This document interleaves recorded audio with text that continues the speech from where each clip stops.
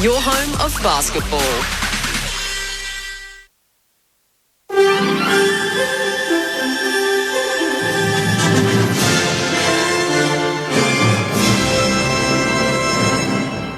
ABC News with Mary McDonald. Good afternoon. Controversial Victorian MP Moira Deeming denies she is planning to sue the Liberal Party as she faces an expulsion motion as early as next week. Yvette Gray reports. In a statement released this morning, Moira Deeming said that she has only contemplated legal assistance in the form of mediation to help her negotiate to settle the conditions of her 9-month suspension. The Liberal Party has been in turmoil amid allegations of internal bullying and threats of legal action against opposition leader John Pesutto from Ms Deeming, prompting a fresh expulsion motion against her. But Ms Deeming says all she ever wanted was to have her name cleared, and others acting on her behalf have failed to resolve the issue with the Liberal leadership team. She claims she has advised the Victorian Liberal Party president she will not pursue the matter further. Tuesday night's federal budget will forecast Australians will have to wait until early next year to see a real wage rise. Tom Lowry reports. Wages growth has struggled to keep pace with inflation for years, meaning Australians have seen their real pay packets go backwards. Tuesday's budget will forecast wages will finally eclipse inflation early next year, providing Australians with a real pay rise. Across the year to next June, pay packets should rise by 0.75% more than inflation. Unemployment is also forecast to remain lower for longer, though will climb back to 4.5% in 2024-25. An audit of the federal government's public service workforce has found nearly $21 billion was spent hiring consultants, contractors and labour hire workers in a single year. The audit looked at the 2021-22 financial year, during which time the number of public servants that could be directly employed was capped. It found there were 54,000 full-time roles being filled by external workers on top of the 144,000 people directly employed. Finance Minister Katie Gallagher says while there is a role for consultants in the public service, they should provide a value add and not plug holes in the workforce. The AFL Fans Association is confident a lifetime ban attending footy matches for people who racially abuse players will act as a deterrent. The AFL has confirmed 9 men aged from 18 to 72 have been banned from ever attending any matches for incidents at stadiums in Melbourne, Sydney, Adelaide and Launceston. The league introduced the zero-tolerance approach to racial abuse this season. AFL Fans Association President Ron Isco says it's a good move. Lifetime ban is severe, and I would say that's going to be a deterrent for anyone that might even think about it. The players, the fans, no one wants it. No one wants it in our game. No one wants it in society. So let's hit people hard and then let's educate them. Crowds are spending the night outside Buckingham Palace as London police launch a major operation ahead of the coronation of King Charles III. Satyam Weinstein reports. Thousands of people are camping out the front of Buckingham Palace ahead of the coronation. Police have launched Operation Golden Orb to ensure security for the event. The head of London's Metropolitan Police, Mark Rowley, says 11,500 officers have been deployed. Most of those are Met officers, but then we've got a scattering of support from forces around the country, and even on the ceremonial footprint we've got officers from international colleagues as well. Police say snipers, intelligence analysts and covert teams are working alongside uniformed officers in the biggest security operation ever seen in the British capital. Australian weight loss company Jenny Craig has ended days of speculation by confirming its US operation is closing down. North America correspondent Jade McMillan reports. In a post on its Facebook page, Jenny Craig has announced it's shutting down in the United States after 4 decades, with all coaching sessions, food orders and merchandise sales ceased. The company had reportedly warned its more than 1,000 employees earlier this week that it had been unable to secure additional financing. Jenny Craig was founded in Melbourne in the 1980s by an American couple and later spread internationally. The Australian business insists it's not affected by the US closure and will continue its operations. To sport, and Red Bull's Max Verstappen has set the fastest time of the second practice session at Formula One's Miami Grand Prix. Verstappen finished with a time of 1.27.9, around 0.4 of a second clear of Ferrari duo Carlos Sainz and Charles Leclerc. Australian Oscar Piastri was 16th fastest for McLaren. To the weather now for the state. Cloudy with scattered showers on and south of the ranges, isolated showers in the north, local hail and thunder in the south. For Melbourne, the very high chance of showers, also the top of a thunderstorm late this afternoon and evening, and possible small hail with a top today of 13 degrees. Tomorrow, showers and 13 again. It's 11 degrees. ABC News.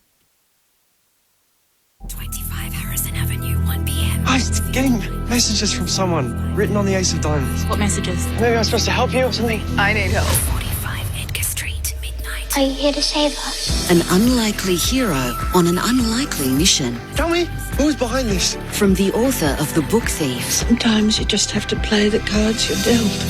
The Messenger. I like a mystery. Starts Sunday, May 14 on ABC TV and streaming on ABC iView. ABC Sport. ABC Sport.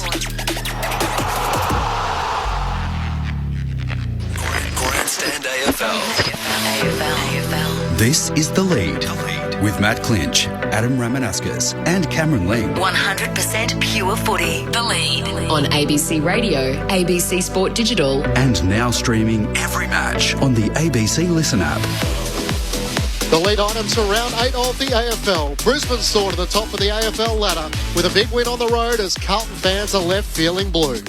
Dunkley pokes it into the pocket and Hugh McCluggage unchecked against the boundary line, and he can have a shot here, tight angle up against the fence, 20 out. He's 1 goal, 3 on the season, but as you said, it's not his strong suit in the pass. Right, he's going to drop it in short for Gunston.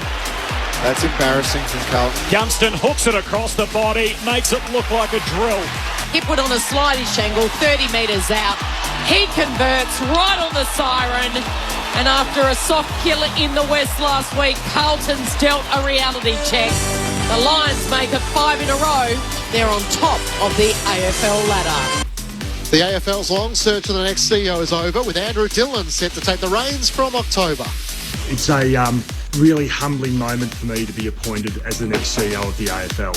Football's been a defining part of my life, as it has for so many of our supporters. And it's a privilege and an honour to be given the opportunity to lead the AFL. Tassie's time is now as the AFL hands the Apple Isle the 19th AFL licence. I'm proud and excited to announce the awarding of the 19th licence to play in the AFL and AFLW competitions to Tasmania. And Damien Hardwick's fighting words. Can Richmond's master coach return the Tigers to their glory? It's easy to sit there and say those comments when they're sitting behind a desk. Come and say in their face. I'm excited about being here at Richmond, providing the job, that I'm doing. Hello and welcome to The Lead. Matt Clinch with you from the MCG. We've had a fair bit of rain overnight. So today on ABC Grandstand, Geelong and Adelaide from Caninia Park. Richmond and the West Coast Eagles available on the ABC Listen app. Gold Coast and Melbourne from Carrara in the twilight, ahead of GWS and the Western Bulldogs from Manuka Oval tonight. But Brisbane cruise to their 5th consecutive win with a convincing 26-point win over the Blues. Charlie Cameron and Zach Bailey both with 4 goals. Cameron Ling was a part of our ABC call team. Lingy, welcome to you. What did it say about the Brisbane Lions as you watched on last night? Well, the big positives for me, Clinchy, and good afternoon to you and Rama and to everyone listening, was the sharing of the load. Mick Malthouse and I last night spoke a lot about this. Over the course of last season, I think regularly, we touched on the fact that if you could shut Lachie Neale down, or at least limit Lachie Neale's influence on the game, it went a long, long way to beating the Brisbane Lions. They didn't quite have that depth through the middle of the ground, and then the forward line can't do its work off the back of it. Last night you saw what a great recruit Josh Dunkley is for the club, the improvement of Berry and McCluggage again, how good Oscar McInerney is in the ruck, and that was all there to support Lachie Neale, who you know what you're going to get from him. And then the forward line goes to work. The defence is a bit more protected because the midfield's better and deeper for longer. So I just saw those little steps towards a more complete Brisbane Lions outfit, which sets them up, hopefully for their sake, to go that 1 or 2 steps better than they've gone in the last couple of seasons. Adam Ramanaskas is alongside me at the MCG. Rama, it felt like a good measuring stick for both sides last night with the Blues of the big 6 weeks to come. It must be said their first showing against the Brisbane Lions side back at Docklands after a big win against the West Coast Eagles. Their fans were left wanting a little bit more than what they saw last night. Yeah, good afternoon from a wet MCG, it's fair to say. There's been a fair bit of rain around last night and this morning, so this game with West Coast and Richmond will be a little bit slippery, but I think I'm going to just focus on Carlton a little bit more for the moment. I just think they're lacking a plan B at the moment. That's the way I really look at their game. Contested football last night, they win comfortably. Clearances, it's reasonably even, but it just seems the same. It just seems we see the same things, and then when they're challenged, particularly in those second and third quarters, where I think it was 1 goal 4 to 7 goals 6 through those middle 2 quarters, Carlton couldn't change their game. It's like, well, we've just got to go back to what we know. And sometimes what you know is fantastic when you're leading a game, but when you're trailing in a game, you've got to change something. You've got to give the opposition a different look.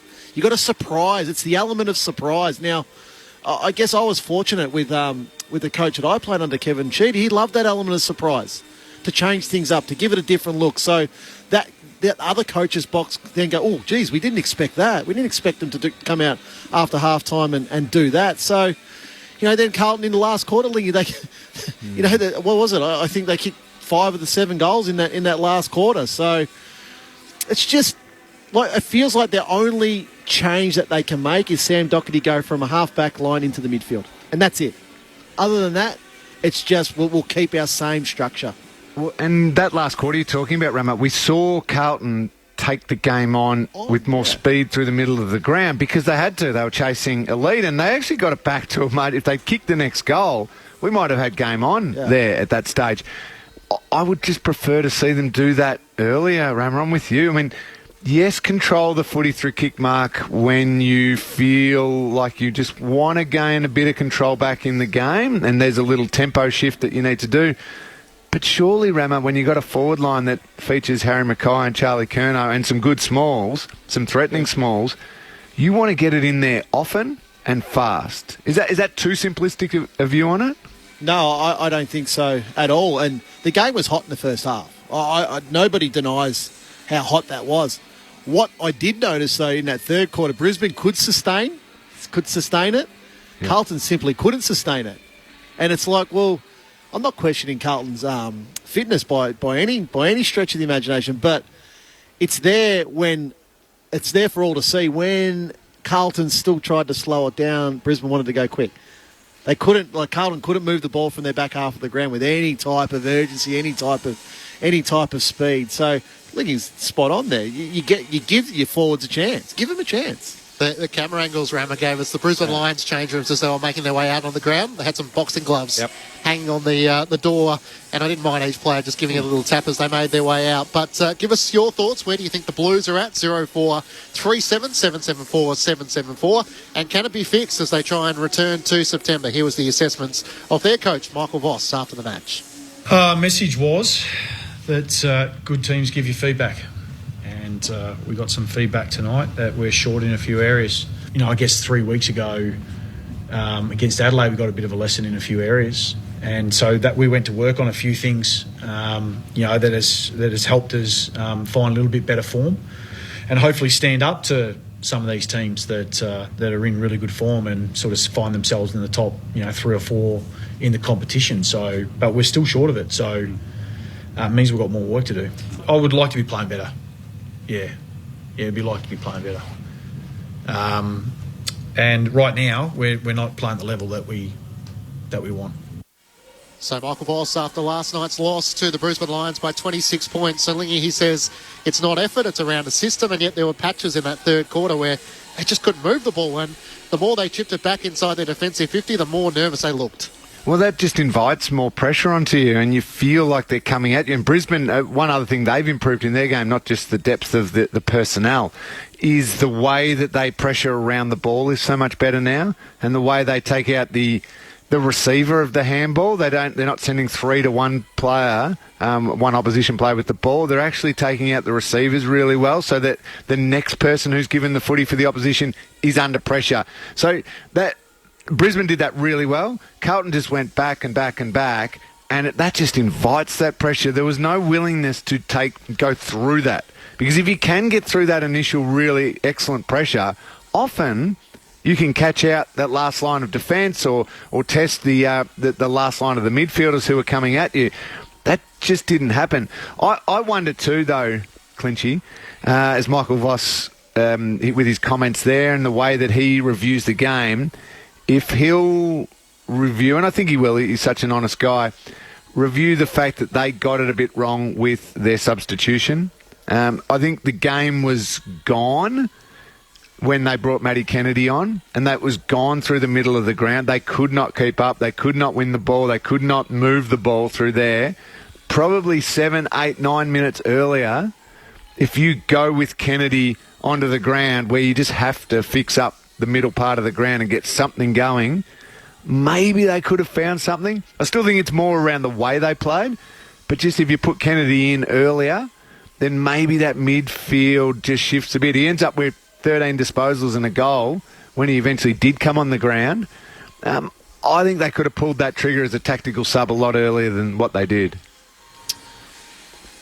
Sort of feels like if Charlie Curnow and Harry Mackay don't fire, and it's been more so Charlie Curnow this season, then the Blues they're searching for answers a little bit, and we know Zach Williams, unfortunately, but apart from that, they just about have their best side. They've chosen not to go with Tom DeCone. Yeah, I don't think it's contest clearance I think it's method with Carlton and what they're doing more with ball in hand, how they're actually trying to move the ball. You know, you saw Adam Sard really, once Doherty moves out of that back line, he's their most creative defender with run and carry, but that's it. It's sort of like, well, you know, if you can drag Adam Sard back to the full back line, he's only really exiting a defensive 50, whereas you want him coming back through the middle of the ground with run and carry and going inside forward 50. So I just thought Brisbane played an extraordinarily smart game last night. They went to work on Paddy Cripps with Josh. Josh Dunkley had one of the all-time games last night. It was just absolutely terrific the way he played it. The options that they had through their forward line, Charlie Cameron, Zach Bailey. You didn't need Joe Danaher, Hipwood and the like kicking goals, Jack Gunston. They worked out where Carlton's weaknesses were. Like, Carlton's key defenders are good. They're good players. But then they said, okay, well, let's go to their next line of defence and see if we can expose that. And they did that. It was a really, really smart game by Brisbane and Chris Fagan last night. Lingy, as we move on to the Brisbane Lions, let's hear a little bit of Chris Fagan and how he saw the matchup between Josh Dunkley and Patrick Cripps. I've just got to say it's one of the great games I've ever seen. If you weigh it all up, he played on Cripps all night. He had 33 touches. He had 13 tackles. And he kept Cripps to a quiet game. I would have settled for Cripps having a quiet game, to be honest with you, but Josh's influence on the contest was exceptional, and his leadership since he's been at the club has been outstanding. He's happy to roll his sleeves up and do a role for the team, and he sets a great example to everybody else in that regard. I mean, he studied Cripps all week. We just thought pretty important player to him, and Josh did one of the really great defensive and offensive performances, I reckon. So Josh Dunkley had 33 disposals, 13 tackles, kept Paddy Cripps pretty influential out of the contest from a Carlton perspective, but I guess that's the improvement, Lingy, targeting a player who can come in to add greater depth to the Brisbane Lions midfield, but the other one who stood up was Jack Payne and his role in which he played on Charlie Curnow.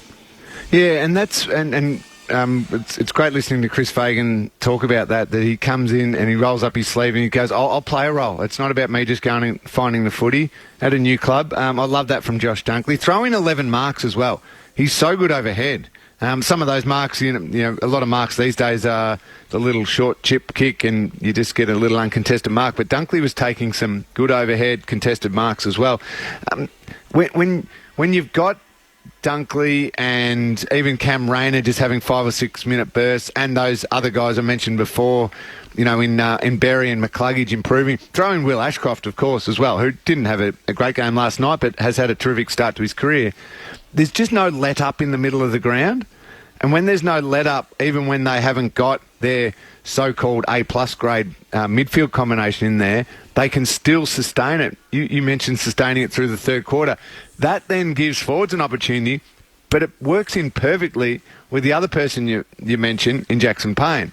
The ball comes in just a little bit higher. The ball comes in a little bit more rushed. Instead of going beautifully to advantage side of Harry Mackay or Charlie Curnow, it's on his head. And Payne has improved so much one-on-one. He's able to get a fist in there, able to take a mark or two, which was really good.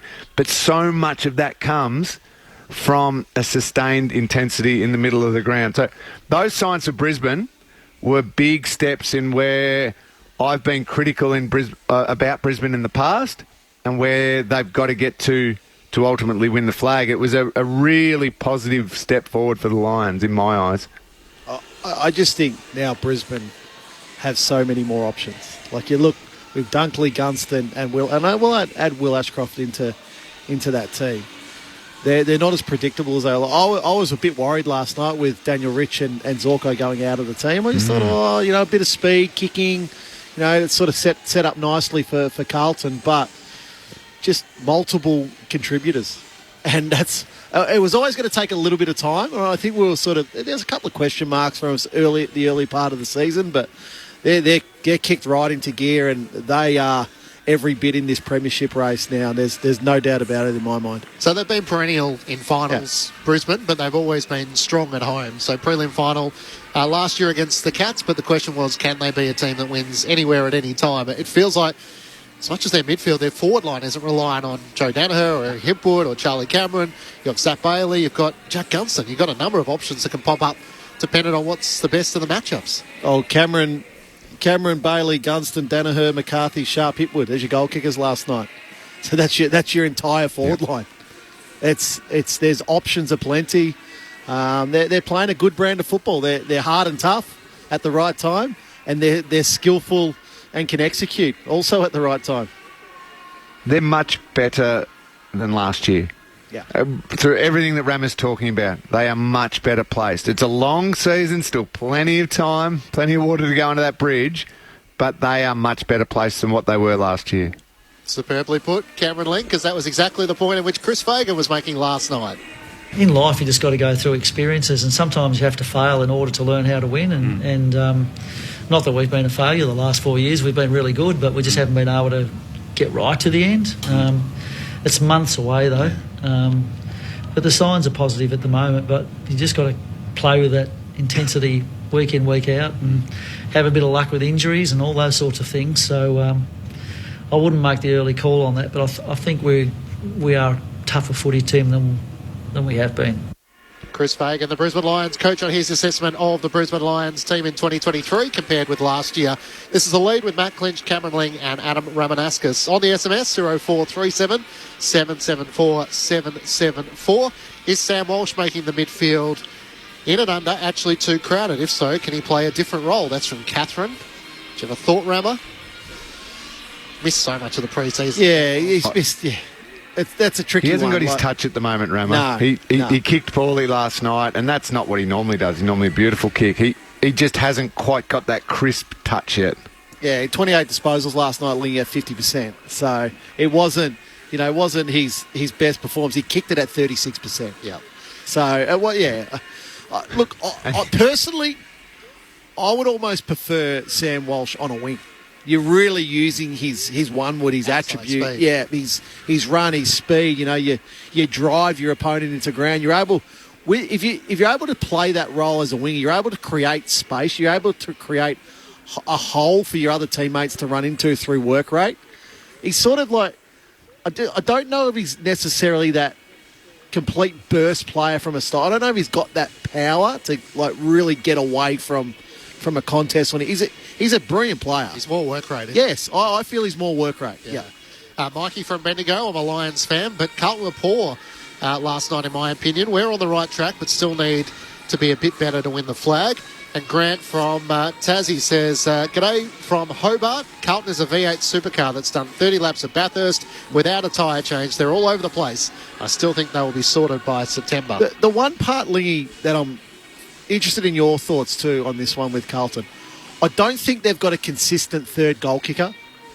I think they got two in Harry and Charlie, but the third one you're sort of like, well, who's it sort of going to be this week? Like you don't know if you're going to get one or two out of someone. Like who's going to be that one that can potentially go and kick you 30, 35 goals that you can just pencil it in?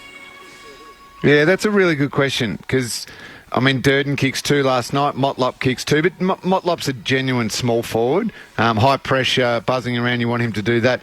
It's a really good question because all the the really good teams, the top teams over even the last decade, but certainly competing this year, have got that awkward mid-size, really good at ground level, still good in the air. Bailey Fritsch for Melbourne type. Geelong was Zach Bailey last night. You've got that other threat.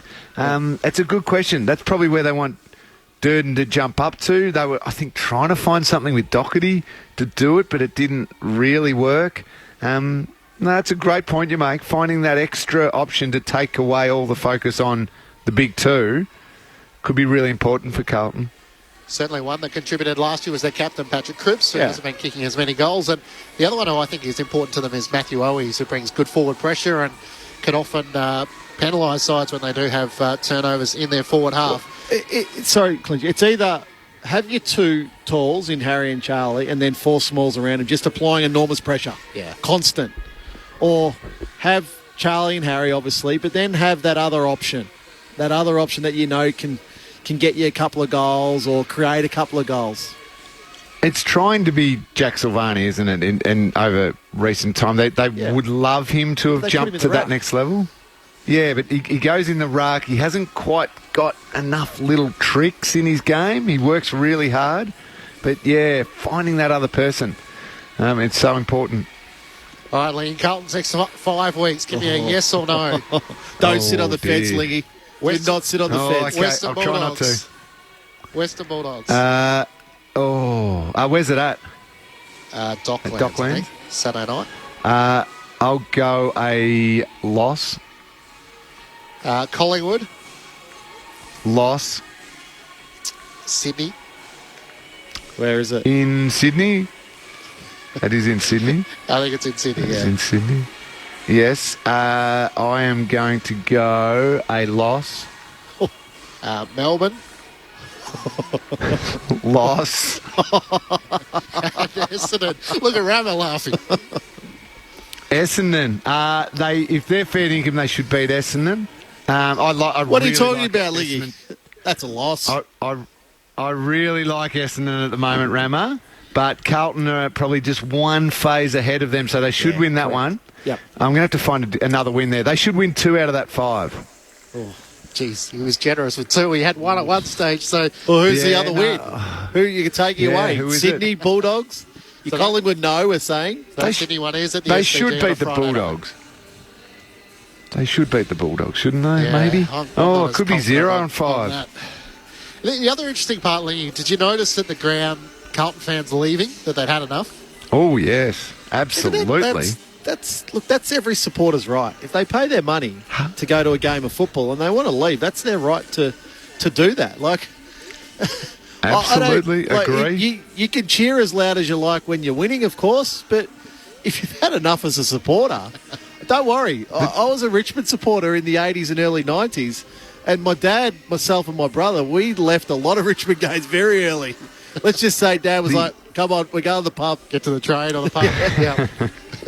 The trouble, it was halfway through the third quarter when they all left last night, and I think what was so noticeable though, Rama, was it went from being a really packed house, loud feeling to, it's sort of very sparse now, very quiet. It was really obvious.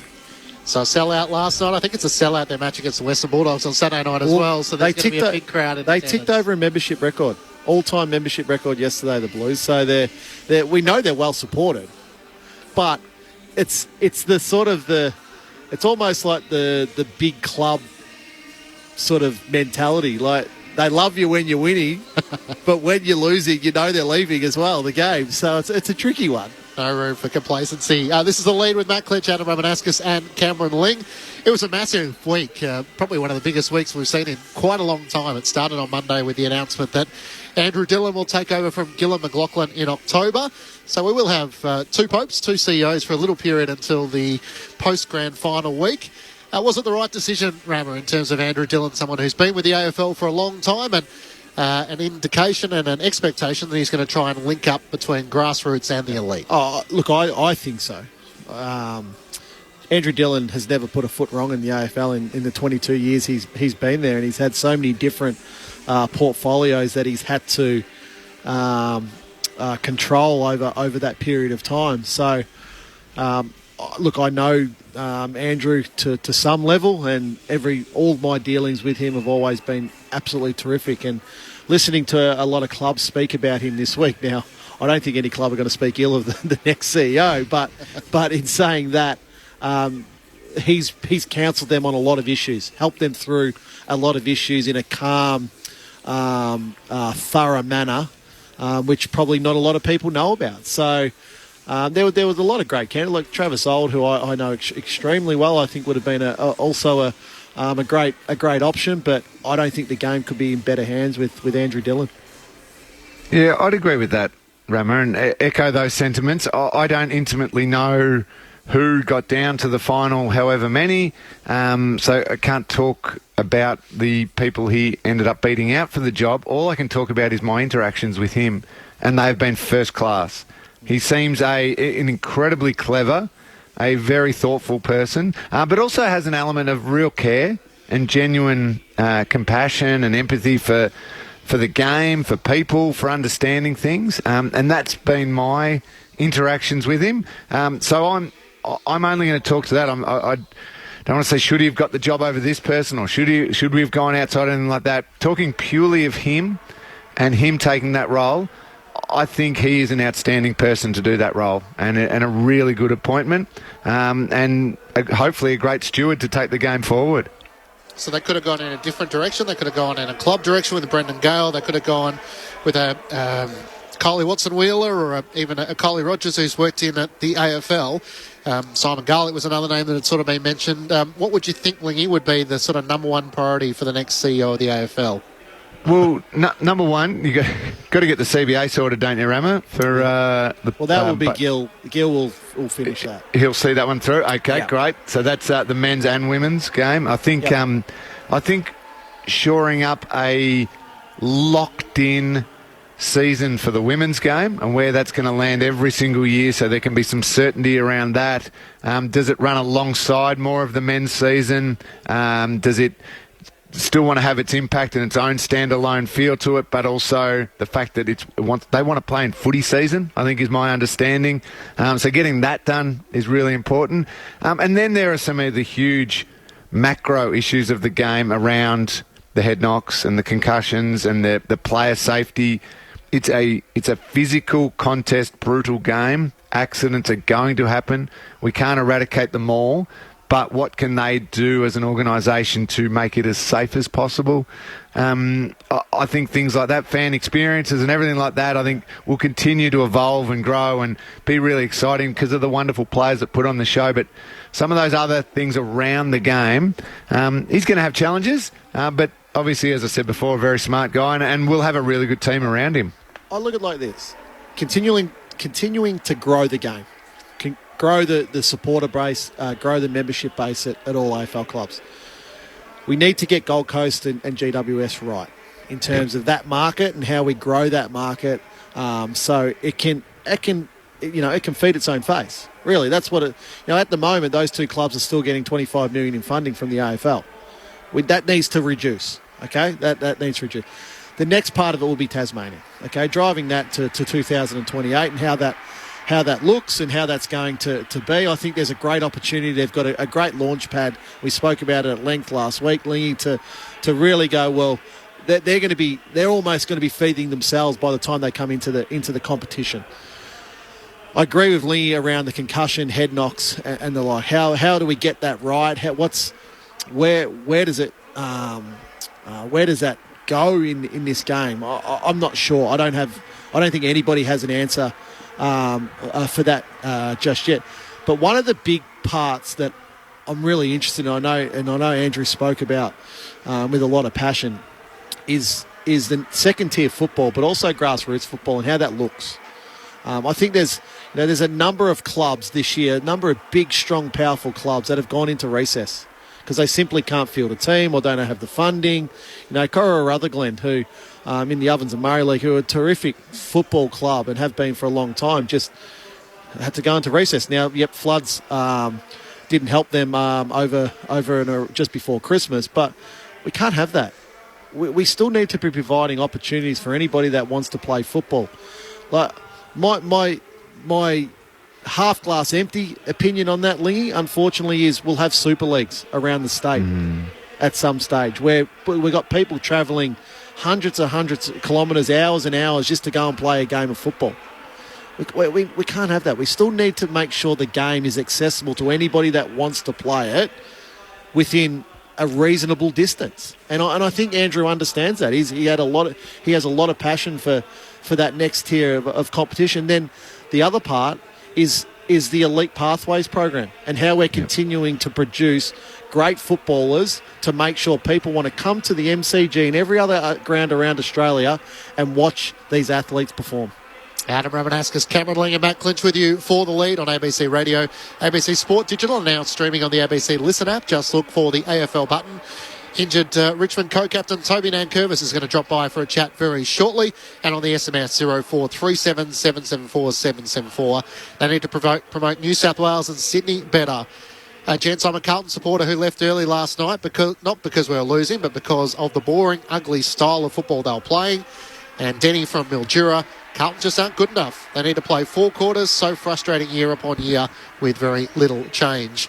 The point you made mention of there, Rama, was Tasmania. We spoke about the announcement with the government funding last Saturday. Now all eyes to Tassie for 2028 and how we try and build a team from the ground up. What have been the lessons we've learned from GWS and the Gold Coast, Rama, as someone who has a bit more knowledge in this area? And how do they try and replicate a team like the Dolphins in the NRL where they can hit the ground running? See, the part of this is right. If you look at other teams that came into the competition before GWS and Gold Coast, West Coast, Brisbane Bears is probably in a category by itself. Yeah. Fremantle, Adelaide, Port So if you Adelaide. focus on West Coast and Adelaide, and Fremantle and Port Adelaide. I think they were all successful. Fremantle maybe not as much, but I think if you look at West Coast, Adelaide and Port Adelaide, I think their success was really good. They were competitive from game one, and they've remained competitive. You've got to remember, West Coast have, I think, there's a 27-year history. They missed the finals 4 times in that history. Now, okay, they had a whole market of waffle players that they could go and choose from. The greatest challenge for any list build is how you get the right mix between a lot of experience and being competitive, but also then having the youth to lead a football club for the next 10 years. Because once you get to that 10-year mark, you've gone through a generation of player. So then your list build and how that looks should cycle. It should continue to cycle. Lingy knows this better than anybody at Geelong, how they've cycled their list but continued to be competitive through any generation that over the last 15 years of football. So the other part is your football department staff. I just believe it's a great mix between people that have had an enormous amount of experience in the industry, but then others that are a bit lateral thinking, that can go and think a bit more laterally about, well, this is how this should look, or this is how we should create this part of our culture, or this is how this part of our team should look. You can't have first-timers doing these jobs. No. It just becomes too big. It's an enormous portfolio that you're presented with to try to create something, and you're almost set up for failure, unfortunately, Lingy. You need people with great experience. So, Lingy, the Gold Coast Suns had 3 wins in each of their first 2 years. GWS had 2 wins in their first season, 1 win in their second season. If you go back to the West Coast Eagles, they won 11 in their first year. Adelaide won 10. Fremantle won 8 and Port Adelaide 10. So, I guess going back to sort of West Coast and Adelaide, they were riding the wave of State of Origin footy a little bit more, and they were sort of having the football heartland to try and build on and picking some of the best young talent coming through. From your perspective, what's the most important thing for Tassie to try and set it up and make it inviting and enticing for players to head there? Number one, it's got to be a great environment. Build that culture initially, and it leads into Rama's point about the people you have at the club and that football department, the immediate touchstones that these young players have with the GM of footy, the senior coach, the multiple assistant coaches, the player welfare person, the development team, the medical team. All of that goes into creating a really great culture where players want to be and love to be and feel a purpose of yeah, these people in this place is going to allow me to be the best version of myself. So they have to get that right. And then how do you fill and stock the list to get what you're talking about, that competitiveness? I find it hard to compare to the Adelaide Crows and West Coast Eagles because they were locked with state-based talent. A lot's been made of the fact that Tassie are no longer providing as many draftees as they used to, and that's just a fact. So they're not going to get amazing top-end Tassie talent straight away like West Coast Eagles and the Adelaide Crows were. So you're going to get some, but you're going to have to attract others and draft them. You look at the Gold Coast Suns as what have they had? Probably 3 goes at it, 3 rebuilds at trying to get it right, and they still haven't played finals. The idea that you go and get a Carmichael Hunt or a Campbell Brown at the end of his career, no offence, Brownie, sorry, but a Jared Brennan or a Nathan they chose the wrong experienced people in the wrong time of their career. Then you got the Giants, who had these massive stack of early draft picks. What was it, 11 out of the top 14 in the 2011 draft? But then you had Chad Corns and Jimmy McDonald and these types of players. Luke Power. I loved the idea of it, having a few of those, but 18, 19-year-olds find it very, very difficult to relate to 33-year-olds or 34-year-olds. You still need to have a blend across a list of, you need some 22-year-olds who are kind of mature but still learning. You need some adults in the room like 26 to 30-year-olds who are going to have great work habits and training habits but still play great football. And then you need your handful of 30-plus-year-olds who are here, okay, we're almost on-field coaches. You need that real balance, and getting that right is crucial. You cannot fill it again with massive numbers of 18-year-olds because they'll just find it too hard for too long and it doesn't work. And the last part linking to, and it's really critical, is the facility to start with. Yeah. Having a high performance centre, which the playing group is extremely proud of, that they know they go to work every day and they can be the best version of themselves that they possibly can be. So in the player management side of it, Rama, what would it take for players to be enthusiastic to take up the offer? What do you think would be one of the key deciding features? Look, I think opportunity is always the one that I always look at first and foremost. Is it the best opportunity for your career to become the best player you can be? And then the second part is that, well, what's the commercial reality of the offer? Like, it's got to be that. Like, let's not beat around the bush. I think that's cash, Slingy. That's cash. Yeah, well, so I want to ask Rama about this. So salary cap, there'll be salary cap concessions. That's completely fine. Yeah. I disagree with Paddy Dangerfield on the fact that they should have access to all players, contracted or not. That's too unfair on other clubs' forward planning. But I ask you this question, Rama. Should, given there'll be great commercial opportunities within Tasmania, new sponsors wanting to come on board, the corporate partnerships to help create the footy club like all footy clubs have, should the AFL loosen up the third-party arrangements for Tasmanian players to allow a big Tasmanian company? I can't think of a great example right now. Straight away my mind went to Bogues, but that's just because I feel like a beer. And allow them to have commercial arrangements with players. Allow there to be a bit more cream on top for the player as far as sponsorship dollars go. That'd be nice, and I think that should be a consideration across the entire league. If I'm being totally honest with you, because the restrictions that the players are under now are extraordinary. There's the amount of categories that you can't even think about a sponsor in is probably quite ridiculous. So if that is the case, that will help Lingy. There's absolutely no doubt about that, because you do want to, what a lot of people don't realise is you're not in the game for a long time. Like, it's very rare that players have a 15, 20-year career. Whereas people in the workforce, they're having 30 and 40-year careers in that workforce. So a player's got to, make hay while the sun shines.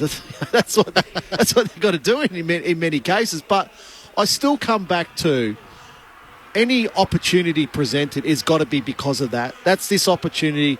I'm going to become a better player. Like, use Cal Ward and Phil Davis as the example.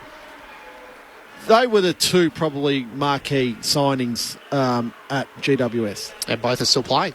They're both still playing. And Tom Scully, probably. Yeah, and Tom Scully. Would have their careers been different or better if they stayed at their respective clubs?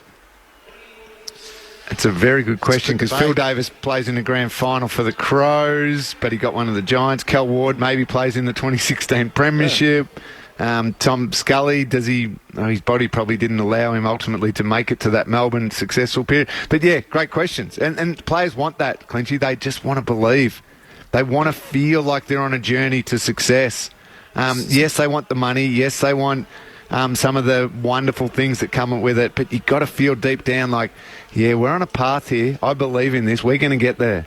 So I just went through a phase with the AFLW with every team now coming into the competition. So, you had a Hawthorn selling, an Essendon selling, coming into the competition only recently.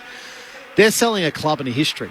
But the other sell was, well, you can be part of something special here, that you're the first person to represent the Essendon Football Club, the Hawthorn Football Club, the Port Adelaide Football Club in an AFLW jersey. Now, that's got to be Tasmania's pitch to these guys. You're creating history here.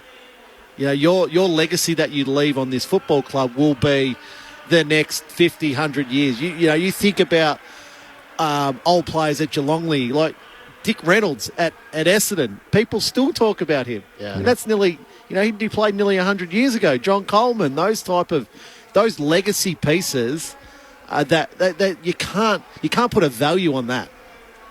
Adam Ramanaskas, Cameron Ling and Matt Clinch with you for the lead. We're from the MCG. Our first match for broadcast today is from Caninia Park. It's Geelong taking on Adelaide. So we'll bring you a full call of that match once we wrap up here. And if you want to listen to this match from the MCG, it's available via the ABC Listen app. Just look for the AFL Extra button. We're waiting for the Tigers co-captain Toby Nankervis to come in and join us. Of course, he's a proud Tasmanian as well. But it does lead us into, Rama, where are the Tigers at? One win from their opening 7 games. And Damien Hardwick, I'm not sure if the question was ever actually posed had he lost the players, but it was certainly put to him as to whether his time as the coach of Richmond should be coming to an end, and he was pretty emphatic in the way he answered it. You would have smiled as you heard one of your old teammates just stand up to the questions being asked. You've heard that before, Rama. You've heard it before. Like when Dimmer says in an interview, say it to my face, he's not joking. Trust me. He's not joking.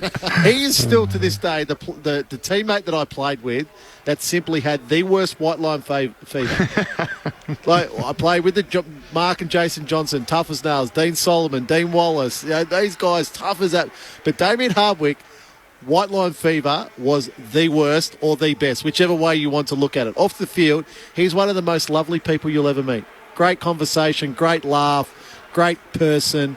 That's why he's had so much success at the Tigers. But he's not joking. He would prefer the people that are saying those comments about the Richmond Football Club come and have a conversation with me, and I'll actually step you through it, what we're trying to do at the moment. I'm not surprised by that by one iota, and it feels like you're speaking for a fair bit of experience. The Richmond co-captain has been good enough to come and join us in the ABC commentary box. Toby Nankervis is with us, having undergone surgery for a syndesmosis injury to his ankle back in round 4. Toby, thanks for coming up and joining us. Thanks for having me. It's great to be here. We were just discussing what's happening with the Tigers at the moment. If you were to try and put your finger on where you feel like it's not quite clicking at the moment. Yeah, I'm not too sure. It's probably not one thing. I think we've just had so many good quarters, good patches, but for me it's just we haven't been able to put 4 quarters together, and probably a lot of it's related to our offence, and it's a great strength of ours. But yeah, for one reason or the other, we haven't been quite able to get that going. But what I have seen is some patches when we're unbelievable. Look like we can match with any team in the comp, and some patches where it's just not up to the level. So that's a frustrating thing for me, but plenty of time left in the season, and what an opportunity today, hopefully, to kickstart it. Toby, when you've had as much success as you guys have had, and the players who are running around on the field right now have just been incredible players, and it's not quite working, I imagine a frustration in that and think, come on, we can do this.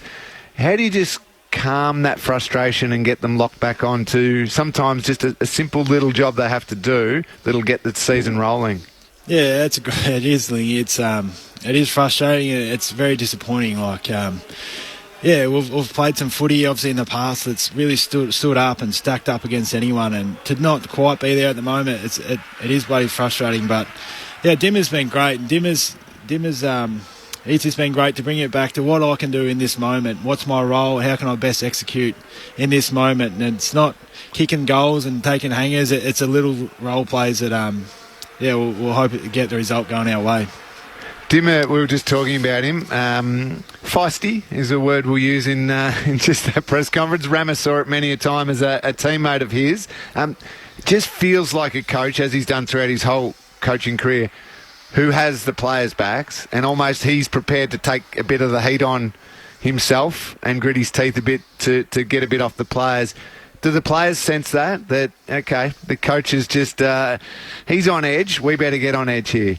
Yeah, what I do know about Dimmer is he backs us in 100%, and he'll back his players in. He has so much belief in us, and yeah, it's disappointing that we can't get it done for Dimmer at the moment, because I know how much he cares and how much work he puts in, and I absolutely love playing for Dimmer. Yeah, I can't wait to get back out there to just go to war for him. So I sense his frustration, but I believe in him so much as well. Tobes, you guys have continued to trade for them now, as far back as yourself when you came to the club. You get obviously Taranto and Hopper into the team. They're still integrating in. There's no doubt about that, and the way Richmond want to play. But I'm probably more interested in the development of the younger guys and how that's, I think, progressing. Because I think a lot of the Tigers fans are seeing those younger players out there, but do you think they're progressing at the speed and at the level that you want them to be as a captain? I think last year we probably got a taste of like the Sonzi and the Cumberland and those sort of players, Josh Gibkiss as well, and hopefully Gibbo will be back around the next week or so. But yeah, I think when we're not playing as well as we can as a team, it doesn't help those younger players. I think for their best improvement, we get the way we want to play, it helps them as well. So I'm definitely not putting on the younger players. That's not why we're not getting the results. But I think the next few weeks we'll start to hopefully get the ball going our way a bit. They'll come into their own. I think the blueprint for a long time has been Geelong. You go back as far as when Lingy was playing in the early 2000s. I think they made their first preliminary final in 2004, I think, against Brisbane. It's almost been a 20-year of sustained success. Is that the blueprint that I think Richmond are trying to follow? Absolutely. That's what you want to... Every season you want to challenge for finals and premierships, and you obviously don't want to miss finals and that sort of thing, but I think Sydney's another team that's managed to do that pretty well. So absolutely, that's the teams that you look to. And as a player, you're so desperate to play in those big games that matter in September. So absolutely. Because there's two phases to it. You're either rebuilding as a team or competing as a team. And has it been spoken about that Richmond are just simply going to continue to compete as a team rather than going back to a rebuild as a team? Oh, yeah. As players, I've never spoken about that. I think that's probably in the outside of our club to speak about, and those sort of narratives to be written. But I think I'm firm belief we're as good as anyone in the comp. And I know we haven't started the season the way we want, but that belief hasn't wavered one bit. So I can't wait to hopefully see a good Richmond performance today and for the rest of the season. Richmond co-captain Toby Nankervis is with you on ABC Sport. A couple of the older guys getting towards the back end of their career. Trent Cotchin at game 294. How keen are you to see him to get to the milestone 300? And Jack Riewoldt at 34 years of age, with so many players missing, including Tom Lynch, to continue to charge and play in the manner in which has always been his style throughout his career. Yeah, those two players in particular have had outstanding careers, and they're such great people as well for the Richmond Footy Club and in the AFL. So yeah, I can't wait for Koch to get to 300. It's a great achievement for him. And, those two players have got massive roles to play for the rest of the season as well. Don't worry about that. So, yeah. And Tasmania entering the AFL, as someone who grew up there and played a lot of footy there, how exciting was it to see them entering into the AFL? Oh, it was massive. I'm so rapt for that to happen. I think for the young kids down there now, it's sort of a pathway. And for local footy, I think that'll really get that going in the state league footy as well. So I'm so pumped. And, their whole state is buzzing at the moment. We're just debating what's the most important element, Lingy, as Tassie getting their feet off the ground. As someone who knows Tassie footy, what would you think is the most important to make sure they're successful right from the outset? Yeah, it's probably just getting the right people in charge. I know that's easier said than done, but whether that's the I don't know, probably speaking the wrong person, CEO and those sort of footy operations managers to get it really solid, firm base there. And, I think you'd be really successful down there. 2028's not that far away, Toby. Is the body going to hold up till then? We'll see how we go. That's, I don't know. I'd love to be involved or help out somehow. I don't know whether that's how that looks. I'm not sure. But whatever I can do to help out, I'll be absolutely jump at.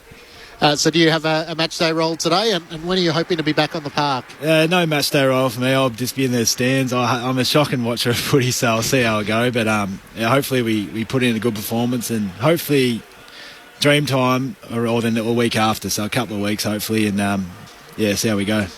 And when you sit and watch today, what are a couple of the key elements you're hoping to see to suggest, as you said, it's not like you're being thrashed week to week, but it just hasn't been quite clicking to the level in which you've become accustomed to? Yeah, hopefully just our ball movement, like that speed and excitement with the ball.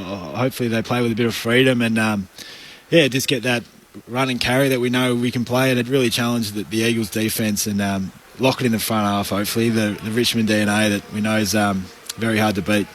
We appreciate you coming up. Good to see you. Look forward to seeing you back on the park. Thank you. Thanks for having me. Toby Nankervis, the Richmond co-captain, joining us on ABC Sport. The Tigers taking on the West Coast Eagles. Our first match for broadcast coming up from Caninia Park. It's the Cats taking on the Crows. They could do with Toby. Just a bit of that aggression and that he's provided over a number of years now for the Tigers. It's probably something that's a little been probably just slightly missing, I think. A bit of that. I know they've given away a lot of 50-metre penalties this season, more than any other. Why does it feel like Richmond have had so many soft tissue injuries over recent years? When you look at guys like Toby Nankervis and Dion Prestia and Tom Lynch, it seems a consistent narrative when it comes to the Tigers. Or is that just the fact that when you get to the latter inches of the career, once you've had an injury like that once, it can often be repetitive? Well, it's probably a better question, really, for Lingy. Like Geelong had so much sustained success over so many years. The campaigns are long in seasons, and then your pre-seasons are shorter. So that's probably the way I look at it a little bit, Lingy. I'm with you, Ramo. Yeah, you're just playing more games at higher intensity. Yeah, and your body's just tested so often. And Rama's right. You go deep into a season, prelim grand final, you have less pre-season to get ready for the next season, and then you're playing in big games. They so often play in front of huge crowds, so games go up a level. It's just their bodies are always in really intense moments. So I think that leads to it. And so many of those guys you mentioned just had wonderful careers. Their bodies are just always on that edge of breaking point. So an undermanned West Coast Eagles taking on the Tigers, looking to try and bounce back. All right, it's time for On the Lead. Lee's last word. Ladies and gentlemen, we now have much pleasure in inviting 1963 Geelong Premiership player and Australian Football Hall of Fame member Doug Wade to present the Premiership Cup to Cameron Ling and Chris Scott and the Geelong Football Club. Toughest opponent, probably Cameron Ling. All right, Lingy, fire away. All right, thank you again, Swanee. This one, last word. Port versus Bombers. Let's start with the fact that I like them both. I quite like the directions they're heading in. I like their team. I'm calling this match of the round. I know there's a couple other beauties. Last night was a good matchup, all of that. This is match of the round because it's show us you're a genuine team time for these two teams. How's these for midfields? Rosie, Butters, Horn-Francis, and a bit of experience with Wines up against Caldwell, Parrish, Merritt, and then throw in Dylan Shield as well. You've got McGrath down back, Bergman down back for Port. You've got Ridley, intercept defender. You've got Aliir. There's quality in both these teams. Well, I'll tell you what, to both of them, you stand up and you win this one and show us that you're the genuine team. And the other one, they're in a different part of the world and they're going to end up outside the 8 because you're the better team. Stand up time for Port Adelaide and the Bombers. Oh, I like it. Port Adelaide in 5th position. The Bombers in 9th, having lost their last couple. I'm a little bit shaky on the Bombers after their last 2 weeks. The Cats hit a number, Rama. What are you expecting? I thought Essendon looked tired last week against the Cats, and that was evident in that first quarter. 5-0 to start. But in saying that, to kick 16 goals against Geelong, to kick 16 goals against anyone, you probably win more games than you lose in the season. So I think they're a chance, but I still like Port Adelaide at home with Essendon's lack of height in that defensive 50. All right, Lingy's last word to the Adelaide Oval tomorrow. He thinks the match of the round, Port Adelaide and Essendon. Thank you, Lingy. Always a pleasure. We'll chat to you next Saturday. Thanks, Clinchy. Thanks, Rama. All the best. We're heading to Caninia Park where the Cats taking on the Adelaide Crows. We'll be here at the MCG. If you want to tune into that, it's available via the ABC Listen app. Just look for the AFL Extra button. We join Corman Minimas, Ben Cameron, Brendan Goddard and Luke Ball. It's the Cats and the Crows.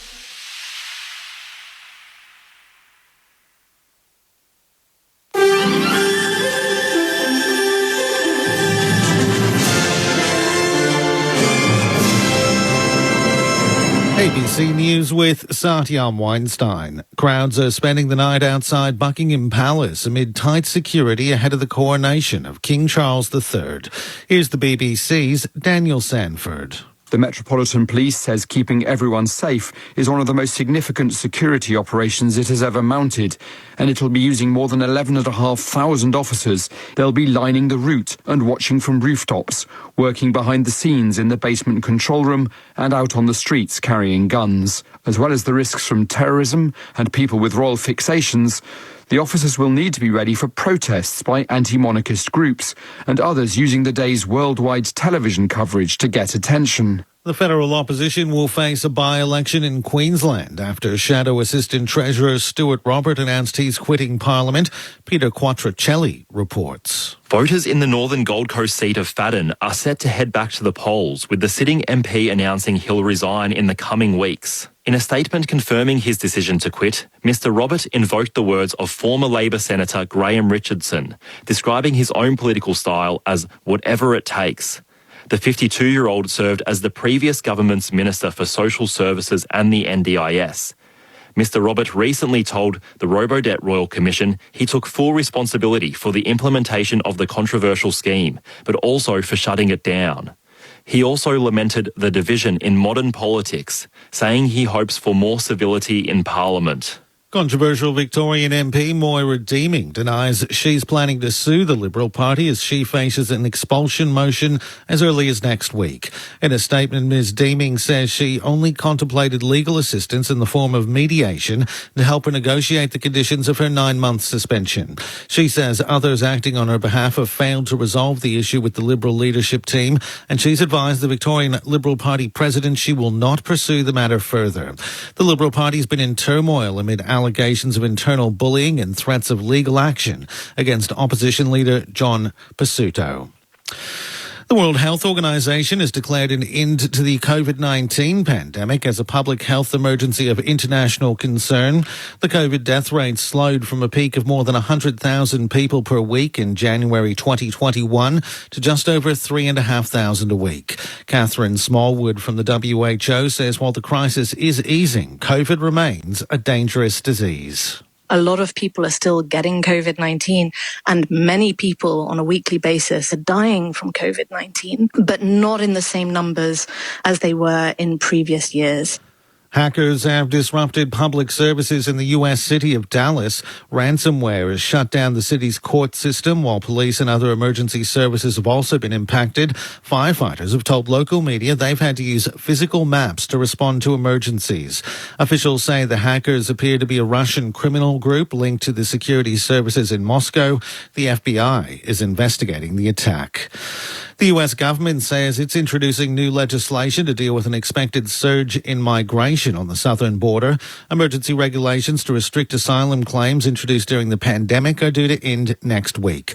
U.S. Homeland Security Secretary Alejandro Mayorkas says tough new restrictions will be introduced. The smugglers who exploit vulnerable migrants are spreading misinformation. They are spreading false information, lies in a way to lure vulnerable people to the southern border, and those individuals will only be returned.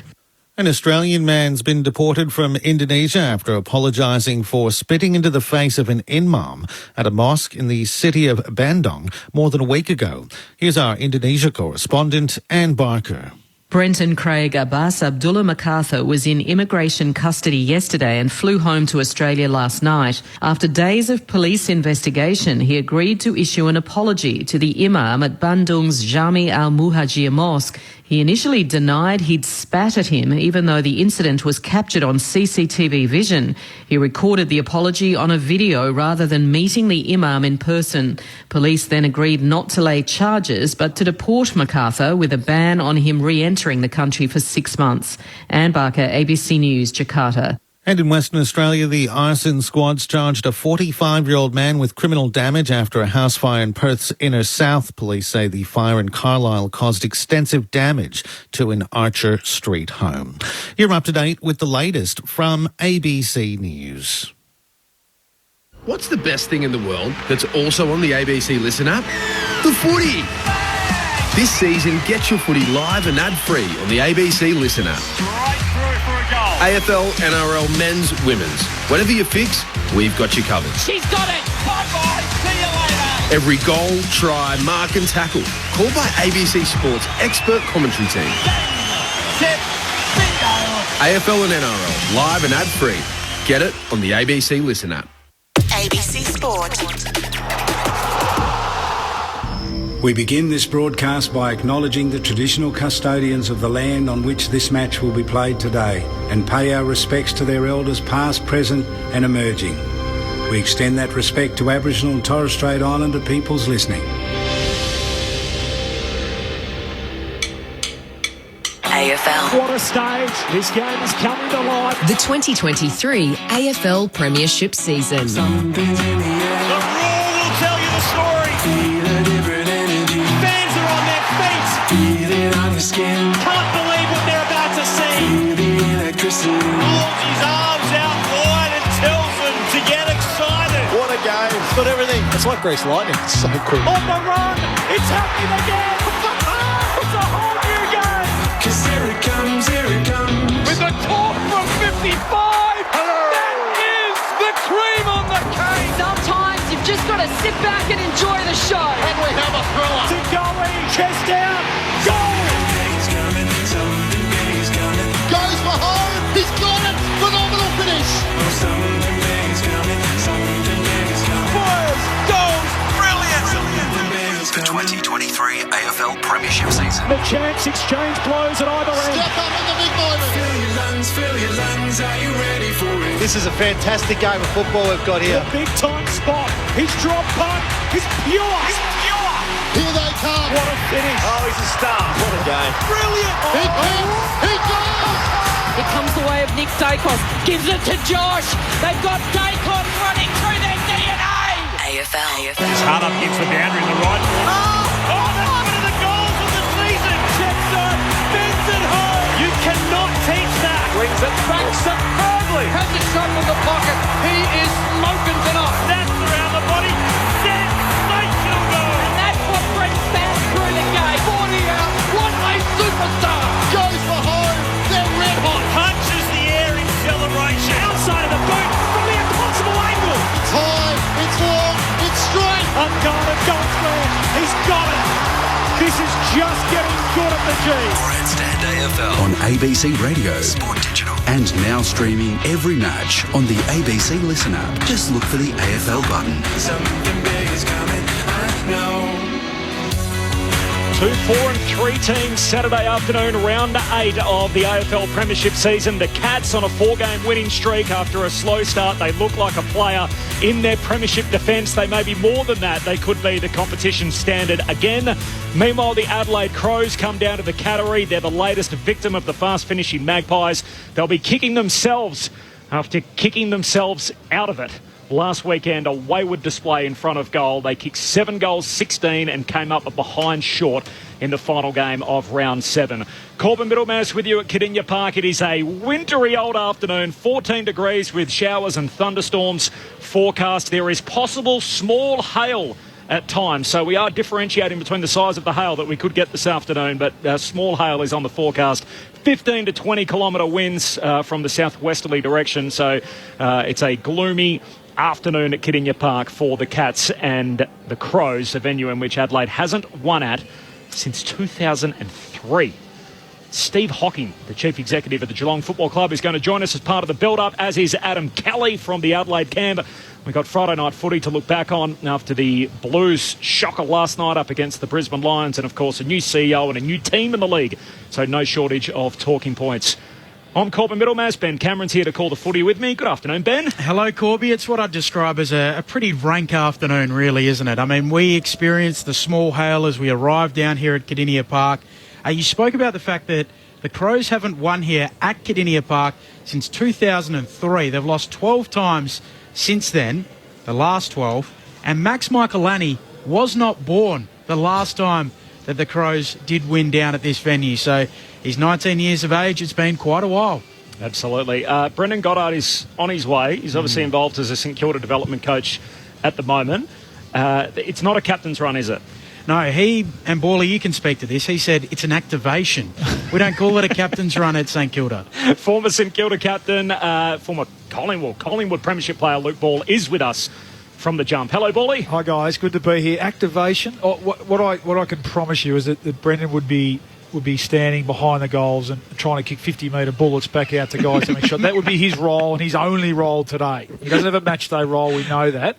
I'd go as far as say he probably doesn't need to be there. He'd just like being there to be able to, as I said, laser some 50-metre drop punch just to let the young boys know that he's still got it. But he'll be here soon. But we'll do the heavy lifting without him, Corp. So the Cats' 4-game win streak. There's a few people in footy saying, look, they're cooked, writing them off after the first 3 games of the season, and it feels like Geelong's MO, doesn't it? They just wait for the whole footy universe to fall out of love with them, and then they come barnstorming back with a vengeance, as we saw last year. What do we do? I don't know why we do it every year. We do it every year, don't we? And I'm just chatting to Steve off air, he had a little wry smile about it, and they're so experienced down here. And not to say that they weren't working on their game. I mean, I thought they were a pretty good round one against Collingwood. They just ran into a red-hot Collingwood team on the night who ran over the top of them. The one game was the Gold Coast game. Who, look, we know up there they're pretty plucky as well. And they've got some personnel back, particularly that back half, I think. Tom Stewart got injured for a few of those early games. Jack Henry's been out. Colin Jasney's an underrated player, comes back in there. And even now, they won't be getting carried away by the last 3 weeks, will they? They'll know that it is a marathon, as everyone says, and they'll be timing their best footy towards the end of the year. I think what's been really encouraging, though, clearly over the last 3 weeks is their ability to score. And part of the microscope that went on him early was around Tom Hawkins and the lack of pre-season he had, and gosh, he looks completely out of sorts, and why they play him even. And well, God, the last couple of weeks it's been the Tomahawk of old, and including a career high last week against the Bombers team who's been going okay. So, they must sit down here in Geelong in the little cocoon down here and rise smile at everyone writing them off after 3 rounds of a 23-round season. So we love expected ladders and expected scores in the competition. And if you look at Adelaide, so they're 4-3. They could easily be 6-1. Yep. They kicked themselves out of it against GWS, 12 goals, 18, lost by 16 points, led for large periods in the heat back in round 1. And then I don't know how they lost last week. 7-16 they kicked. Collingwood come and got them to win by a point. We did the game together against Carlton to start gather round, which was probably their signature win of the season so far. Teams are out, by the way. There's no late change here. So Oliver Dempsey is the sub for Geelong, and for Adelaide it's Matt Crouch, so he gets a chance today to come in as the tactical sub. But what do you like about Adelaide in the young season? Oh, everything. I think if you want to break it down really simply in the 3 phases of the game, so they've got it, we've got to get back off them. And you're right, that I've got stuck in my mind that first quarter against Carlton to kick off gather round. They were electric. Yeah, so whenever Carlton got it, they were at them. So they've got balls in dispute, obviously, and they're top 4 in the contest as well. And again, I really like their balance that night. They've seemed to have found or struck upon a really good balance around guys that go in and get it, and they don't overcommit to that. They trust the guys to go in and get it and win the footy, absorb the pressure, and then spread on the outside and get teams on the outside. And they taught Carlton a lesson that night. And they were great again against Collingwood, the first 3 quarters last week on that front. So, and then the last one, which has been the build for them over the last couple of years, is we've got it. So what do we do when we've got the ball? And their ability to improve their efficiency and the way they move the ball and the way they ultimately score now. You're right. That I think the GWS, hopefully that doesn't come back to haunt them. That's certainly one. And then, clearly Collingwood last week. But you look at where we think the Giants are at.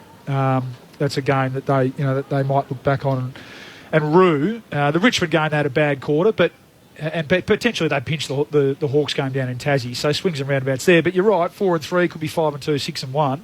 But they should come in based on those three phases of the game and the way they're executing those at the moment. They should come down here with a lot of confidence. And if they're able to tick those off today, they're going to provide a real challenge for this Geelong team. Ian Cohen's with us on the boundary this afternoon. He'll head inside the Adelaide camp shortly, so we'll get some reaction from their footy boss, Adam Kelly, as to how the week's been in preparation for this afternoon. Just repeating, no late change between the Cats and the Crows. This is Grandstand AFL on ABC Radio across the country, and we'll keep you updated too with what's happening at the MCG back in the city of Melbourne. Of course, Richmond and West Coast throughout the afternoon. But our feature guest, Ben and I had the opportunity a short time ago to catch up with Steve Hocking, the Chief Executive of the Geelong Football Club, and I started by welcoming him back onto Grandstand AFL. Thanks, Corbin. Great to be here. First of all, the stand, which we're looking at, obviously it's not finished at the moment. No, it isn't. It's progressing. It's certainly changed from our first game here from a couple of weeks ago. Look, we won't gain access to that until later in the year, unfortunately. Just one decision around steel, but I can assure all of our fans out there, our supporters and members and so forth, that we'll have it for next year, and it's fantastic. I had a tour through it about 2 weeks ago, and it's just going to be a game changer for us. I was down here for the T20 games ahead of the World Cup, and I sort of thought it would be finished, to be honest, at that stage. Was that the understanding you guys had as well? Well, it's supposed to be May this month. It was the original finish date, but just roof steel.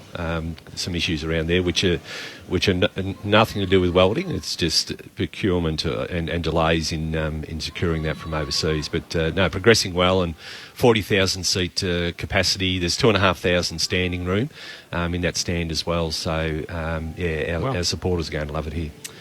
Immediately, my mind goes to, how much does it mean in lost revenue, Steve? Look, we're covered as far as that goes. There's obviously a contract in place. It's actually the first stage that we haven't managed of the 5 stages. The Trust have been managing it. So, no, we certainly would have loved to have had access to it, Ben, post coming off a premiership to build our membership base. But our members have been fantastic. We pushed through the membership barrier during the week. We've hit close to 74,000, so up on 72 last year. We're about 10,000, 12,000 ahead of this time last year, so we're tracking really well. So it hasn't held us back at this point. Just a very quick fun one. We used to have the terrace over there. Yes, the Will Ablett the Ablett terrace name be associated with that end of the ground, do you think? All being worked through currently, but I'm sure there'll be something there. Yep. It'll probably. Not probably, I'm sure, the Ablett family will be represented in some way. It's hard to think of a bigger news week for the game, where there's a new CEO announced, and then obviously a new team for the competition with the 19th side in Tasmania set to enter the comp in 2028. So as the chief executive of one of the current, not just a current club, the reigning premiers, obviously have been through this decorated era, and now a premiership to cap it off, obviously under this latest run with Chris Scott. Have you got an understanding from the AFL as to what will it mean for a club like yours, for example, when this team comes into the league? Well, look, firstly, I just want to acknowledge how fantastic it is for the game. I think it's just brilliant that Tassie are going to have their own team. I think it's going to bring an amazing connection from a part of our country that hasn't been able to be part of our national game. So just really thrilled for all Tasmanians. It's actually happened. Very excited for the competition and what it will mean for the competition, and then we'll just work through what it means. We're already doing some work behind the scenes, as every club will be, as to what are the opportunities. I mean, as a club, we'd love to be in that first opening game at Macquarie Point there, and I'm sure there'll be a decent queue aiming for the opportunity to do that. So we'll certainly put our hand up around that, and they're the types of opportunities that will come. It's probably quite a similar model to how we operate here. We're a regional city, and then we've got a footprint in Melbourne as well. And Tassie will be the same. There'll be Tasmanians on the mainland, so they'll need to talk to both audiences as well. So Gillon McLaughlin stressed during the week that the drafts will be less compromised than they were when the Suns and Giants entered the competition. Do you have an idea as to, I know we're getting into the weeds here, but how that would actually look as to access to top-end talent and how they would be able to construct a list beyond just early draft picks for year after year? Well, there's a couple of parts to it. No is the answer initially. We'll certainly work with the AFL to try and understand that, and I'm sure there'll be discussions that'll be upcoming. But what Gillon has shared there, I think, is just the learnings from Gold Coast and also GWS, where we're quite a mature industry now. We've been through COVID. Everybody collaborated through that period to make sure that the game was supported and was able to continue to be played. And I'm sure we'll get through all of this successfully as well. And as I say, I think the entire industry has actually matured. What was your immediate reaction when you heard the comments of your captain, the AFLPA representative, Patrick Dangerfield, saying that he thinks Tasmania should have access to one contracted player off every list? Well, I love the fact that he thinks that way. That's what he brings to our club, so we're a benefactor of that.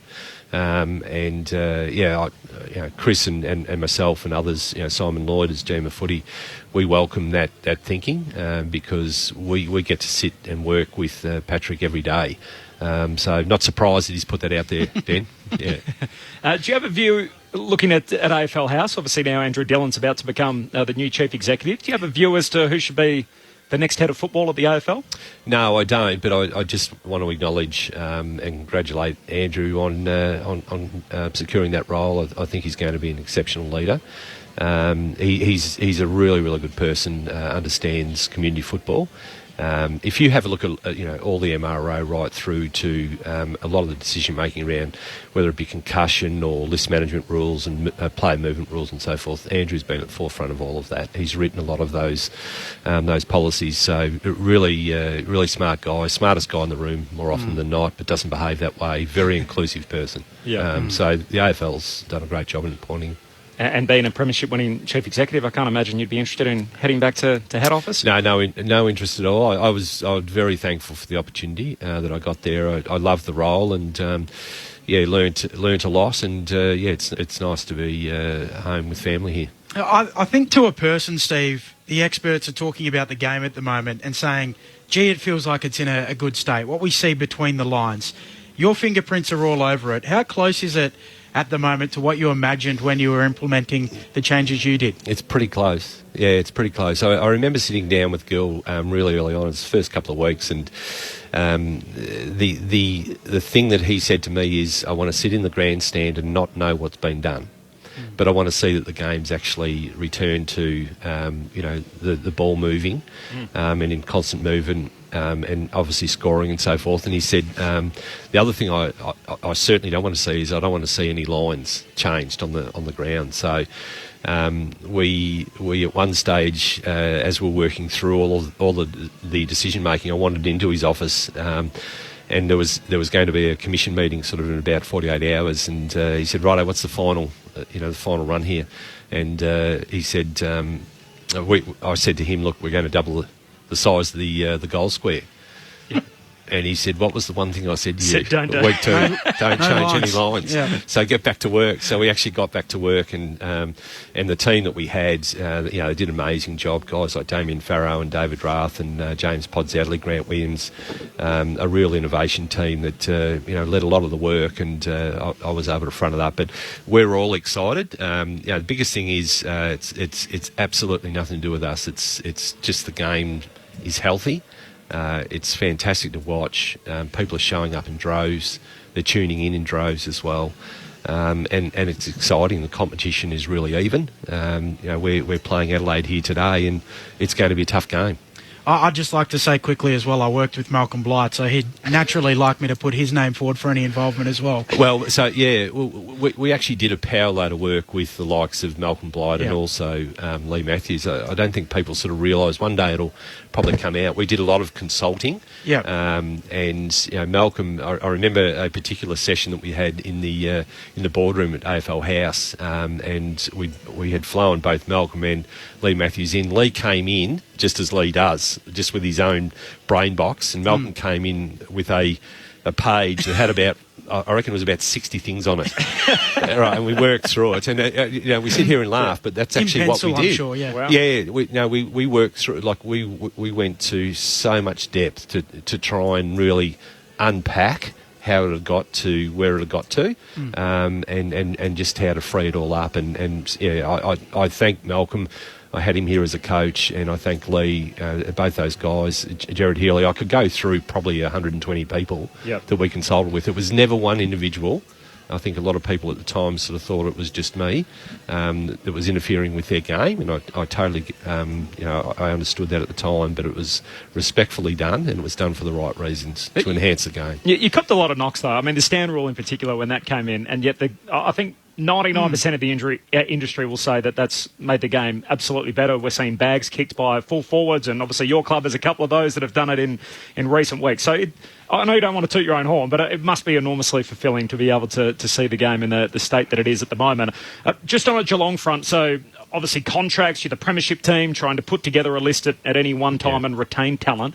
Do you have cap room at the end of this season to explore the free agency market like you have done in the past? Oh, you've really gone to it, haven't you? Very, very quickly. Look, we're a club that will always be active in a range of different areas. I think one of the great things about the AFL now is there's numerous opportunities, whether it be mid-season rookie draft, the SSP. You've got all of the free agency piece. You've also got the draft as well. So I think that goes without saying we're a club that continues to be active in all of those spaces. And, we offer something different down here in terms of lifestyle and the fact we've got our own stadium and the type of program we run. And that's a reflection on our people mainly. So, we'll be active again. I could throw in some names, but you would say, look, I'm not talking about individual names, and I completely understand that as You beat me to it. The chief executive of a club. Last one. This isn't the most important question you're going to get asked today, but I've always looked at the flags on the other side of the stadium above the red chicky stand, and we've had the 3 premiership flags from that great era of 07, 09 and 11. Yeah. Is the latest premiership flag up there now? And if so, what happens to the last one? Does it just get bumped down a notch? It's actually a great question. Thanks for pointing it out. It's something I'll need to actually look into. Unfortunately, I wasn't here for the unfurling of the flag. Against the Swans. I was actually away ill that night. So, I need to check that out. I don't have an answer for you on that one. But it's great to see the flags up there. I agree. Absolutely. If you, it's as an Essendon supporter, we haven't seen too many new ones for a long time. So if you've got them, flaunt them, and it's nice to see. Well, like any supporter of football, just stick with your team. They'll be fine. They're on the right track.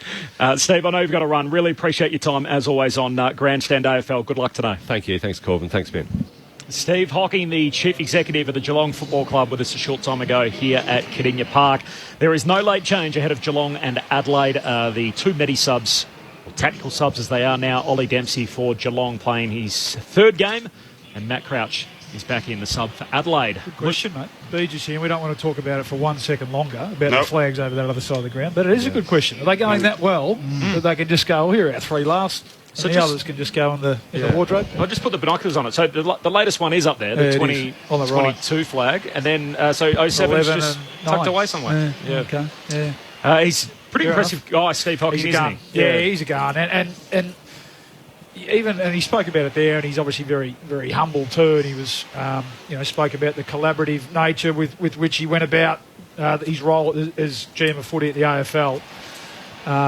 But he was the face of some of those rules that were ridiculed early on, wasn't he? But the right man was in the seat. He stared all that down, and he knew that they'd done the work behind the scenes. And I think you called it, We're now all reaping the benefits, or the game is, reaping the benefits of those moves that he signed off on, I guess, through that collaborative process. But he's a gun, and success just follows him. Dills is going to do a wonderful job, but when his tenure when his time comes up, and Steve's had enough here, I dare say that he'd be top of the candidates to head back into the CEO role at the AFL. Wow. The other thing that jumped out to me was him saying that, yes, we have room in the cap to move again at the end of the season. It's amazing how they just keep being able to entice the best players in the game, Dangerfield, Cameron, and then in recent times they get top-end talent in for nothing. So they get sort of Ollie Henry to come down to Geelong to play with his brother, Tanner Bruin, who's a high pick, and obviously the other one was Jack Bowes in a salary dump. So they pick up a high draft pick along with a top-end talent and pick 10 from a couple of years ago. Yeah, the general consensus is that they create the environment where players like Dangerfield are happy to come and play for less than market value, isn't it? And Cameron for that point, and a lot of those others as well, and even those champion players over the last couple of decades, all certainly could have got a lot more money playing elsewhere. So yeah, that's the environment and the culture they've created down here. All of a sudden, it's a destination place. Actually, Benny, the point around the new grandstand as well on the Adelaide Terrace. Steve said they're going through that process. There's going to be a few queuing up to want to see their name up there, I reckon. And knowing the ones that we do, Beach, around our vintage, I reckon there'd be a few of them that wouldn't mind seeing their name on some sort of section of the bay. I reckon Stevie Johnson wouldn't mind having the standing area or the pocket. Exactly, named after him. We've got to pick up some of our audience. We'll hear from Brendan Goddard next here at Kardinia Park, getting ready to go for Geelong and Adelaide. There's no late change. Saturday afternoon footy right here on Grandstand AFL. ABC Listen. It's hard not to love Bluey, whatever your age. So here's your chance to take a deep dive behind the scenes. We showed a whole game of cricket, just shots of seagulls and churches in Adelaide. The cricket commentator was voiced by Adam Hills, who's an Australian comedian. He actually came up with a lot of the little puns, and they were really quite funny, so we sort of slipped them in where we could. The new podcast, Behind Bluey, only on the ABC Listen app. ABC Sport. This is ABC Sports coverage of the 2023 AFL Premiership season. Marks out to the right, steps on goal, superb finish. Turns, whacks it straight through the middle. Pulls the trigger on goal, and goes bang! 'Cause here it comes, AFL. On ABC Radio, ABC Sport Digital, and now streaming on the ABC Listen app. Look for the AFL button. Something big is coming, I know. Geelong again looking like the competition's yardstick. They've won 4 in a row. The team that's played in 12 of the last 16 preliminary finals. Would you believe they look like they're going to be towards the top of the table again in 2023 after a slow start, while Adelaide have caught a few off guard. Haven't played finals since 2017. They've won 4 of their last 5 and did everything right but win in the concluding stages of their match with Collingwood last week, the latest victim of the fast-finishing Magpies. This is Grandstand AFL. Corbin Middlemass and Ben Cameron calling the footy. Luke Ball and Brendan Goddard, our Grandstand AFL experts. There's no late change here. The 2 tactical subs, Ollie Dempsey for Geelong and Matt Crouch for the Crows. Afternoon, Beach. G'day, fellas. How are you? Just made the drive down the freeway. Geelong. Looks like the rain's going to stay away for us, hopefully, for a good spectacle. So you highlighted Adelaide's efforts last week in falling short, but watching the back end of that game was just got overwhelmed by that Collingwood fast-finishing team they are, but they arguably should have. They played an unbelievable first half of footy, and they should have been arguably 6 to 8 goals up, apart from their poor kicking, or it would have been different from their poor kicking. So it's Adelaide are in form.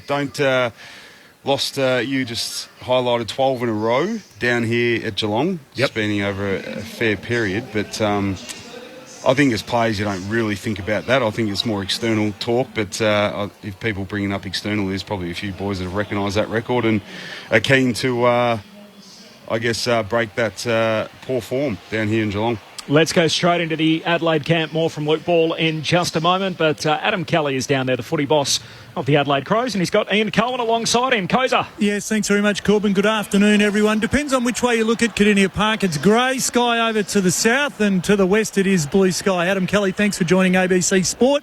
For starters, how has this week been? What's been the sting in the tail after going so close last week? How have you dealt with the players this week? Yeah, look, the start of the week we were bitterly disappointed. We obviously put ourselves in a pretty strong position there, being 22 points up at the beginning of the fourth, but we did get overrun, and I think that, credit to Collingwood. Obviously they've got a record of being able to do that to opposition, but for us, we just lacked a bit of dare. We played a bit too safe in that last quarter, and that wasn't by design, but I guess the moment got to us a little bit, so that's a good learning for our guys and one we've reflected on during the week. But in those first 3 quarters, we really did have an opportunity to put them away, which we did not either. So, yeah, a bit of learning out of that, but you move on pretty quick. And as has just been mentioned, our record down here hasn't been great. It was June 27th, 2003 when we last won down here, and we know about it, and we've set ourselves a task today. Probably, Adam, that's when you and I both had hair, I would think, June 2003. It is a young side, no doubt about it. You're talking about the 12, but what do the conditions do for you today? Do you say, look, there's nothing to lose? Do you think they'll favour you in terms of bringing the Cats back to the field? How do you see conditions today? Yeah, look, I guess when you play away and at a venue like this, you can get a bit distracted by conditions and oval dimensions and what have you, but really we're just up against a really high-quality opponent. So our focus today goes into what has held us in good stead over the last 5 weeks. We've been in really good form. We've been defending the ground exceptionally well, and I guess the Cats have been hitting the scoreboard heavily over the last month. So our focus will just remain where it has been, yeah, that's as long as we stay true to the way we want to play, played by design. I think we can get a really good showing today. Ben Keys has had some important defensive roles. Tom Stewart, very offensive for the Cats. Is that where we're likely to see him line up? No, I don't think so. But Keezy has been exceptional there. We will need to put some time into Tom. I think he had over 40 last time we played here. Very important player for them, but they have many. Keezy does do that defensive role well from half forward, and I'm sure he'll be focused his attention on someone today, but I don't think it'll be Tom Stewart. All right, not giving much away. We'll head upstairs. Brendan Goddard and Luke Ball. Good luck today. I want to talk about the captain. There were a few eyebrows raised potentially at the start of the year, certainly externally, when the announcement was made around Jordan Dawson, but he just seems to have absolutely thrived, both certainly on the field. Can you tell us a bit about him from your point of view and what you see behind closed doors in the locker room? Yeah, I think Geordie's real strength is that on-field leadership. It's something we scouted prior to him coming to the club when we were scouting him when he was playing at the Swans. It was really well demonstrated there, whether he was playing it down back, which he primarily was, or through the midfield, and it's something we thought we could bring to the group. Was one of the reasons we wanted to bring him in the first place, but he's gone about his business from day one, trying to earn the respect of his teammates, which he's done exceptionally well on the field. And you know, he's got a pretty calm, balanced demeanour on and off the field, but he's got a ruthless edge to him, and he's a real competitor. And I think since he's moved into the midfield, it's just given him more opportunity to be able to lead. Part of the success at the start of this year already has been around the stability down back, and certainly unheralded names, Nick Murray and Jordan Bartz in particular, the 2 key posts, have just been terrific, and built a lot of your game around them. They're going to have their hands full today, though. Yeah, they certainly are. I think they both acquitted themselves well last year against Hawkins and Cameron, and they've both been in good form. I think Muzz is one of the leading one-on-one players over the last 4 or 5 weeks in the competition. I think he's only been beaten a couple of times in one-on-one contests. Real competitor, and we've seen Butsy get back to some of his better form. He struggled a little bit earlier in the year with a few body issues, but he's sort of back to full health and starting to build into some nice form, and plays his 50th today. So both young, good key defenders who are really important to us. Adam, Brendan Goddard, thanks for joining us. You made mention before just on the team's ability just to defend the ground better. Do you feel like that's where the team this year have made real progress? I know, watching from afar last year, there were some games offensively you guys were outstanding, but there are times and long periods of times throughout the game where you struggle to defend. So do you feel like you've got that balance now as a team between offence and defence? Yeah, to the credit of Nixie and the coaches, and I guess after our round 2 loss against the Tigers, we were really disappointed with our start to the season, and they turned the dial more to defence. And I think since that point in time, over the last 5 weeks, I think we've defended turnover better than any team in the competition. So that's a real credit to the coaches, but the players have really bought into that, and I guess that'll be tested today because the Cats are in some pretty rare form when it comes to hitting the scoreboard. And then, based on today and against teams like Geelong, is it having Rory Sloane back in the team? I know his role's probably not as strong as it's been in the midfield in previous years, but just to have him back permanently around the guys and provide that leadership is really important for you? Yeah, Sloaney's, in the last 12 months with his ACL, he's spent a lot of time with the coaches. He's spent a lot of time in the coaches' box, and he's probably seen the game better than he ever has. And he's been primarily used outside, but we've been injecting him through the midfield later in games when he's playing a lower percentage game time and having a real impact in a couple of games in particular. And Hawks most recently in Tassie, he was really influential late in the game, and his leadership's been outstanding. We really missed him last year, and it's just so good to have him back. What about the goal kicking, Adam? Was it don't mention the war a bit this week, or have you had a bit of extra time in front of the big sticks? Yeah, we'll have everything crossed, fingers and toes. First set shot, hopefully it goes through. No, there's no doubt, as you guys know, once that starts to build the pressure on you when you start missing a few, it does seem to go through the team. So hopefully we can slot a few through early and build that confidence up. Adam, it's Ben Cameron here. Good to speak to you again. Playing the ground, such a unique challenge with the long, thin ground here at Kardinia Park. I saw Jimmy Bartell explain really eloquently during the week about how the Cats force teams to mark on the wing, get the shallow entries, and then enter the Geelong Highway quickly up the corridor the other way. How have you guys planned around playing this unique ground? Yeah, we just showed Jimmy's little piece to the boys, really. It was pretty well done by Jimmy. But no, look, Adelaide Oval's not a very wide ground in itself. It's only 126 metres. So, look, I think the danger is, and it is a unique oval shape, but as soon as you start to get distracted by that, I think you're maybe taking your focus away from where it needs to be around the contest. And we've certainly made sure that the boys are really focused on what we need to do. And, yep, it's a different environment, but if we play our way, we'll put ourselves in good stead. Adam, last one. It's Corbin Middlemass here. There's a little quirky stat doing the rounds. It teams the week after playing Collingwood. So if you lose to Collingwood, you're 1-4 the following week. So it's not just getting done by the Pies one week. It's that the cumulative effect that it takes out of you backing up the next week. Is that just pure coincidence, or do you think there's something in it in the way that Collingwood make you play that is particularly draining? Yeah, that doesn't really hold too much concern for us, to be honest. That'd be like worrying about what sort of socks I'm wearing today, which I am wearing in my winning socks. So. Nice. That's all I wanted. Adam, good luck this afternoon. Appreciate your time. Thanks, guys. Adam Kelly, the footy boss of the Crows. I don't mind it. I was going to touch on it. Not just broadly, but the way they lost last week, how much that will take out of them, or would have taken out of them emotionally. And then coming down here, or maybe that's the best thing for them, to get on the plane and come down here to a unique environment. But clearly the way Collingwood play, that high octane sort of running style. I know they're all extremely fit athletes and everything else, and it may be a particular circumstance. You go through every case and say, look, they played this team and had to travel and so on and so forth. But it's amazing numbers-wise that it's starting to pan out that way. Or even mentally. Like, just the fact that Collingwood mow you down. Well, that was my point. That was my point. I mean, it hasn't happened at all four occasions, has it? No, but it happens regularly. They did it to your mob. But yeah.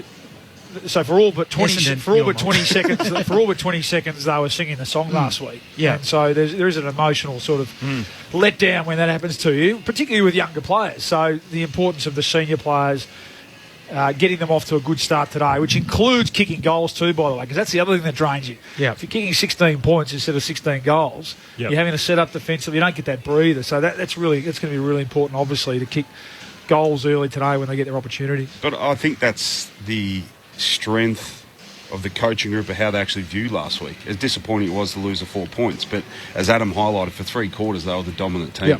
So there's some and when you play against really good teams, it's a great opportunity to get feedback. Right? I think Michael Voss even mentioned it last night after playing Brisbane. It's a great opportunity to get feedback, and I think for them as a young group, they sit back and watch that last quarter and unravel where they went wrong for them personally, because they gave Collingwood too many opportunities to come back and win. But as a whole, the coaching group, and I'm sure they did, said, boys, we did so much right. It was all but 20 minutes of football that cost us a game of footy, and that's what you can't have against great opposition. So they're sitting back, and I'm sure they've done that, but that's the importance of coaches and how they address the next week after such a disappointing loss, is that so many things that went right, and let's highlight those rather than highlighting or dwelling on, so to speak, the 20 minutes of football that cost them the game. We touched it on off the top, didn't we? Stripping it back to the 3 phases at the moment, they're in good order for this team. Contest, pressure when they've got it, getting it back off them, and then scoring. They're top 2. So they should come down here with plenty of confidence, for sure. I think that's the first Rossism of the day too. I think failure is feedback was one of his, wasn't it, boys? No, he did. It was a Vossi last night, wasn't it? Vossi used it, but it is. Each game is just opportunity for feedback. It is interesting as to what you prefer if you're Adelaide, rather than do you want a soft touch the next week to come back and feel good about yourselves? Instead, they come down to Geelong, a place they haven't won in 20 years.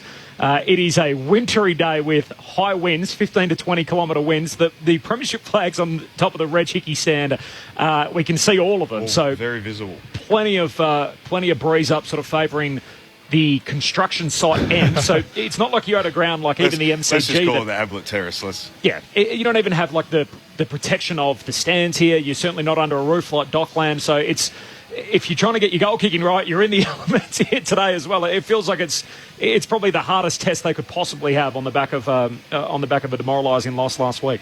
Yeah, but that's the way you spin it. It's a great opportunity. In all honesty, you're reeling off Rossisms, but it's a great opportunity to come up against a great team and off a disappointing loss last week. But there's a lot of positives out of it, and I'm sure if they're able to bring that all-rounder game that Luke and we highlighted about offense and defence and around the contest in particular, which was really evident in their first three quarters against one of the best at it last week in Collingwood, is that they'll get some good feedback and they'll be all right.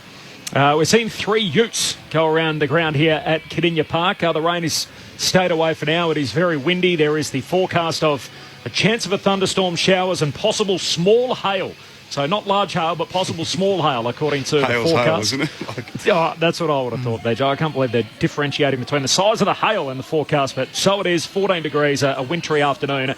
And the 3 cars have the retirees from Season 7 of the AFLW and the 2022 AFL men's season. So Matty McMahon is in one of the utes. Sean Higgins in another, of course, who was part of Geelong's setup for the last couple of years. And Joel Selwood leads the crew around. He's got his young child in his arms as he's waving to the Geelong faithful. So I've got this down as Joel Selwood had a lap of honour before the Collingwood game at the G in round 1. Probably deserves them all. He unfurled the premiership flag before the Sydney game. And now he's in the back of the ute here in round 8. He might as well stop behind the goals there and go and write his name on that new stand behind the goals. I would have thought his claims are as strong as anyone's. How do you do it? Names in the hat, pull them out. I like the way Adelaide... Who does it? No, yes, that's what I meant. So Adelaide, well, Steve Hawkins said, he didn't give much away, did he? But it feels like that each section there could have a former champ. I mean, Corey Enright, who you're down. I mean, he was certainly a dual best and fairest winner in that premiership era. So five-time All-Australian. That's right. Yeah, Jimmy Bartell, Steve Johnson. So anyway, we'll wait and see. Yeah. Certainly Joel Selwood. The game last night, so the Brisbane Lions get home by 26 points, but they had it out beyond 40 late in the third term. It felt like a real audit for Carlton, who hit the front late in the opening quarter and then conceded 9 of the next 11 goals. What concerned you the most, Bawley, if you're a Carlton fan watching on last night? Oh, just the turnover. I think you saw it, didn't you? Their effort, and the coach acknowledged that. So they plus 25, I think it was, contested possession, tackles. It was a really high-pressure game. I thought that stood out. And I thought that was the most impressive thing about Brisbane, to be honest, because they're not completely trustworthy away from home, but I thought they took a big step towards that last night. But, just especially in that third quarter when it all went wrong for the Blues, they just looked all at sea and had no way, method, recourse whatsoever to get the ball, to wrestle momentum and then get the ball out of their back half. So if they weren't winning at the centre bounce, the ball was just played in Brisbane's front half. So that's a real concern. And it's highlighted because we know that the talent that they've got out there, and the talent in particular forward of the ball, their inability to be able to get the ball to them in a reasonably efficient manner is the thing that stands out at the moment. So, it's I actually picked them up. I was expecting better last night, especially at home. They got some confidence off, an easy kill the week before. Brisbane coming to Melbourne, not proven yet, certainly at Etihad. And really, after half-time, it was, okay, they got back within 3 or so, but it was game over, wasn't it? It's so rare you see a supporter group dirty up like that. Left. Most of them walked out at three-quarter time, and the ones that stayed Blake Acres got jeered at one point when he hit a target in the third quarter. It was amazing to see the reaction at that particular stage. Michael Voss spoke about the fan reaction actually last night at his post-game press conference. Here's what he had to say. I think what we've said from the very start is that we've got a very passionate group of supporters. We hit our membership record today. And so when you've got that wave of support, you want them to bring the noise. And with that, there's good. And with that, there's some things that you're going to have to go through as well. So we understand the frustration and we'll get after it. That's our promise. He said as part of the press conference as well, Bally, that he can't question the group's effort. So he said that's one thing that we're giving every week. And so the question then comes around method.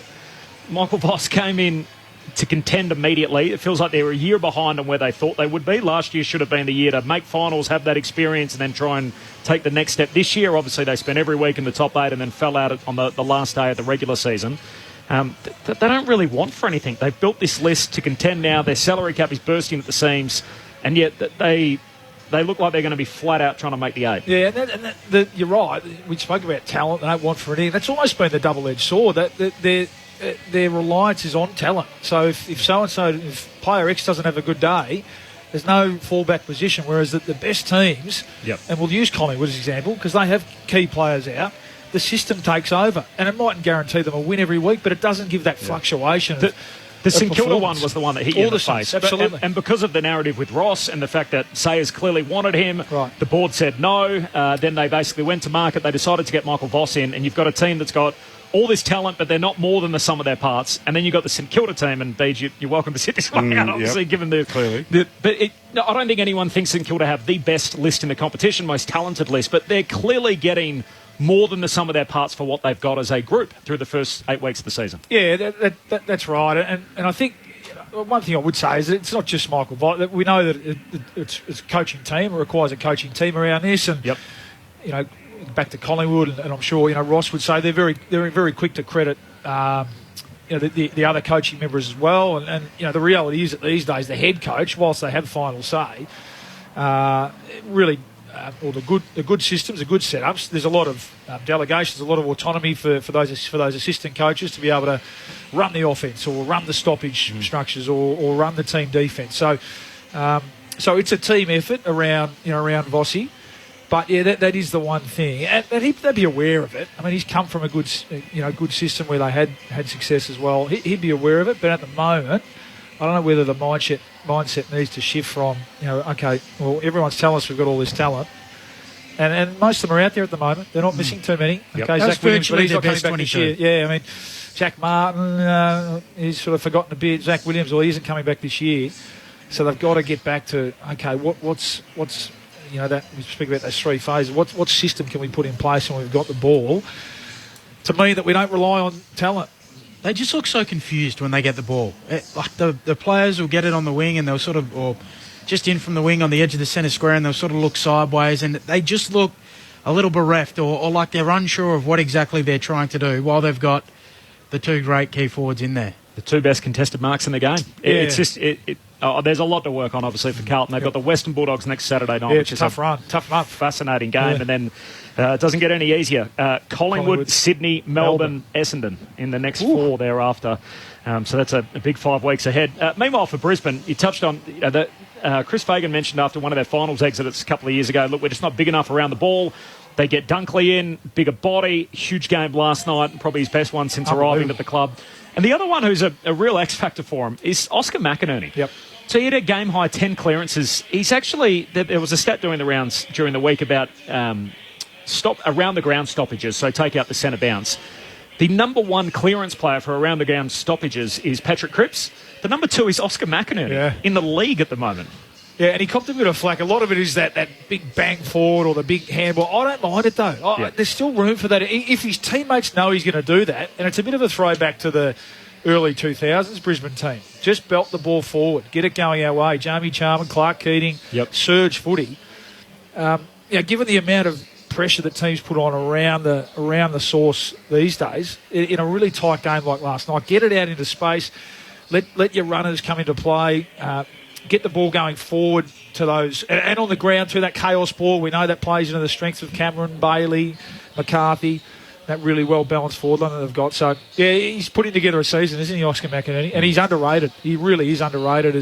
And I think they've found the right mix in terms of, because I know they've tinkered with Darcy Ford, but Danaher pinching in the ruck, Beach, and you played a lot with him as well. I think that helps him. So I think that helps the team. If it's McInerney 80-20 with Danaher 20, it helps Danaher get into the game a bit more. If he's sitting down in the forward pocket waiting for the ball to come to him all game, he can get really cold and really go off the boil. So, no, they're pretty complete at the moment, the Lions, with those players there. Dunkley's game was just magnificent last night. It does feel a bit when Hipwood and Danaher get up and sort of hit the wings and Charlie Cameron gets a bit of space to work. That's their best forward mixer. Sort of they look better when they clear out and give him some room to run into. And behind the ball too. I mean, Jack Payne's the one. If he can stand up, I mean, we don't know when Marcus Adams comes back. Darcy Gardner is getting towards the end anyway. If Jack Payne can hold down that second key post, again, they're a pretty complete team.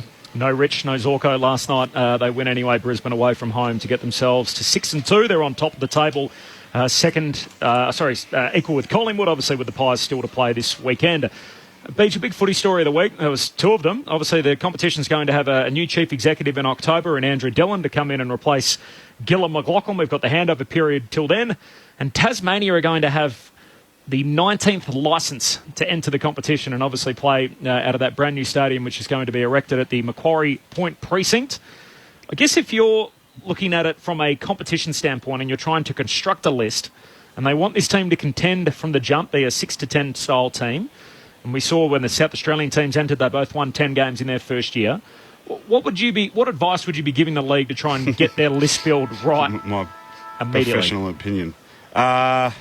So it's more than just to get it right. Well, we've seen in recent times, and what I'm only privy to is I was too young for Port Adelaide, probably Fremantle, but to witness the way Gold Coast went about as opposed to GWS, and then argue with the two outcomes about the lack of success up at the Gold Coast in terms of playing finals.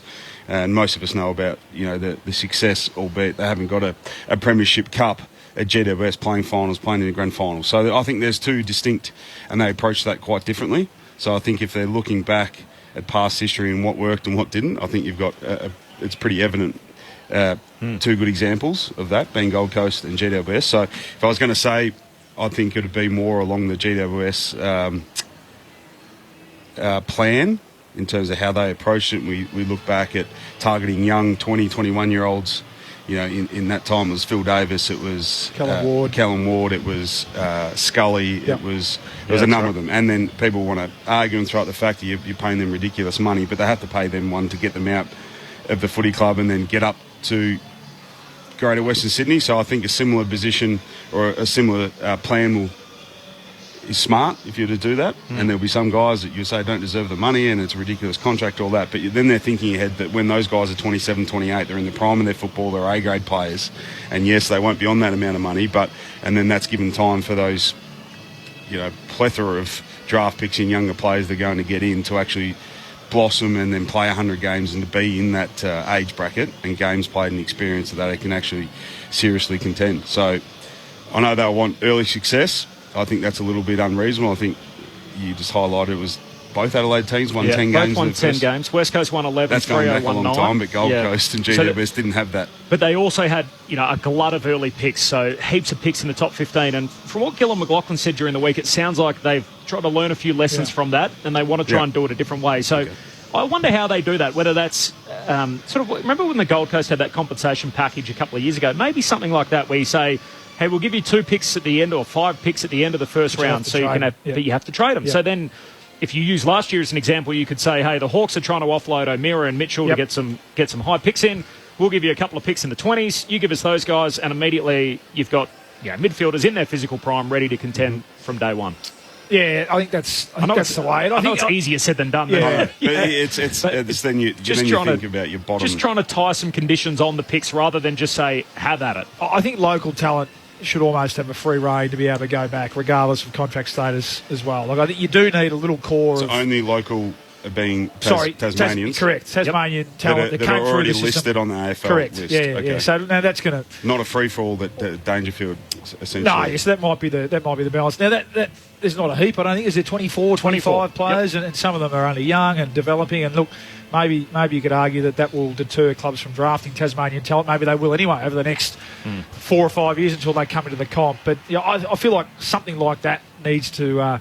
They need to have a few cornerstone Tasmanian-born and bred players, hopefully playing off the bat. Exactly, playing good senior footy off the bat to be able to build the list around it. And the other learnings, obviously, clearly, what happens off the grass too. And they've got to. There can't be any portables. There can't be any. They need to have a lovely, nice facility ready to go. Well, assuming it's out of the new stadium, right? There's no reason why they shouldn't be straight in. Well, there. I think that'll be ready by 2028, surely. But we know that the first 3 years are going to play in the VFL, but they can't be out of portables. So they have to be in good facilities. They have to get families down there. They have to put them in a nice area, all that sort of stuff. Which we know they've learned from. And I think we all know this, but being a football state, I think what they got the AFL too, a bit of assurance is there's going to be enough sponsorship money. There's going to be enough memberships, and that plays a big part, obviously, in the bottom line, doesn't it? So they're not like they're competing in a non-football market. Yep. So therefore, I think from the AFL's point of view, that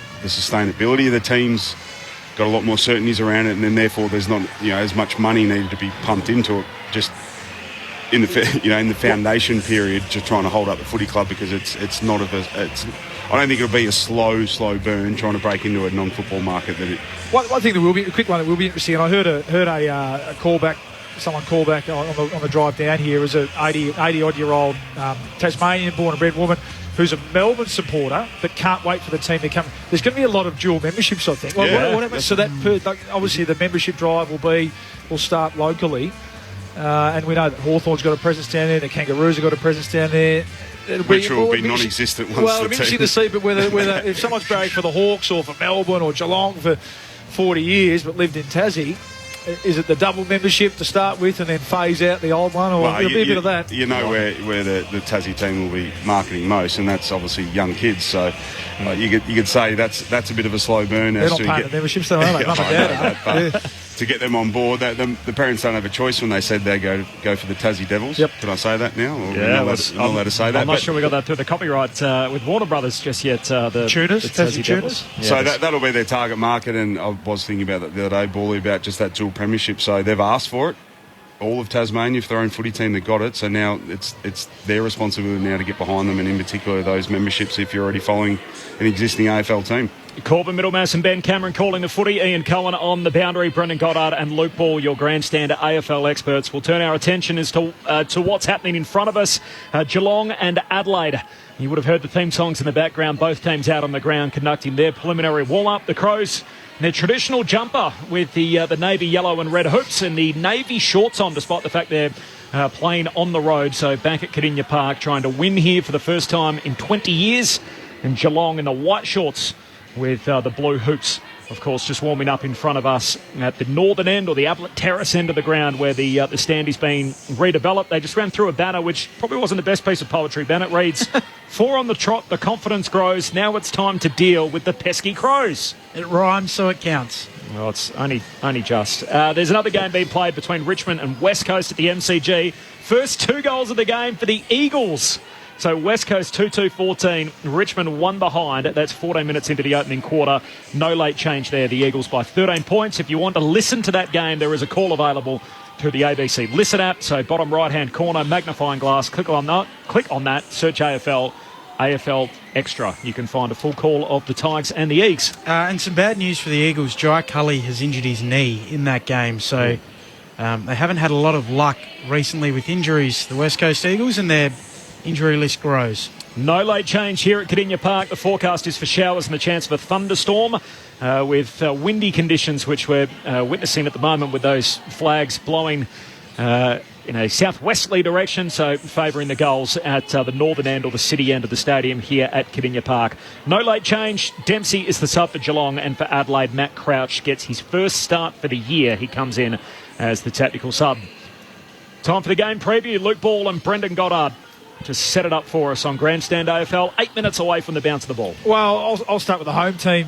Beach and the Cats, after they went up and got beaten by the Gold Coast Suns and everyone thought it was all over. They've kicked over 120 points 4 weeks in a row. So, and one area where they've been, or where the source has been, has been clearance and centre bounce, and that's something that they haven't necessarily traditionally, even across those premiership years, they haven't traditionally been an absolutely dominant clearance team. But one thing they've been able to do, and look, it's been led by the skipper. He looks back in I was going to say career best form, but certainly in really, really good form, Paddy Dangerfield. So it'll be interesting to see what the Crows do with that. Adam Kelly off the top said that Ben Keys probably won't go to Tom Stewart. Well, you might be throwing us off the scent there. Maybe it's Dangerfield, or maybe Jordan Dawson goes and plays that two-way role on Paddy, because he's certainly over the last month driven that turnaround for the Cats and driven a lot of that scoring source out of the centre bounce. So that's a big challenge for the Crows today, and particularly on this ground. If you can win centre bounce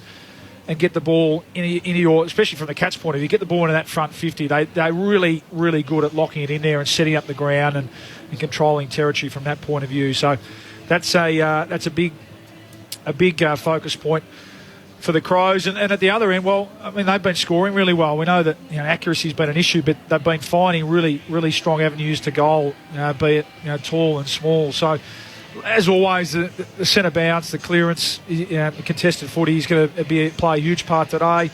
Conditions, well, they'll see to that as well. They'll be more conducive to a scrappier, tighter, in close sort of affair. So whoever gets on top around the ball and gives their forward line, their efficient forward line, an opportunity to score, you'd think would go a long way to winning this game. Clearly, from the Cats' point of view, it was great to see Tom Hawkins back in form over the last 2 or 3 weeks. Career high 8 goals last week. We mentioned again off the top the matchups there will be critical from the Crows' point of view.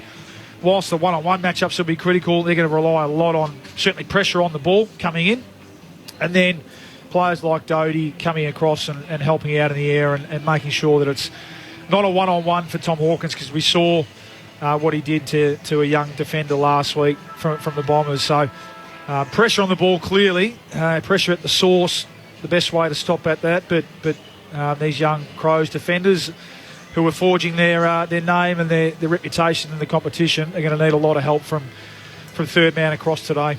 Yeah, most definitely. But I think the most positive thing for Adelaide supporters has just been their performances. Take away the win-losses. We may mention they lost the first 2 of the year. They sit 8th on the ladder at 4-3. So they got off to a slow start. Adam, who we chatted to previously, said they were really disappointed with their start. But their last month of footy has been outstanding, with their wins coming against Port Adelaide, who we know in red-hot form now. So beat a quality opposition. Freo, Carlton, who they smacked over there, and Hawthorn. So Hawthorn's the only team really outside of maybe the top 10. You can say Freo is still expected this year coming in to be a strong team, and they're underperforming. But and what's notable is their contest work. You made mention their pressure around the ball was noticeable last week in the first 3 quarters against Collingwood, who are great at it. Last year being a bit of a weakness for Collingwood as well as they were going, but they've won 6 of the 7 games they've played. They won the contested footy. I know that's easy to say, but it starts around there. And we talk about it internally that the game's generally won or lost in the midfield, because that's how important it is now, with the ability of teams now to set up behind the ball and how strong they do focus on their setup defensively. So if you can win that contested footy and be efficient enough from stoppages in particular in the middle of the ground and between the arcs, it gives your forwards the best opportunity. And then once you get it inside 50, it's the extension of it, then gives you the opportunity to set up behind it and then hold the ball inside your forward half, which Adam made mention, which he highlighted, is they've been one of the best teams in the last month at defending the opposition when they win the footy back, and in particular when they win it in Crows forward 50. So that'll be a real focus for them, particularly against a team that are so strong up forward. So I always say how to stop the best forward line in the competition is stop it at the source, and that's around the contest and through the middle of the ground. Yeah, and what I liked about the Crows from that point of view too, Beej, is they're getting a nice balance. You mentioned Rory Sloane, who's starting to get some continuity back in his footy now, but there's not as great a reliance on him to get in and get his hands dirty. I mean, Rory Laird, just such a consistent player, we know, but Chase Jones is emerging a bit this year, high draft pick, we know, so plenty of talent. He's starting to feel really comfortable with the role. Joshua Shelley's going in and out of the centre bounce to have that he impact. offers something completely different in He terms does. of legit speed and agility from stoppage. So he's not going to be in there 80% of the time, but he'll go in there for 5 minutes a quarter and then really provide a real spark and something different that they don't have. Jake Saligo's going in there. He had a really good game last week. Had a lot of the footy and Luke Pedler as well. And then we spoke about Jordan Dawson. His move inside the centre square rather than playing across halfback and on the wing. So it's a really nice balance, both inside and out, that they've been able to bring to their footy over the last 4 or 5 weeks. We spoke about their inability to convert those opportunities. That's going to be critical. Clearly today, you come down here, you come down the highway, you've got to hit the scoreboard early. No late change. Ollie Dempsey, the sum for Geelong, and Matt Crouch for Adelaide. The SMS, 0437 774 774. From Laurel in Rushworth, go the Cats. Hello, my favourite team of callers. Have a good call of the wonderful Cats. So that's a hell of an endorsement, but this one just keeps us on our toes. Hi, team. You have a lot to live up to with this call this arvo. The Crows game last week with the Pies was fiery, fierce, breathtaking footy, and the call from the guys was great. Hopefully this week will be the same. I thought they were going to say it was too biased. I was going to say no names, but right. Okay, Cameron Middlemass, get us going. Very good call last week, so we've got a lot to live up to there. From Yoshi in North Hobart, Adelaide are playing above expectations, but against Hawthorn's dominant midfield and ruck, they did not look good. So good. Geelong is not so good in the ruck, and its midfield is down, so can Adelaide capitalise?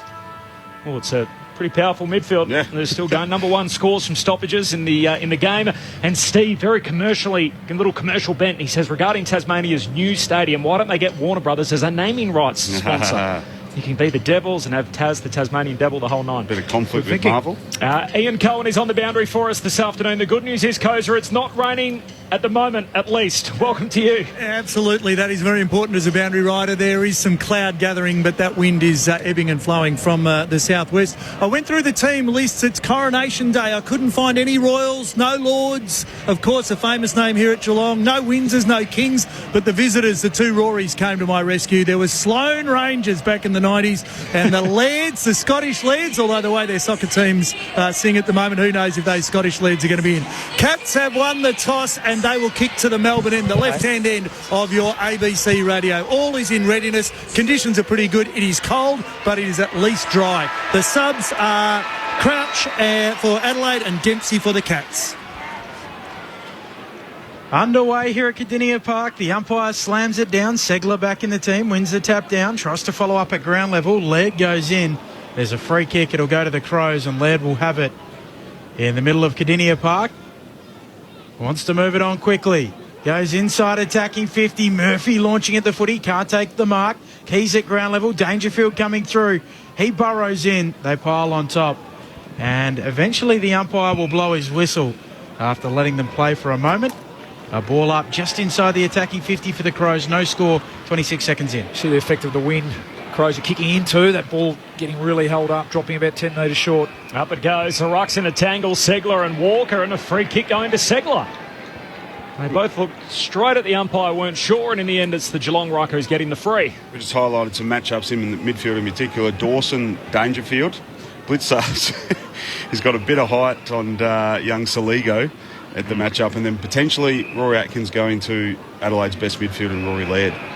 Cats work it up to the wing for Zach Toohey, who marks defensive side of the logo. Reg Hickey stands side underneath the 2022 Premiership flag. 2012 one's not here as the kick goes down the wing, falls to Atkins of the Cats, hand pass away to Close, feeds it along the boundary line by hand. Cameron the target, Smith in the other direction, knocks it away, becomes tackler on blitz halves. Takes him out of bounds, and a throw in 60 out from the Geelong goal. They're kicking with the breeze in the opening term to the city end. Butts has got the Hawkins matchup to start with. Just trying to locate who exactly is Jeremy Cameron.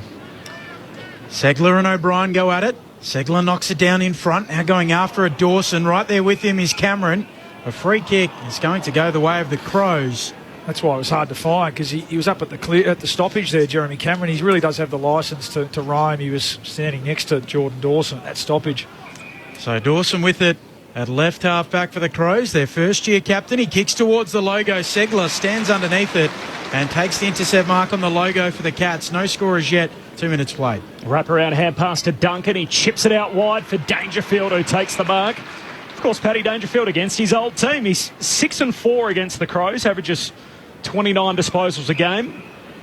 His boos have worn off now. I was about to say, statute of limitations on that. He's now, and 5 or actually 6 years. played more games, by the way, for the Cats now than he's played for the Crows. That's probably it then. They're trying to swing the ball from one wing to the other. They turn it over, Geelong. So Pedler with the intercept mark. Short to Murphy. Short kick to Keys. Chips it to centre half forward. And there's Rankin, who marks and immediately points to the goals at the Barwon River end. He's going to have a ping here into the breeze from 50 out.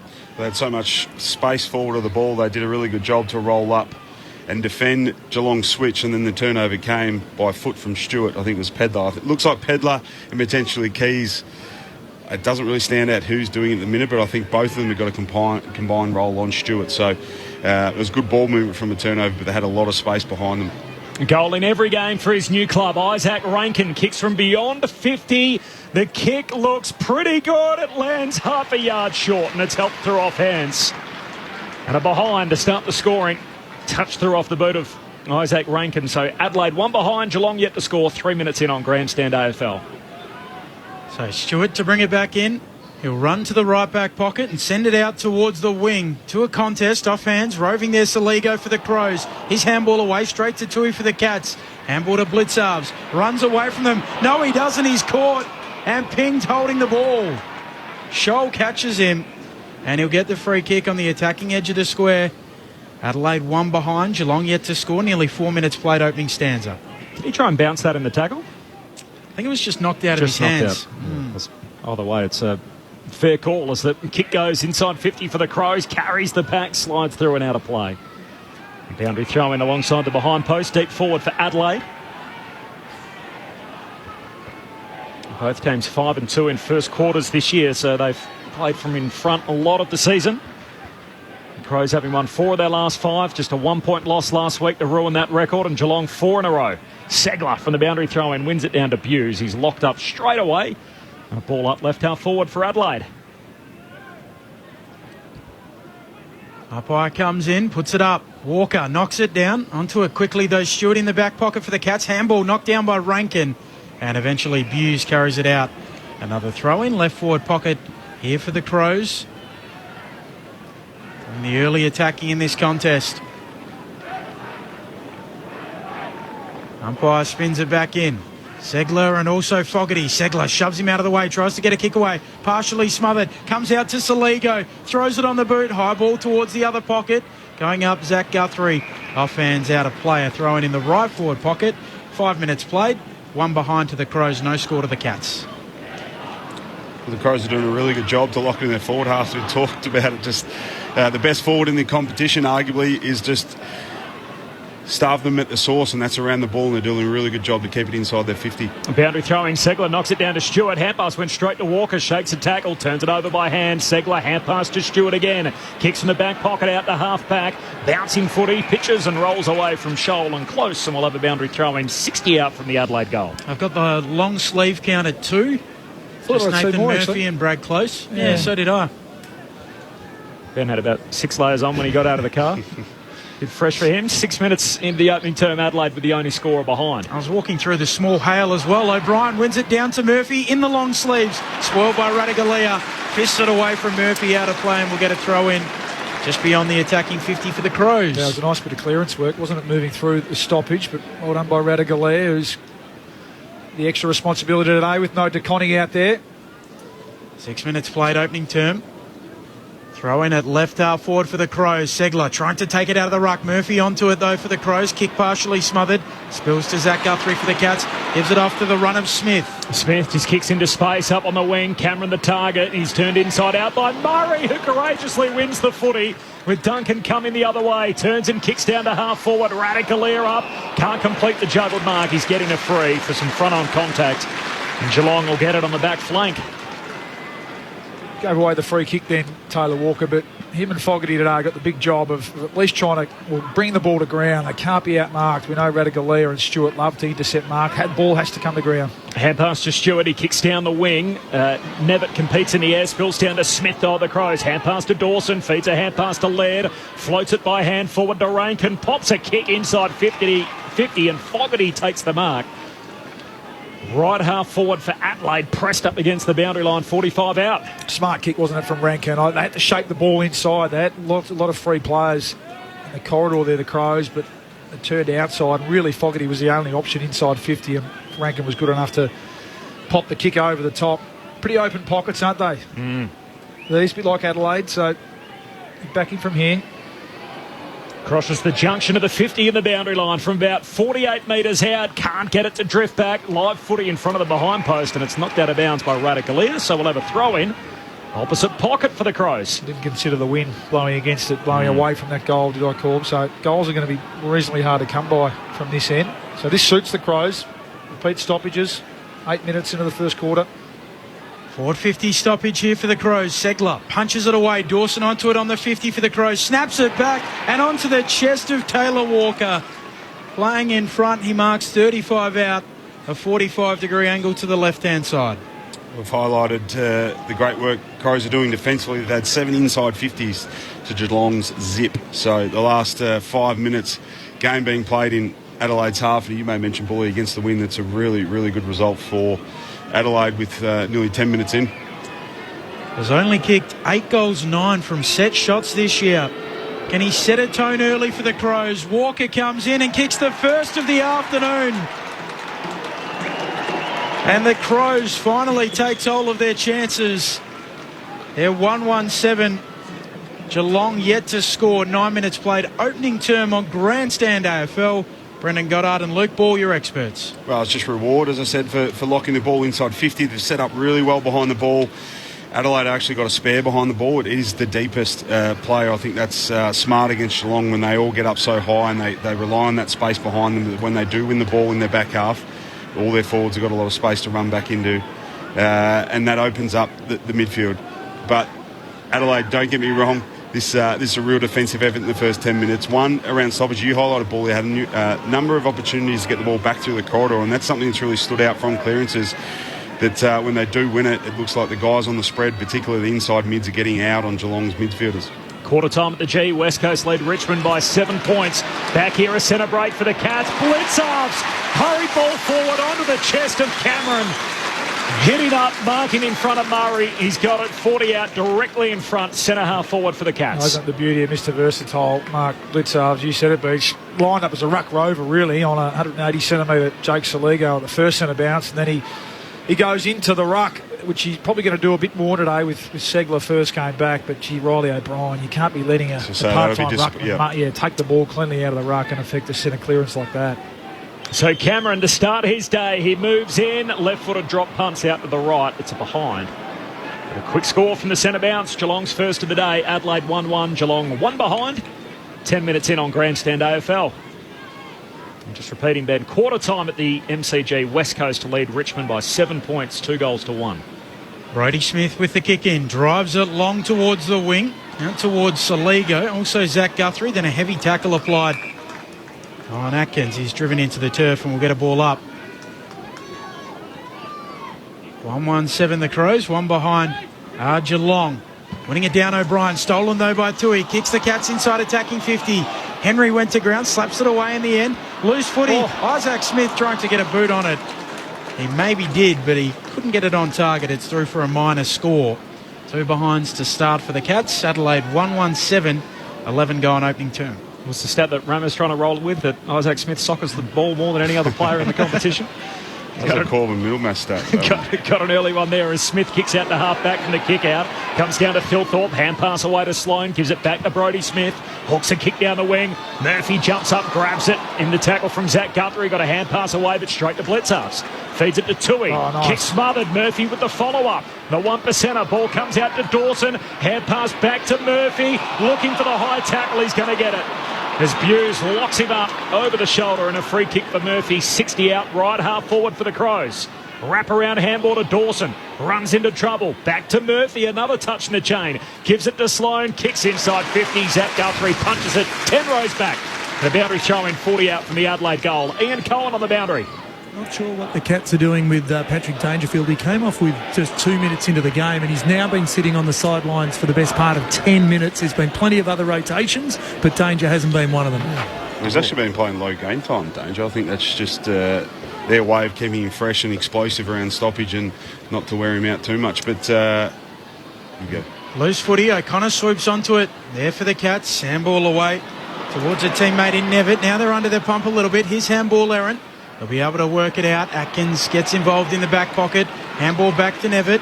Handball to Cameron. He's tackled quickly before he can get a handball away, and he's caught holding the ball. Saligo's pinned him, and he'll have it at left half forward for the Crows. Really like his start to the game. Jakey Saligo and Lockie Murphy, two unheralded players, really setting the tone for the Crows. Saligo in the yellow boots to the top of the goal square. Philthorpe flying from the back, but Radicalier in front takes the intercept mark. And 50. What happened there, Beach? We had a player run through the I think zone. Rankin Hughes actually ran around behind Radicalier, and Rankins ran straight through the mark to actually man him up. Radicalier hand pass away to Duncan. He kicks wide to Tui. Mentioned Dangerfield. His best of field against the Bombers last week. I think except for injured players and the guys subbed out, he played the fewest amount of game time, which is an amazing stat given the numbers he put up as the Cats pulled the trigger inboard and Duncan marks outer edge of the centre square. Well, that's what it allows him to do with not spending as much time on the ground. It allows him to play to his strengths. Right on cue. And he comes on now after the long break. So Duncan to Kolodjasny. Hand pass to Cameron. Kicks for Hawkins in the pocket. No mark. Spills down to close. Hand pass to Bruin. Hand pass back to Hawkins. Kicks into the corridor. And the sprawling mark taken by Atkins. And so well worked. Almost like the three-man weave in basketball as they sort of worked their way out of the forward pocket. Now a set shot back in the corridor for Atkins. That's what they do so well, isn't it? The Geelong forward, Tom Hawkins has really done his whole career in terms of goal assists. Coming off a career high last week, 8, but setting one up there. You just can never switch off against them, can you, in that front 50? They're always looking for the best option. Tom Atkins, just the one for the season so far. The Cats' leading tackler with ball in hand here. He kicks their first of the day. And the reigning premiers are in front. 1-2-8. Adelaide 1-1-7. 14 minutes in.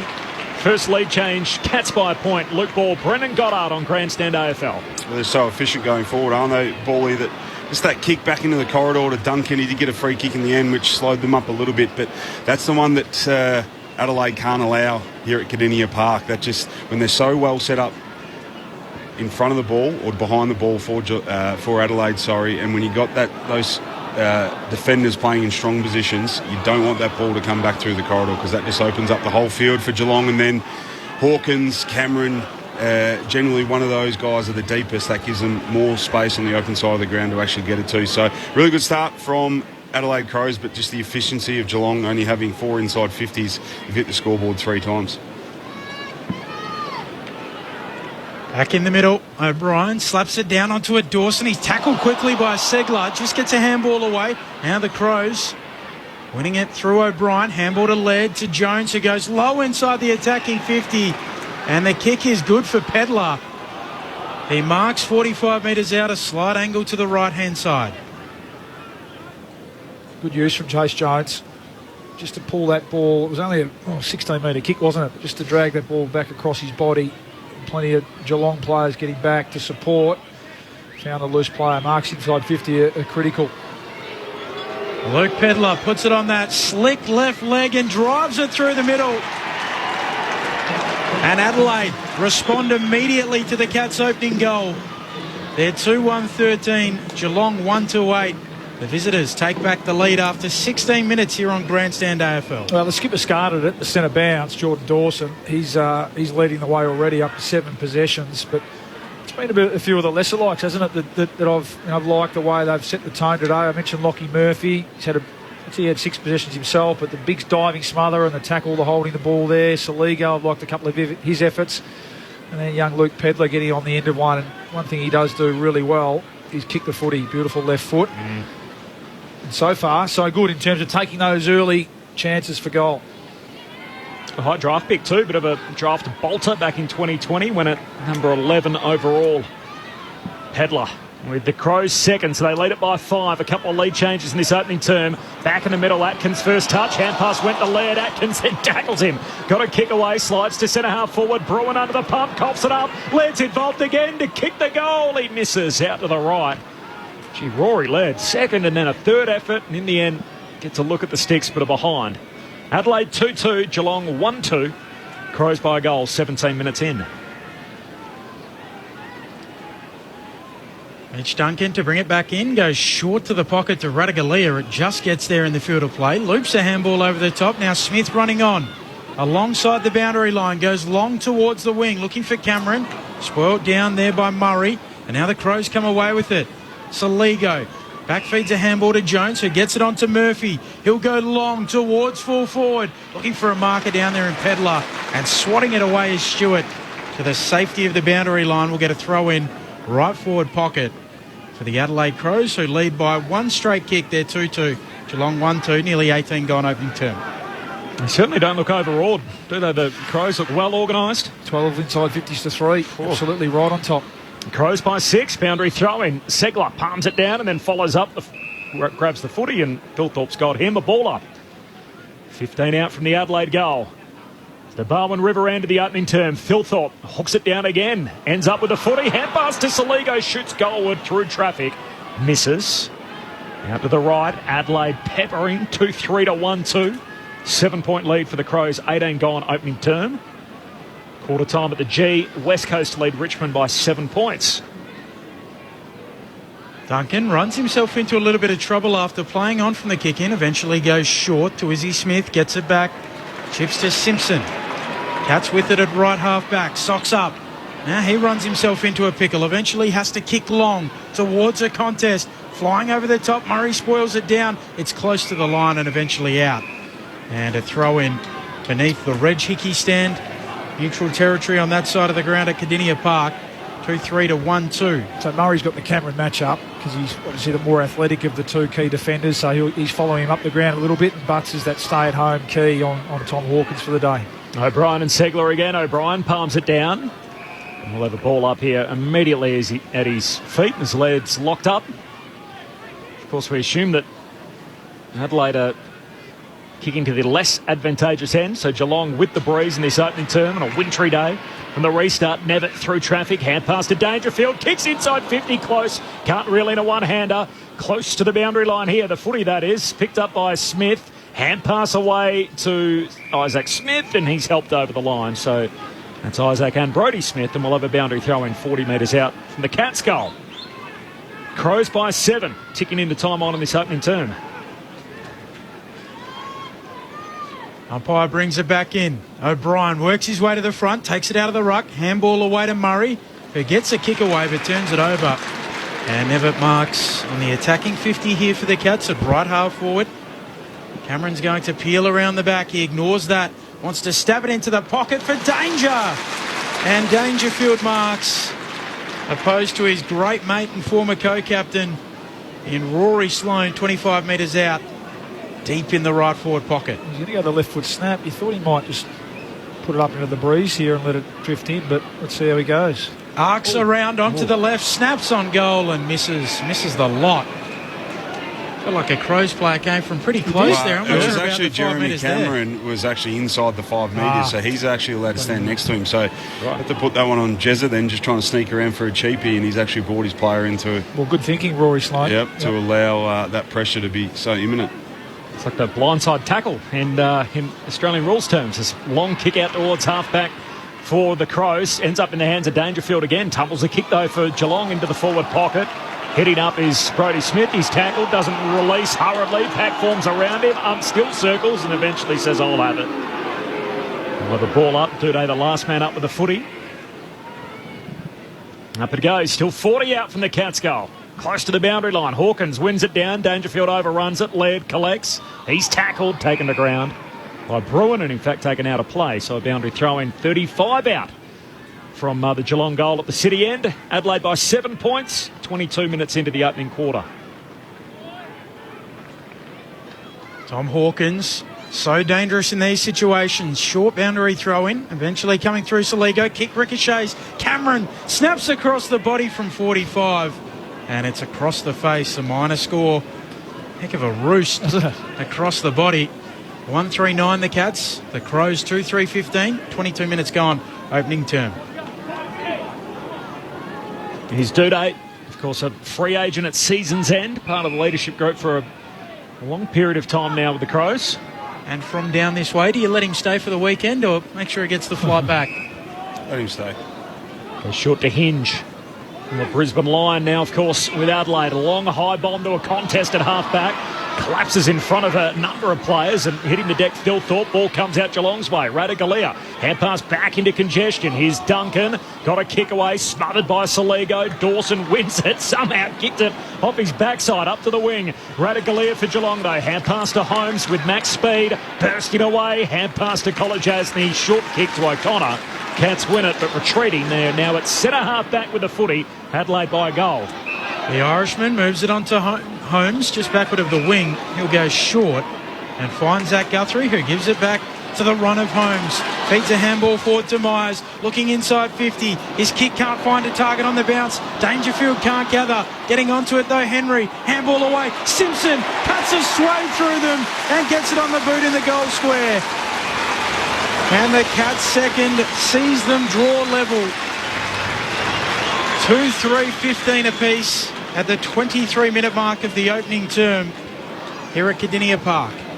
Well, it was the speed on the ball, wasn't it, Bully, from that little handball. I think it was, Guthrie to Holmes, and then it just forced the Adelaide players ahead of the ball to press because there came that overlap. So that to come forward to defend. And what Geelong do really well, then there's space in between the forwards and the guy with the ball. Because Geelong's forwards actually lengthened and got back inside 50. So hence why Brian Myers had so much time and space to deliver that ball. And then the mids got to work. There was a bit of fumbling around. The ball stayed alive, but they got the ball in a really strong position out in front of goals. And Simpson was clean enough to finish. Good story, isn't it? Great to see him back, Sam Simpson. He was in the wilderness for a bit. Not sure whether he'd get back with that concussion. So great to see him back and kicking goals. 5 goals now in 9 quarters of footy for Sam Simpson. Scores level back in the middle. Dangerfield off his knees. Hand pass to Atkins. Tackled high. Free kick against Sloane. So Geelong going to take it. Atkins feeds a hand pass off to O'Connor off the back of the square. Kicks out to half forward. Close and Max Michael Lanny. And Michael Lanny takes the mark over the head of the Geelong Premiership small forward. And Michael Lanny will get it. Impressive he been. Got a rising star, non-bally in the game we did against Carlton. Yeah, super.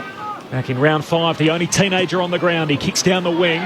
Fogarty the target, pushed out of the way. Zach Guthrie wins it for Geelong. Hand pass to Segler. Surge kick to half forward. Henry competes in the air, falls to Millerer. Hand pass to Butts. Goes back by hand to Michael Lanny and a short kick to Murray. Marks right half back for Adelaide. Scores level, 25 gone. Corbett, our flags up there have gone limp. So I'm going to say that the wind has just died off a bit. Big fly coming from Pedler on the wing. Can't take the mark. Ball comes down towards Buse, who gives it off to Cameron. Tackled by Millerer. Strong tackle. Spins him around and takes him to ground. And we'll get a ball up. 5 metres in from the boundary line. We'll get down to Koza in just a moment. He can give us an update on the wind. Umpire underhands it into the air. Segler backhands it down. Atkins is tackled out. Let's go down to Ian Cohen. As you've picked it, indeed, those flags on the Reg Hickey stand are very limp at the moment, so any advantage that Geelong had in this opening term may not be replicated by the Adelaide Crows. But in bad news, the grey clouds are forming. It's closing in. It feels like good work down there, Koza, as Murphy sharks the tap, but he's quickly tackled. And we'll get a ball up on the logo. Scores level, 2-3-15 apiece late in the first. From the ball up, Dangerfield scrapping forward, extracts it, hand pass to Tui, shakes the Murphy tackle, caught by Dawson. And Dawson will win possession back for Adelaide. They're not letting Geelong get out of those stoppages too freely. Plenty of pressure applied as Dawson with the 1-2 with Millerer. Then kicks inside the forward arc. Radaglia reaching for it. No mark. Follows up. Tackled by Walker. Ball comes out. Says play on. Walker ends up with it. He's taken high. He'll get a free eventually. Yeah, he gets one. It was almost holding the ball up by Chris Donnelly. Put the whistle to his mouth. Almost pinged Radaglia. But great second effort from Taylor Walker. Deserves his shot at goal here. Be a good kick even for the 33-year-old Taylor Walker. Well, he should make the distance based on what we've just heard in terms of the conditions. So if that breeze has just died down a little, 55 metres out, left half forward, Walker to try and pump it through from long range. He's off target. He misses out to the left. It's something in his career that he's done so well, his goal kicking, and yet from set shots, he's 8 goals 10 this year. So kicking at less than 43%. Which is so unusual for a guy who's usually so accurate. Gives Adelaide back the lead by a point. 27 gone opening quarter. Stewart with the short kick in to Zach Guthrie, who goes short to Atkins, still in the right back pocket. Here are the Cats. Down at the Barwon River end of the ground. The construction side at the other end is Atkins will wheel and kick long towards the wing. Going up, Cameron floating in from the side. A strong contested mark. He marks just backward of the logo. It'll be a free kick instead to Segler, who will feed it back to Cameron. He'll drive it long towards half forward. Never goes up through his hands. Spills to Hawkins. Gives it off to Ollie Henry. Check side on the run. It hits the post. Would have been a heck of a goal. Not to be. Scores level again. 2-4, 16 apiece. 28 minutes into this first term. Couple of lead changes in this opening quarter. Goal for goal so far. 2-4 to 2-4. 28 minutes in. Miller comes wide on the exiting kick. Miskicked it, turns it over. And Colin Jasny, the Tasmanian, takes the mark 70 metres out. He puts it to the top of the goal square for the Cats. Henry, a fair piece of it. Spills down to Hawkins. Shoots a hand pass a little hot for close. Bursts through his mitts and through for a behind. It gives Geelong the lead. Third lead change of this opening quarter. Cats by 1. Moving it in quickly. Now the Crows out towards the Reg Hickey stand wing. Keys gathers on the bounce. Handball to the runner Fogarty. Through the logo. Floats a kick towards half forward. Getting a hand in Buse. Wins it back at ground level for the Cats. Gives it off to Zach Guthrie. He'll kick around the Reg Hickey stand towards half forward. Coming through, Murray puts his fist through it. Sends it out of play and a throw in at right half forward for the Cats. You let them off the hook there, Darcy Fogarty. Short or 50-50. They were out into space. Well, Just take the yards. Sagged off Tex Walker, so if it wasn't for Buse, he was getting an uncontested mark and he was rolling, and it was literally a goal from the goal square. So brave by Geelong defenders, but they just got to be cleaner there, Fogarty, when he gets a chance. Bill Thorpe follows up from the ruck contest, wins the footy and turns it over with the kick, marked by Blitzarves for the Cats. Blitzarves looks deep inside the forward arc. Ollie Henry leaping back, takes the mark. Just edging his direct opponent, and Duday underneath the footy and then stretching back over his head, marks 20 metres out, right forward pocket for the Cats. Geelong is so good at is making half chances, hitting the scoreboard, should I say, with half chance, because they've got so much talent in their forward line. So it's going to be important as the day goes on when Adelaide do get opportunities like the last one going forward, that they need to capitalise and hit the scoreboard. He's kicked multiples in all but one game since he's been at Geelong. In his first season, he misses out to the left. He didn't look fluent at all in his approach there, and a behind. Did he lean back on that one, did he, Corbs? I think that may have been it, Beach. Just a little bit of lean back. 2-6 to 2-4. Half-hour mark opening quarter. Cats by 2. The scoreboard at the ground's missed a behind, so Geelong are actually up by a couple of points. Miller up, goes long. Rochelle going up, can't take the mark. Laird at the fall of the ball, gets it out towards Saligo. Walker trying to fend off or swat away Atkins. Eventually does, kicks high towards the wing. Cameron going back with the flight. A high chest mark. He marks on the wing. He's some player. He'll retreat for the Cats, back to left half back, and Stewart will take the mark. He was called to play on as well, which he's not too happy about. Just has a little bit of a chat to the umpires about it. So at quarter time, it will be the Cats leading by a point. Or is it a couple of points, 2 you points. reckon, Corbin? I think it's 2-6 to 2-4. 2-6-18 to 2-4-16. The goal kickers for Adelaide, Walker and Saligo. For Geelong, Atkins and Simpson. You're a golfer, Beach. You're also a handy footballer. And Ben's looking at me saying, I'm a golfer too. It's probably a bit of a different class. But the goal-kicking aspects, right? I do find it interesting. It's not like golf. You don't need a 9-iron to be able to knock it through. Why don't you just kick driver every single time? You get the opportunity to go and pump it through. Felt like Ollie Henry just kind of almost just tried to nurse it through from 15 out. He could have just... Who cares if he kicks it 30 metres past the goal? Finesse, and if you try and thump it every time... You also might be worried about the lack of representation. There's one hard hat in that whole construction area, and I reckon his role today is to fetch the ball, and there's one lone Fox Footy cameraman up there, but other than that, he might have been thinking, I can't kick this too far back. It's almost like junior footy. We don't want to lose the Sharon, so I've got to be careful about how hard I kick it. You don't have to kick the ball hard or a long way to kick it straight, mate.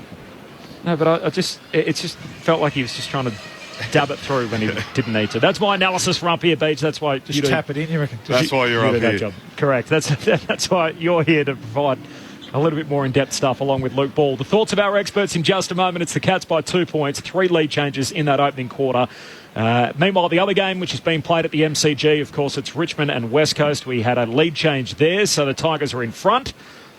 Ticking into time on in the second quarter, it's Richmond by 3. So 3-7-25 over West Coast, 3-4-22. A 3-point lead for the Tigers at the G. We're on ABC Radio, Sport Digital and streaming for the first time in 2023 through the ABC Listen app. It's Geelong by 2 at quarter time. This is Grandstand AFL. ABC Listen. Rampaging Royce Laban and HG Nelson. I note that some people don't use logbooks anymore. What? Yeah. They don't know cos, Yeah, sine, all cosine, cosine, cotan. They're all great. Bludging on the blind side. Why don't they do it? I don't know. Royal Commission. What happened to the logbook? I loved it. They start opening it up. Could we get Volandis to drag the logbook Kicking and screaming back into our universities? Podcast available now on the ABC Listen app. Grandstand AFL. Now streaming every match on the ABC Listen app. Look for the AFL button. Forward 50 stoppage here for the Crows. Segler punches it away. Dawson onto it on the 50 for the Crows. Snaps it back and onto the chest of Taylor Walker. Playing in front, he marks 35 out and he set a tone early for the Crows. Walker comes in and kicks the first of the afternoon. Cameron kicks for Hawkins in the pocket. No marks, fills down to close. Hand pass to Bruin, hand pass back to Hawkins. Kicks into the corridor and the sprawling mark taken by Atkins. Tom Atkins, just the one for the season so far. The Cats leading tackler with ball in hand here. He kicks their first of the day. Holmes beats a handball forward to Myers, looking inside 50. His kick can't find a target on the bounce. Dangerfield can't gather. Getting onto it though, Henry. Handball away. Simpson cuts a sway through them and gets it on the boot in the goal square. The 2023 AFL season. On radio, ABC Sport Digital. and now streaming on the ABC Listen app. Entertaining start here at Kardinia Park. 3 lead changes in that opening quarter. It's the Cats by 2. They lead at 2-6-18 over Adelaide 2-4-16.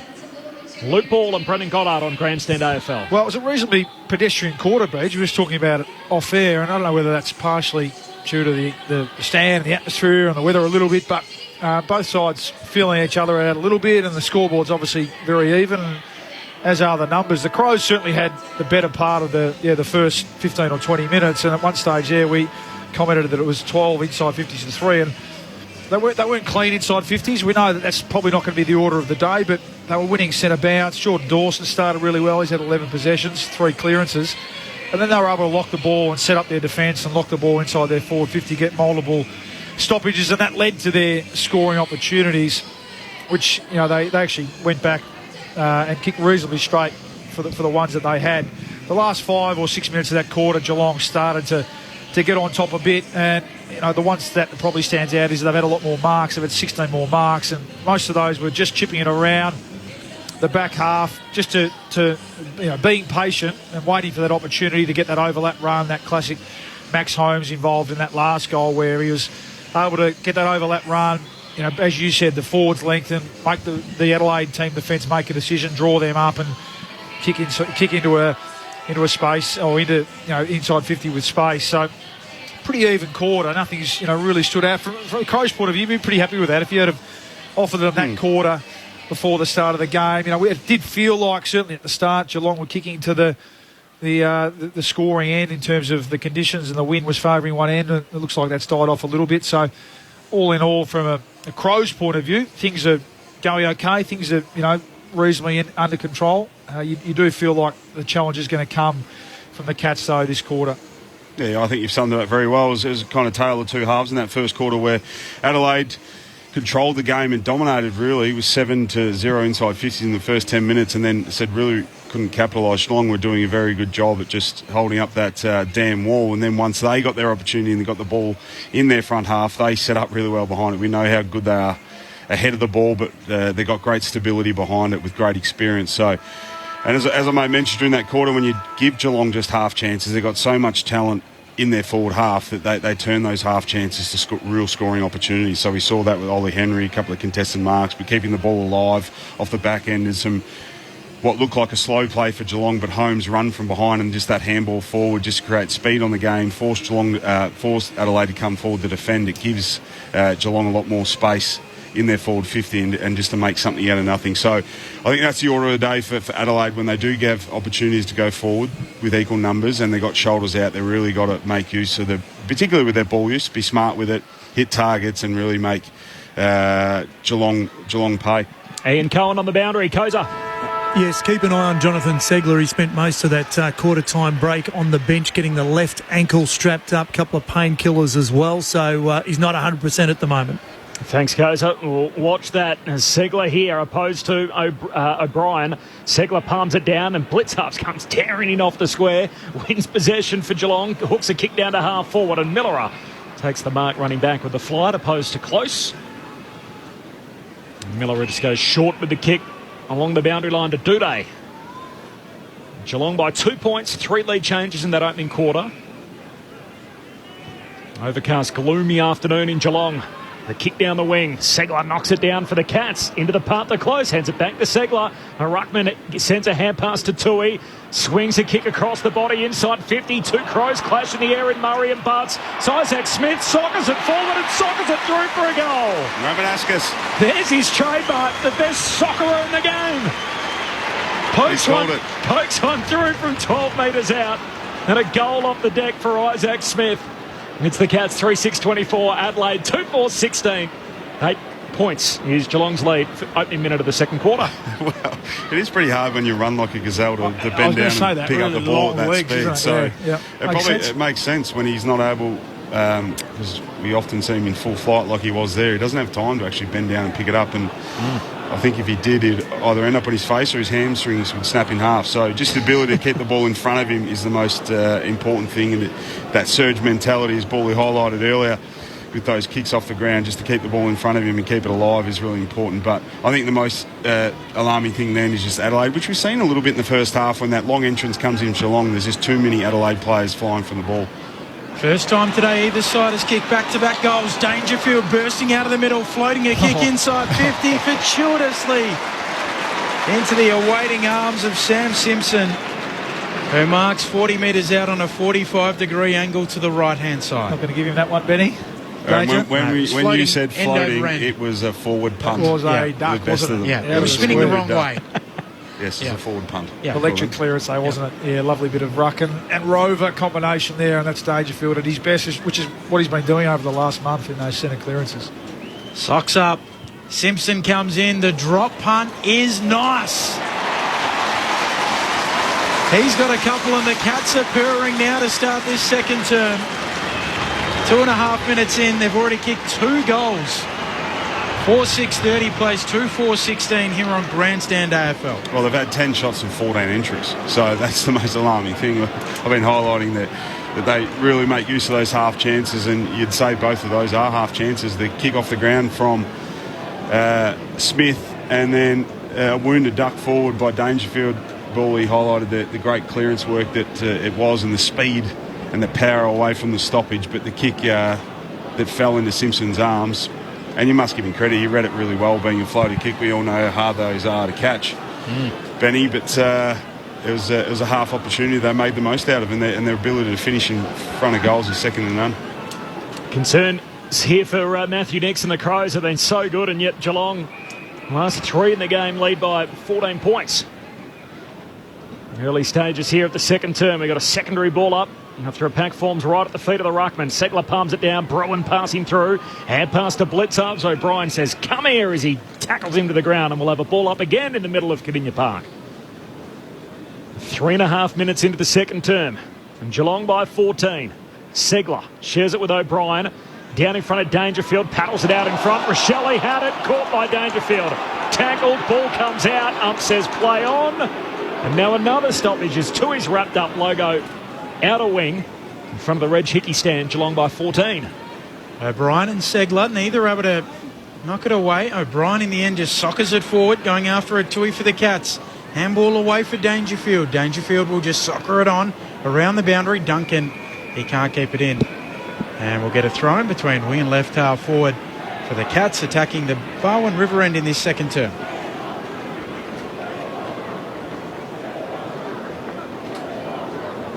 The technical subs, Ollie Dempsey and Matt Crouch in for his first game of the year.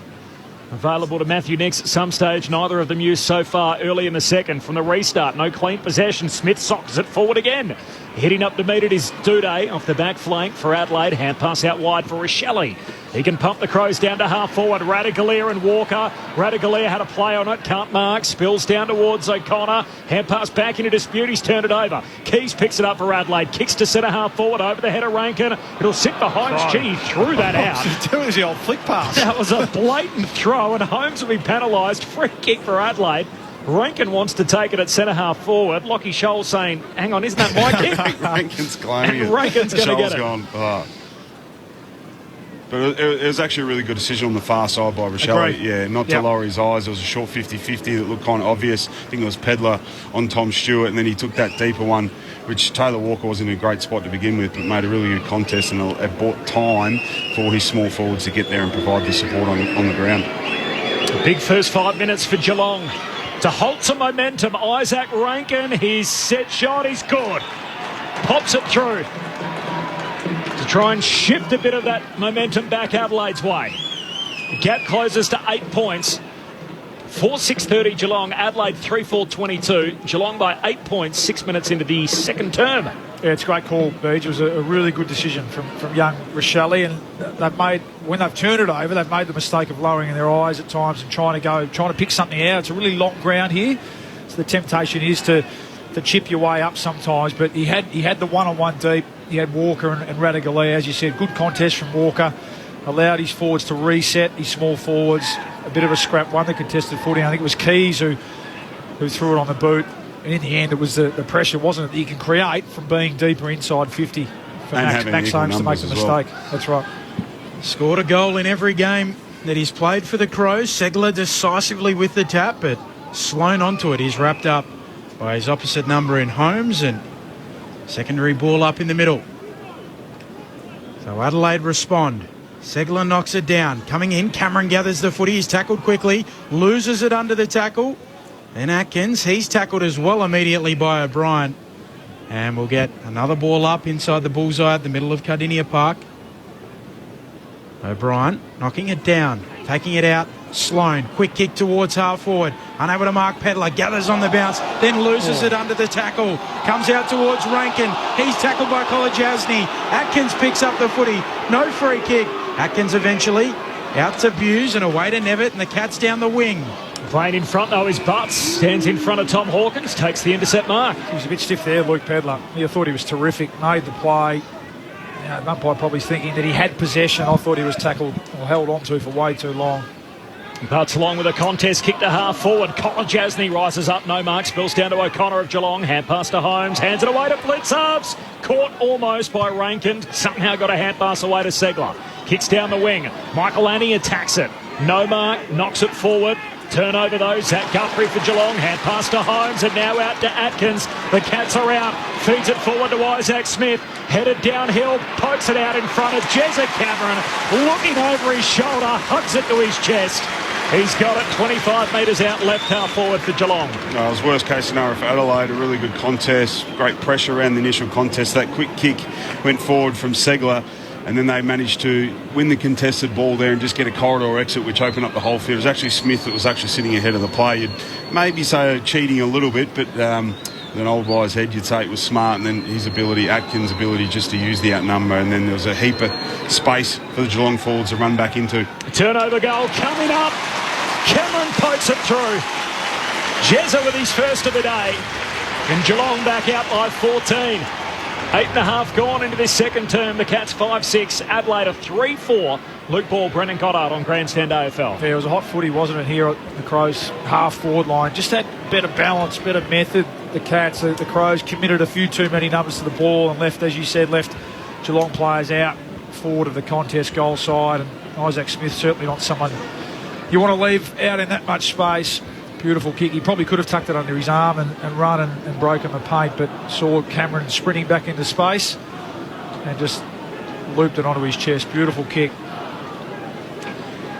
And Cohen downstairs. They've been trying to use Hinge and also Duday in that sweeping role, but Adelaide Crows just got it all wrong there, and the vacant Pagans paddock was just too strong.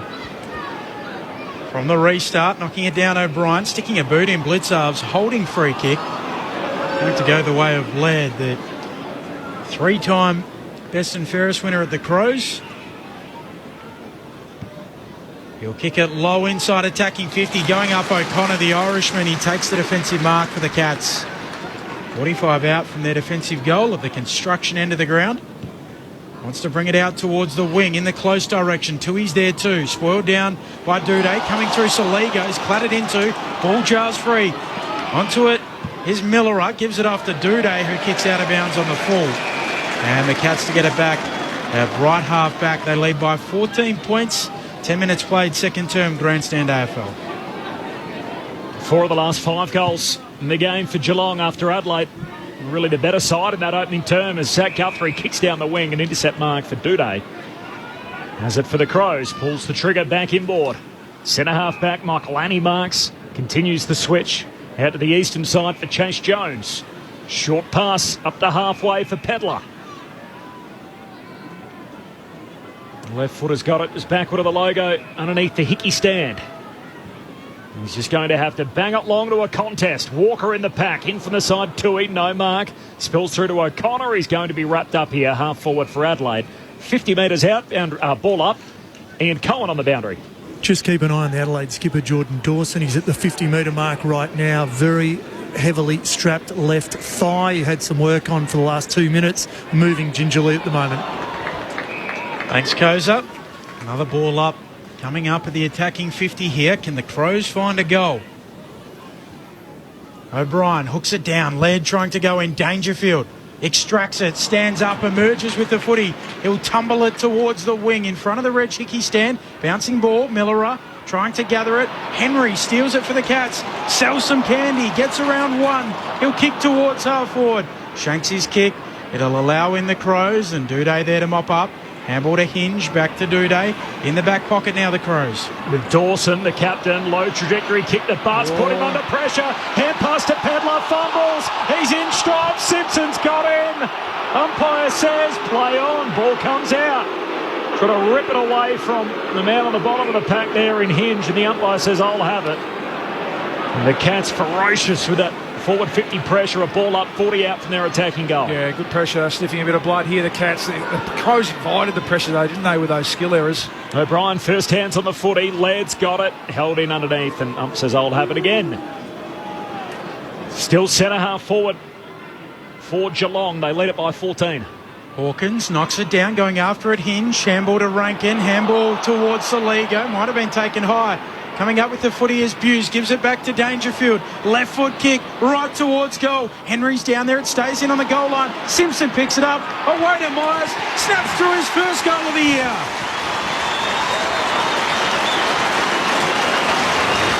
And Geelong are all over the Crows in their second term. 6-6-42. They lead Adelaide 3-4-22 at the 13-minute mark of this second term. Oh, just another half chance. I think it was Duday that needed to get that ball across the line, and there was a little bit of work rate from Adelaide Crows. I think a lot of their midfielders, in particular Chase Jones, thought that ball was going through and gave up on that chase to Myers, who got back to outnumber. And in the end, it was the simplest of goals, where Simpson gathered the ball on the point line, feedback to Brian Myers, and an easy finish at the top of the point of the square. He's given off 19 goals this season. Brian Myers, ranked number 1 in the AFL. That was his first goal of the year. Ian Cohen downstairs. Mitch Nevitt's just come off the ground. Plenty of claret from what looks to be the lower lip, or maybe the teeth in the lower area. So taken off under the blood rule. The doctor treating him now. Thanks, Koza. As O'Brien in the middle wins it down to Dangerfield. He's stopped immediately. Led with the big tackle in the middle of the ground.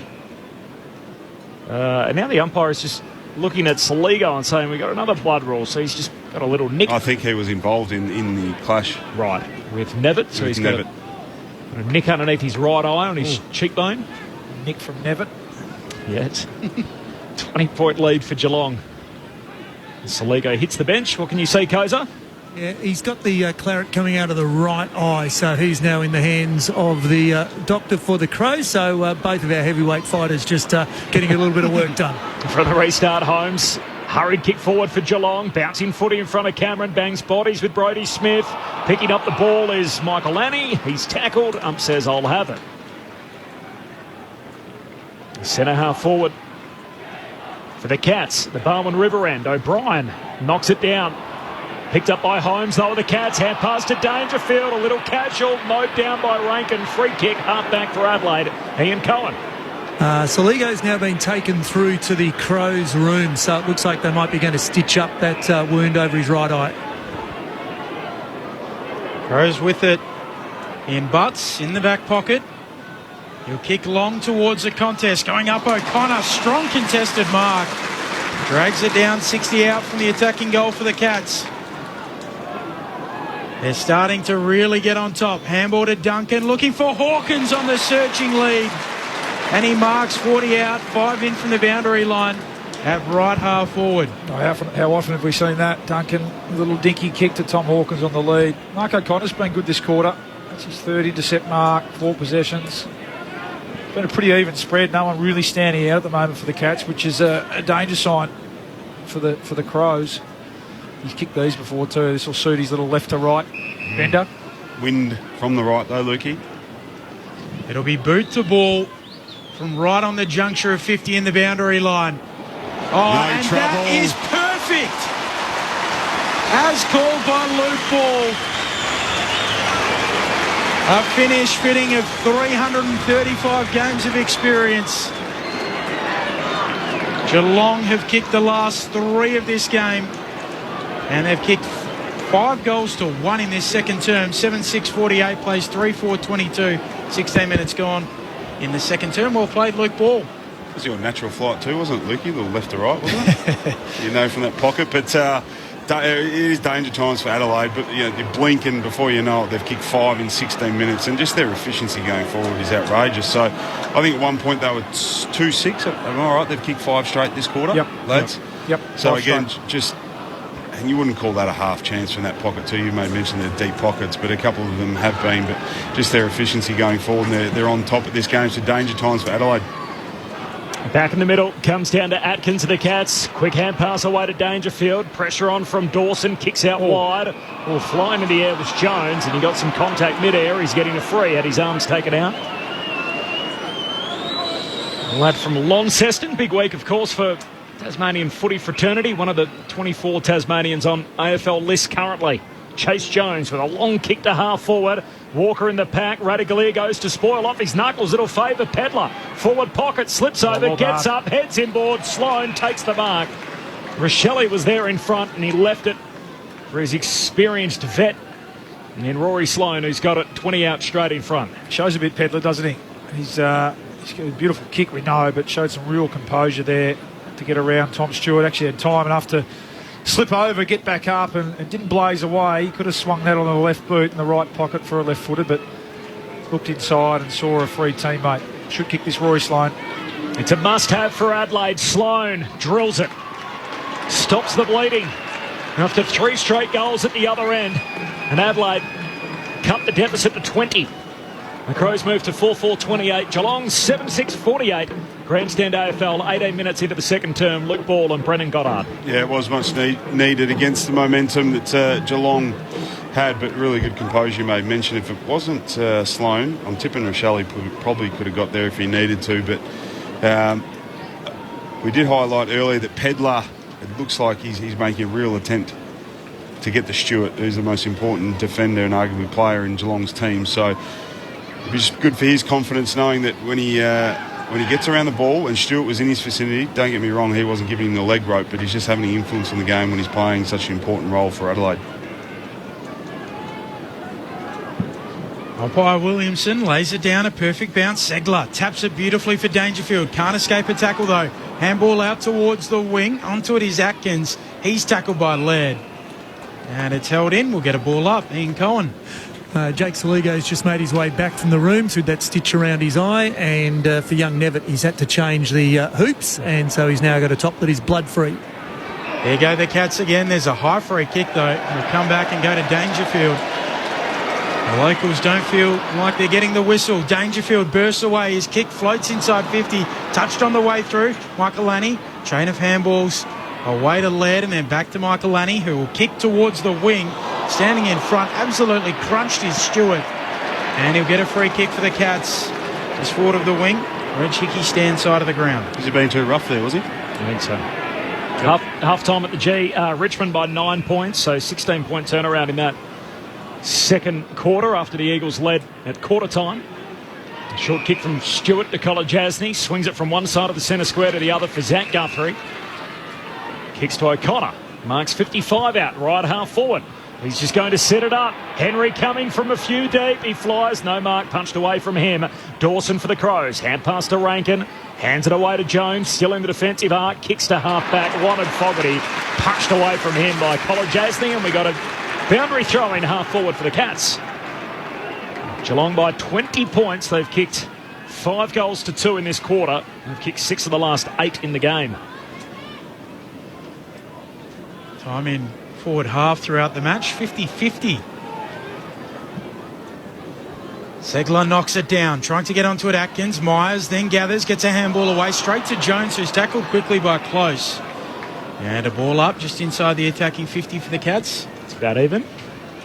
It's completely even. 20 points, the Cats' advantage. Thilthorpe knocks it down for Chase, handball out to Brodie Smith. He'll kick the Crows towards the wing. Fogarty competes off his hands, out of play. And a throw in right beneath the Reg Hickey stand. It shows those limp flags that Hawley alluded to. 20 points to the good are the Cats. Hasn't rained so far during play, which is good news. 14 degrees, chance of a thunderstorm and possible small hail. It's the forecast this afternoon here in Geelong for the boundary throw-in. Thilthorpe wins it down to Murphy. Got a hand pass away to Laird under the pump. Feeds it forward, though, to Pedler. Between wing and half-forward. Kicks to the half-forward flank, and Zach Guthrie takes the intercept mark in front of Fogarty. Again, Geelong to sniff out that forward thrust. Short kick to Bruin. The former Giant. Traded for pick 21. He went at 12 himself in his draft year to the Giants. Short kick to Stewart, and he swings it from one back flank to the other, out to Kolajasny. Short kick to O'Connor. Still at half-back, the Cats. They lead it by 20 points. Time on second term. Half-time at the MCG. Richmond lead West Coast by 9. O'Connor to a contest on a wing. Good contested grab. Blitzarves. Enters from the side of the pack. Feeds it off to Dangerfield. Dangerfield will kick long in the Hawkins direction. Right there with him. Murray fists it down. Now Hinge arrives. He leaves it behind. Trying to get involved is Duday. Michaelani goes in. He's wrapped up in a tackle. And the umpire to come in and sort it out on the wing. Max Michaelani, as we mentioned in the pre-game, wasn't born the last time the Adelaide Crows won down here at Cardinia Park. From the restart, laying it down, Blitzarves. Home tackled quickly. Holmes tackled quickly. Another ball up on the wing. Geelong by 20 points. Blitzarves knocks it down. Henry gets a handball away. Coming through. There's a holding free kick. It'll go to the Cats and Blitzarves. And the All-Australian sends a hand pass away to the boundary side for O'Connor. From 70 out, kicks for Segler. Top of the goal square. Spills down to Simpson. Simpson hooks a kick goalward but misses. Out to the left, behind. Geelong by 21. They've had the better of this second term after 3 lead changes in the opening quarter. And the Cats have kicked 5 goals to 2 in the term, which is 23 minutes old. That's dangerous, Simpson, doesn't he? Doesn't he? When he looks at it, every time it goes down there in his area, he looks like he's a chance to score. Some bad news filtering through on the SMS line. Oh, no. Smith with the kick in. Short to Murray in the right back pocket. He'll look long towards the wing, close to the boundary line. Pack forms, it'll go right towards the line, and in the end, Fogarty caught behind, can only fist it out. It's from Jordan in Geelong West. Ladies and gentlemen, just starting to rain in Geelong. It's going to be nasty. That's in Geelong West, so not far from the Cattery go the Mighty Cats. It's not good news for Adelaide when they're 21 down, and it's about to get pretty wild here. 24 gone second quarter. Or Koza. No. Umpire brings it back in. Thilthorpe reaching over the top. Swats it to the front. Holmes gets onto the footy. Dangerous tackle. All the players stop. The umpire let them play. Ball comes out. Dawson goes in. Eventually coming away with it, the Cats. Free kick as well. It'll go to Close. Just forward of the logo. Reg Hickey stands side of the ground. Close will look to go long, just inside attacking 50. Shallow drop coming up Segler. Off hands, it comes down in front, and the Crows are there. Saligo kicks hurriedly out to the eastern wing for Rankin. And plenty of white jumpers back, so he has to wait a moment. Hands it back to Saligo, who keeps on running. Kicks out wide, eastern boundary line to Fogarty. He marks, pokes his pass to half forward, and Brodie Smith reels in a one-hander. Great effort. Looked like he wasn't going to get there. Stuck out the left net, and it stuck. Oh, it was brilliant, wasn't it? Running at full speed with Max Holmes, who's one of the quickest players in the competition, right up his backside. That was brilliant. They didn't have many options inside 50 there, the Crows. They've really all folded back this quarter. Geelong by 21. Smith just lays it up. Walker the target, forced to spoil in from the side, down into the lap of Tui, and he can just hurriedly kick it out of the defensive arc. Unkind bounce for Segler. He'll sit for the Crows. Hinge, hand pass away to Duday, gives it to Saligo, back to Hinge, runs, carries, he's a left footer, he strokes it, superb, kicks it through on the run, and Adelaide hanging around in this second term in which Geelong have brought their best footy. The Cats 7-7-49, Adelaide 5-4-34, cuts the deficit to 15, 26 gone second quarter. Against the flow a bit, wasn't it, Peach? The Cats had the ball certainly trapped in their front half and have for the majority of this quarter, 12 inside 50s to 7, but just got a bit of overlap run and a bit of the first time, from half back, they were able to create some space and lengthen the ground a little bit and get the ball forward. As I said, they'd all been, 18 players had been folding back over that last 5 or 6 minutes trying to restrict Geelong from scoring, but they're able to get some run and carry and get the ball deep, and that was a repeat entry. But I like that from Hinge, wasn't it? Because he could have lowered his eyes and tried to pinpoint a 50-50. Well, there wasn't much there. Yeah, that's right. He took the responsibility, took the yards in front of him. A lovely finish from about 45.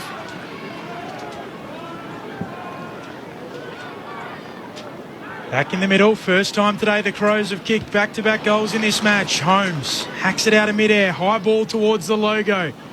Unable to take the mark, Simpson follows up at ground level. Segler's there, back feeds a handball to O'Connor. The Cats with it, his short kick, good for Dangerfield. Outside the logo on the wing. Had a good quarter. He'll kick towards Simpson. The kick doesn't quite get there, juggles it, doesn't complete the mark. Scholl onto the footy now for the Crows.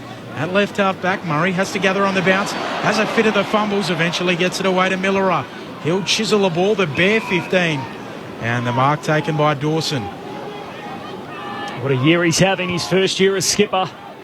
There's a lefty, nurses a kick through to Keys, takes the mark between wing and half forward. Hand pass to Scholl, kicks into the forward pocket in front of Fogarty, has to get there on the bounce, trying to wrestle free of O'Connor, got a hand pass to Rochelle. Great vision, hits up O'Brien, who marks at centre half forward, 45 out. Rochelle 5 in from the boundary line, left forward pocket, goes backwards with the kick, but hits up the big man standing at true centre half forward. Well, no, he's going to back himself. I thought he might look for a layoff, but all Ruckman love a goal, don't they? But it was just the ability to get the speed on the ball there. Dawson actually got held up. Geelong did a pretty good job, and just his foot skills and how elite they are. He just finds Keys, and then they get some speed back into the game. But it was a great one-on-one contest, and ball won by Fogarty there to keep the ball alive. Here we go, the big man with an unorthodox kicking style, but it's effective. He slams it through for Adelaide. And all of a sudden, it's a 9-point game. Right on the stroke of half-time, Riley O'Brien with his first goal of the season. And it's a critical one for Adelaide, having been outplayed for large parts of this second term. The Crows move to 6-4-40, Geelong 7-7-49, 28 gone second term. Yeah, well, it's a great result for Adelaide. We've made mention, first 15 to 20 minutes of the game were dominated by Geelong. The margin snuck out to 26 points. So as we know now, it's back to 9 points going into half time. So Adelaide, it's a sign of maturity too, just be able to get the momentum back on their side or wrestle it back. You can't go from Geelong having the full momentum to in one bit of play Adelaide having it. So it's over a period of time they've been able to wrestle it back, but it's fair to say in the last 5 minutes they've had the momentum. So great response from Adelaide Crows. Riley O'Brien back in the middle after his goal. Adelaide come away with the footy. Here's Dawson out the front of the CBD. Kicks towards Rochelle. Swatted away by Stewart. He'll gather at ground level as well. Kicks the Cats back towards the wing. Looking for a marker there, going up close. He can't mark. Hinge at ground level, paddles towards the boundary. And out of play will get a throw in. Gee, that's good from Stewart. I mean, that's the value of it. We know he's a multiple All-Australian, but he was out of position there, and the Crows have got the run on beautiful centre clearance. He just gets the hand in and knocks it to himself and then clears the area. What a star he is. Geelong by 9 points, having led by 26. O'Brien takes it out of the ruck. He's got it in one hand, can't get a handball away, loses it. Duncan emerges with the footy for the Cats. Kicks them a shallow inside 50 entry. Hawkins coming at the footy. Doesn't complete the mark. Simpson picks it up off the deck. Handball away for Henry in the pocket. Gathers, sweeps a handball away to close. He has to get a handball away. Smith on the last line, under pressure. Handballs it through. And I said he was under pressure, so no free kick. And another behind. They grab it out of the ruck. Rule Corb's gone from... Don't have to. Now they can do whatever they want. They can just place it on the ground. It's not classified as no prior. I get that. No prior, and but there's no such thing as a legal with disposal. That's right. As long as the ball keeps moving, just get it moving. I don't mind it. Get it moving. It's a hard roll, the ruck, or the ruck contest anyway. Duday from the kick out, kicks down the wing, but turns it over. And Stewart takes the intercept mark, keeps it in Geelong's front half, so he can pump it back inside 50. Pack forms, Ollie Henry crashes into it. Ball spills down, Smith just paddles it away, back to Henry. Kicks the ball high up and under, Blitzarves at the drop. Can't complete the mark, wouldn't have been 15 anyway. Got it out to Jeremy Cameron. There's nothing he can't do. Jessup through traffic, slams it on his right boot and bends it through for his second of the day.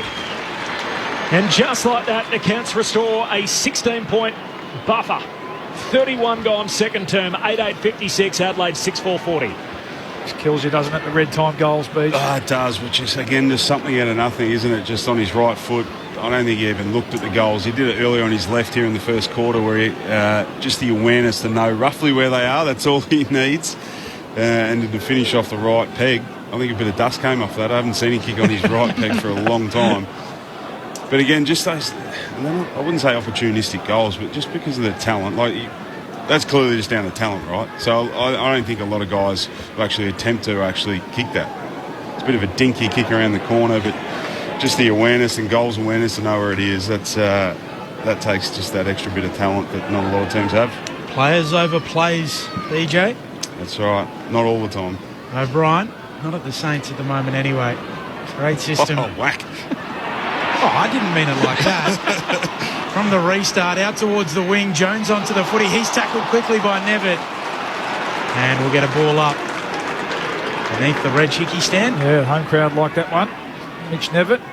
16 points, the Cats' advantage. Cameron with a couple, trying to get to 100 this year. Knocking it down, Segler, straight to Jones, gives it off to Dawson. Will drive the Crows inside 50. Looking for a marker coming, Thilthorpe. Knocking it on Keys. Stewart there. Intercepts it. Handball too hot for Zach Guthrie. He can't pick it up. Now Blitzarves can. Shovels out a handball. Jones onto it for the Crows. At half forward, Rochelli's kick smothered. Ricochets away to Keys. He's tackled by O'Connor. Dispossessed. Holding the ball. O'Connor to get it for the Cats inside their defensive 50. They lead by 16. Oh, he's had a super quarter, Mark O'Connor. It's his 9th possession. 4 marks, 4 intercept marks. Led the way back here for the Cats.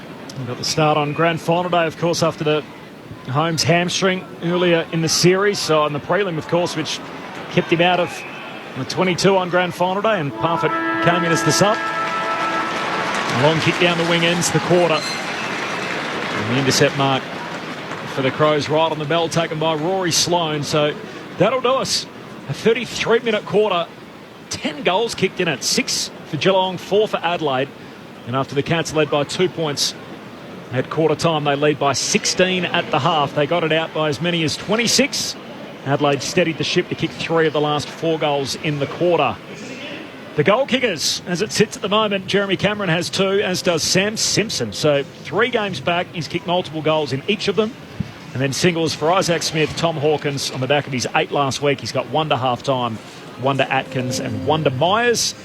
While for the Adelaide Crows, they have 6 individual goal kickers. Sloane, Pedler, Walker, Hinge, Rankin and O'Brien, all with 1 each. Half-time at both venues. Half-time at the MCG. It's Richmond by 9 points over the West Coast Eagles. And here at Kardinia Park, it's the reigning champs who lead it by 16 over Adelaide. The thoughts of our grandstand AFL experts, Luke Ball and Brendan Goddard.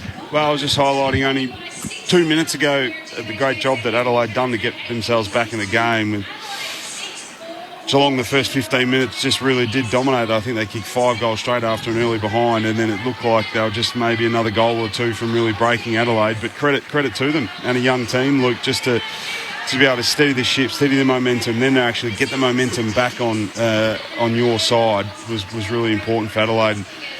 They managed to kick 3, I think it was, 4 for the quarter, so 3 late though, just to get themselves back in the game, and then just some individual brilliance I made mention, which is sometimes you just got to put up the white flag and just say too good. Jezza Cameron, which I think a lot of players and teams have done in the past, based on his career and how that's going. But I think they're right in it. I think there's a lot to like for Adelaide fans, Geelong supporters. It's just so even, and you just feel like the couple of times I've seen Geelong now, it's just so solid across the ground. Is it? You're talking about the 3 phases earlier, but contest, pressure use, it's just they've got such great balance. They've got great talent in their forward half.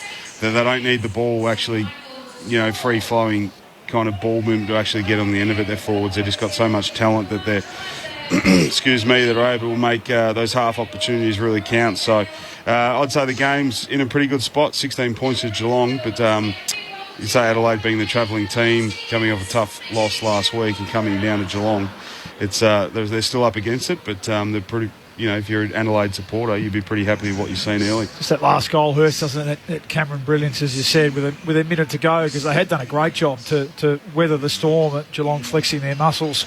Led by their skipper, who was terrific that quarter. 11 possessions, Dangerfield, 3 clearances. They really started to get on top around the clearances and out of the middle. Dangerfield, Blitzarves, Holmes going into the middle. We mentioned O'Connor across half back.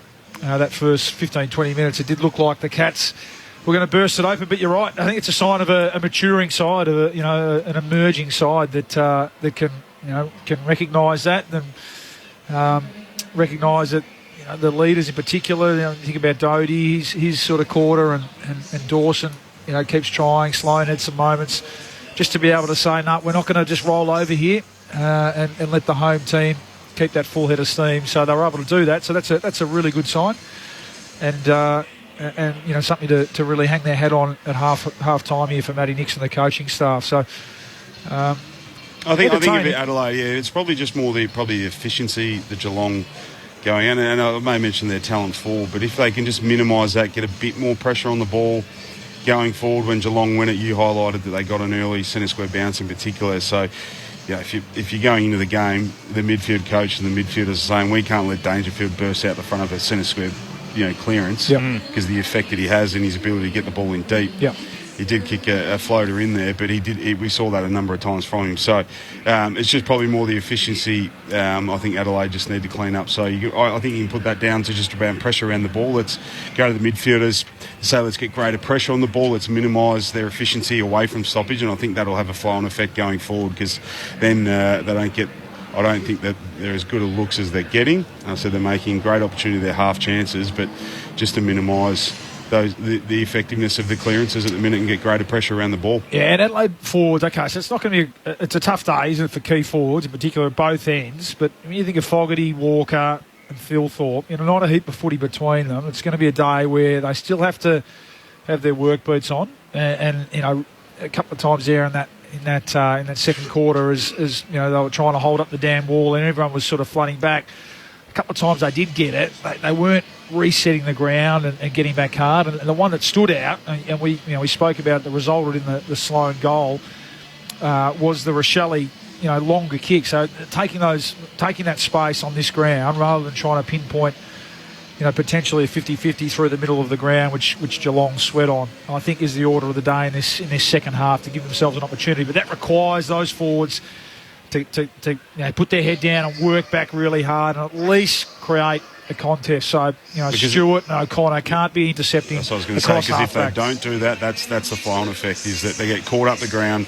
If you don't work back hard, you know where Tom Stewart's going to be, in particular him, but you just made mention of O'Connor as well, the job he's doing. Yep. So he's essentially like a bit of a clone to Stewart. So if you don't get back as small forwards, or the Adelaide forwards and Talls in particular, and Thilthorpe, you made mention that just create a contest, just get back there to create a contest. Might be your day in terms of possession, goals, kicks, marks, all those kind of things, but you must get back to make a contest to smother the efficiency and the ability of O'Connor and in particular Stewart to get back and intercept mark, because quite often that's where Geelong do start their offense. It's a quick intercept mark, and then a lot of teams you can't touch the ball again. Next minute Tom Hawkins or Jeremy Cameron are having a shot on goal inside 50. And they've looked dangerous when the ball's on the ground. I think Rankin and Saligo and Little Pedler's the other one, Rochelle. When the ball's on the ground, that's when they've looked the most dangerous and likely to score, isn't it? So they've got to keep working, these Adelaide key forwards. Okay, it's a tough day, as we said, but you've just got to keep working and getting to contests. It's the 9th time this year that Geelong have kicked 6 goals or more in a quarter, which ordinarily when they kick 6 goals in a term, they often break the game open and it's done. So plenty of kudos for Adelaide. They kick 4 themselves and the game's still alive at half-time. The Cats by 16. More of your messages in just a moment. The SMS number 0437 774 774. But this from Jordan. And just quietly, I'm loving the commentary, in particular the Jezek Cameron levels of froth. We're frothing too. Go you mighty Cats. A signature goal for him late in that second term. Geelong by 16 at half-time. Meanwhile, 7 minutes into the third quarter at the MCG. It's Richmond by 11 over the West Coast Eagles. More of your texts, second half action coming up shortly here in Geelong. But in the meantime, let's see what's happening in the ABC newsroom.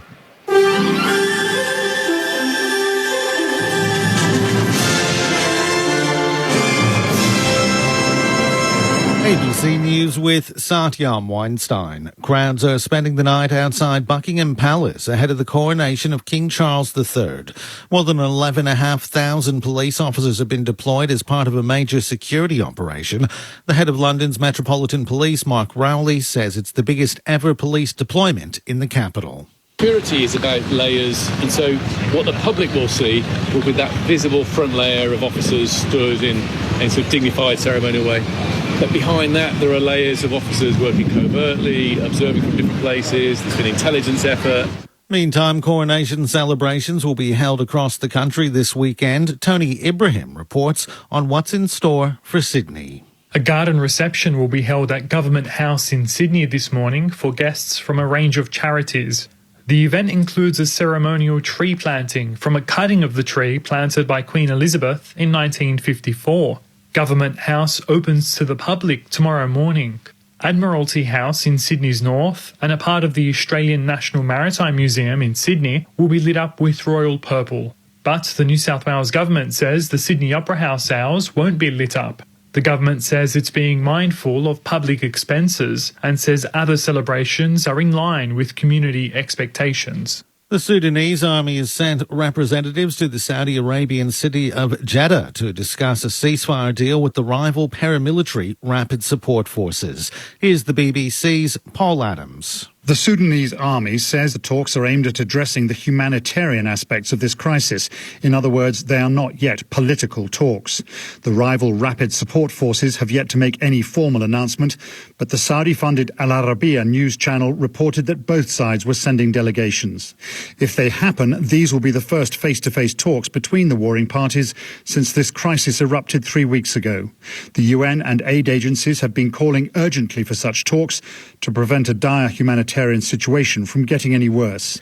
A man's been sentenced to 14 years prison in the United States on charges stemming from the attack on the Capitol building in Washington, D.C. in early 2021. The 49-year-old from Pennsylvania was found guilty of felony assault and other charges for pepper spraying police outside the Capitol building. It's the longest prison term so far for anyone convicted over the attempted insurrection. An Australian man who's admitted to spitting in the face of an imam at a mosque has been deported from Indonesia. Brenton Craig Abbas Abdullah MacArthur flew home to Australia last night. He made a video apology to the imam following the incident in the city of Bandung more than a week ago. He initially denied spitting at the imam, even though the incident was captured on CCTV. Victoria's police union says a push to get police working in office roles back in the front line is a good start, but more needs to be done to fix widespread staff shortages. Police Chief Commissioner Shane Patton says this week urged sworn police in corporate and non-core duties to volunteer for operational shifts. Victorian Police Association Secretary Wayne Gatt says there needs to be a stronger focus on recruiting to address the shortages. We're currently seeing members wait months and months to get in the front door of the academy. We need to get that down to a matter of weeks. In the ordinary world, in the ordinary course of events, if you put in for a job with a private employer, you'd probably know within 3 to 4 weeks whether or not you were successful. That has to be the case in Victoria Police. A South Australian paedophile deemed to be at high risk of committing child sex offences will be released from jail because there are insufficient rehab courses available for him in prison. Megan Dillon reports. The man has served his sentence for procuring a child to commit sexual activity, but Attorney General Kaya Ma applied to the Supreme Court for him to remain locked up. 2 psychiatrists found he was in denial about his sexual interest in children, and there's a high risk he'll re-offend without undergoing rehabilitation. The court was told the man wouldn't be able to do the 15-month group-based program at the jail's sexual behaviours clinic until 2024. The judge said it was highly regrettable corrections did not have any other programs available and the offender couldn't be detained indefinitely. And a 48-year-old Queensland man's been extradited to Perth charged with multiple sexual offences that allegedly occurred in 1992. Police allege the man was 17 at the time of the incident when he assaulted a 23-year-old woman while she was asleep at her Embleton home. Police say the man was armed with a knife when he bound the woman and sexually assaulted her multiple times. The man was arrested in Queensland on Wednesday. You're now up to date with the very latest from ABC News. For extreme entertainment. Let's do it. Stream comedy whenever you like on ABC iView. Oh, nice one. Extreme feel-goods with Summer Love and Fisk. Oh, I'm having a green-gasm. Extreme funnies from Superwog and Peep Show. You, my friend, are a stone-cold maniac. And extreme good times with Braid and Starstruck. And let's get ready for some fun. It's Extreme Comedy Gold. I know. And you can stream it all for free on ABC iView. Grandstand AFL. Now streaming every match on the ABC Listen app. Look for the AFL button. Kick down the wing. Segler knocks it down for the Cats. Into the partner close. Hands it back to Segler. A ruckman sends a hand pass to Tui. Swings a kick across the body inside 50. 2 Crows clash in the air in Murray and Butts. It's Isaac Smith sockers it forward and sockers it through for a goal. Hinge, handball to Rankin, handball towards Saligo. Might have been taken high. Coming up with the footy is Buse, gives it back to Dangerfield. Left foot kick, right towards goal. Henry's down there, it stays in on the goal line. Simpson picks it up, away to Myers, snaps through his first goal of the year. Tui, and he can just hurriedly kick it out of the defensive arc. Unkind bounce for Segler. It'll sit for the Crows. Hinge, hand pass away to Duday, gives it to Saligo, back to Hinge. Runs, carries, he's a left footer. He strokes it, superb. Kicks it through on the run. And Adelaide hanging around. Henry kicks the ball high up and under. Blitz ups at the drop. Can't complete the mark. Wouldn't have been 15 anyway. Got it out to Jeremy Cameron. There's nothing he can't do. Jessup through traffic, slams it on his right boot and bends it through for his second of the day. The 2023 AFL season. On radio, ABC Sport Digital. and now streaming on the ABC Listen app. Close game at the MCG, Richmond and West Coast. It is the Tigers by 5 points there midway through the third term. If you want to listen to that game, there is a call available through the ABC Listen app. Bottom right-hand corner, find the magnifying glass, search AFL.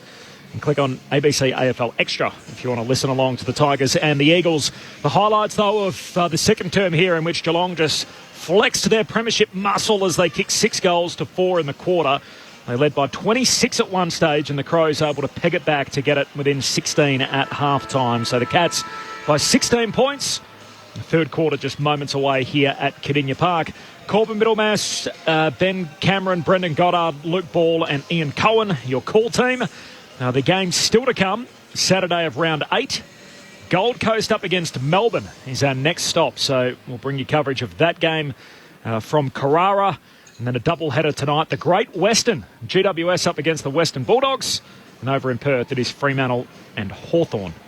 A couple of interesting games, Bally, to come this afternoon. There is, yeah.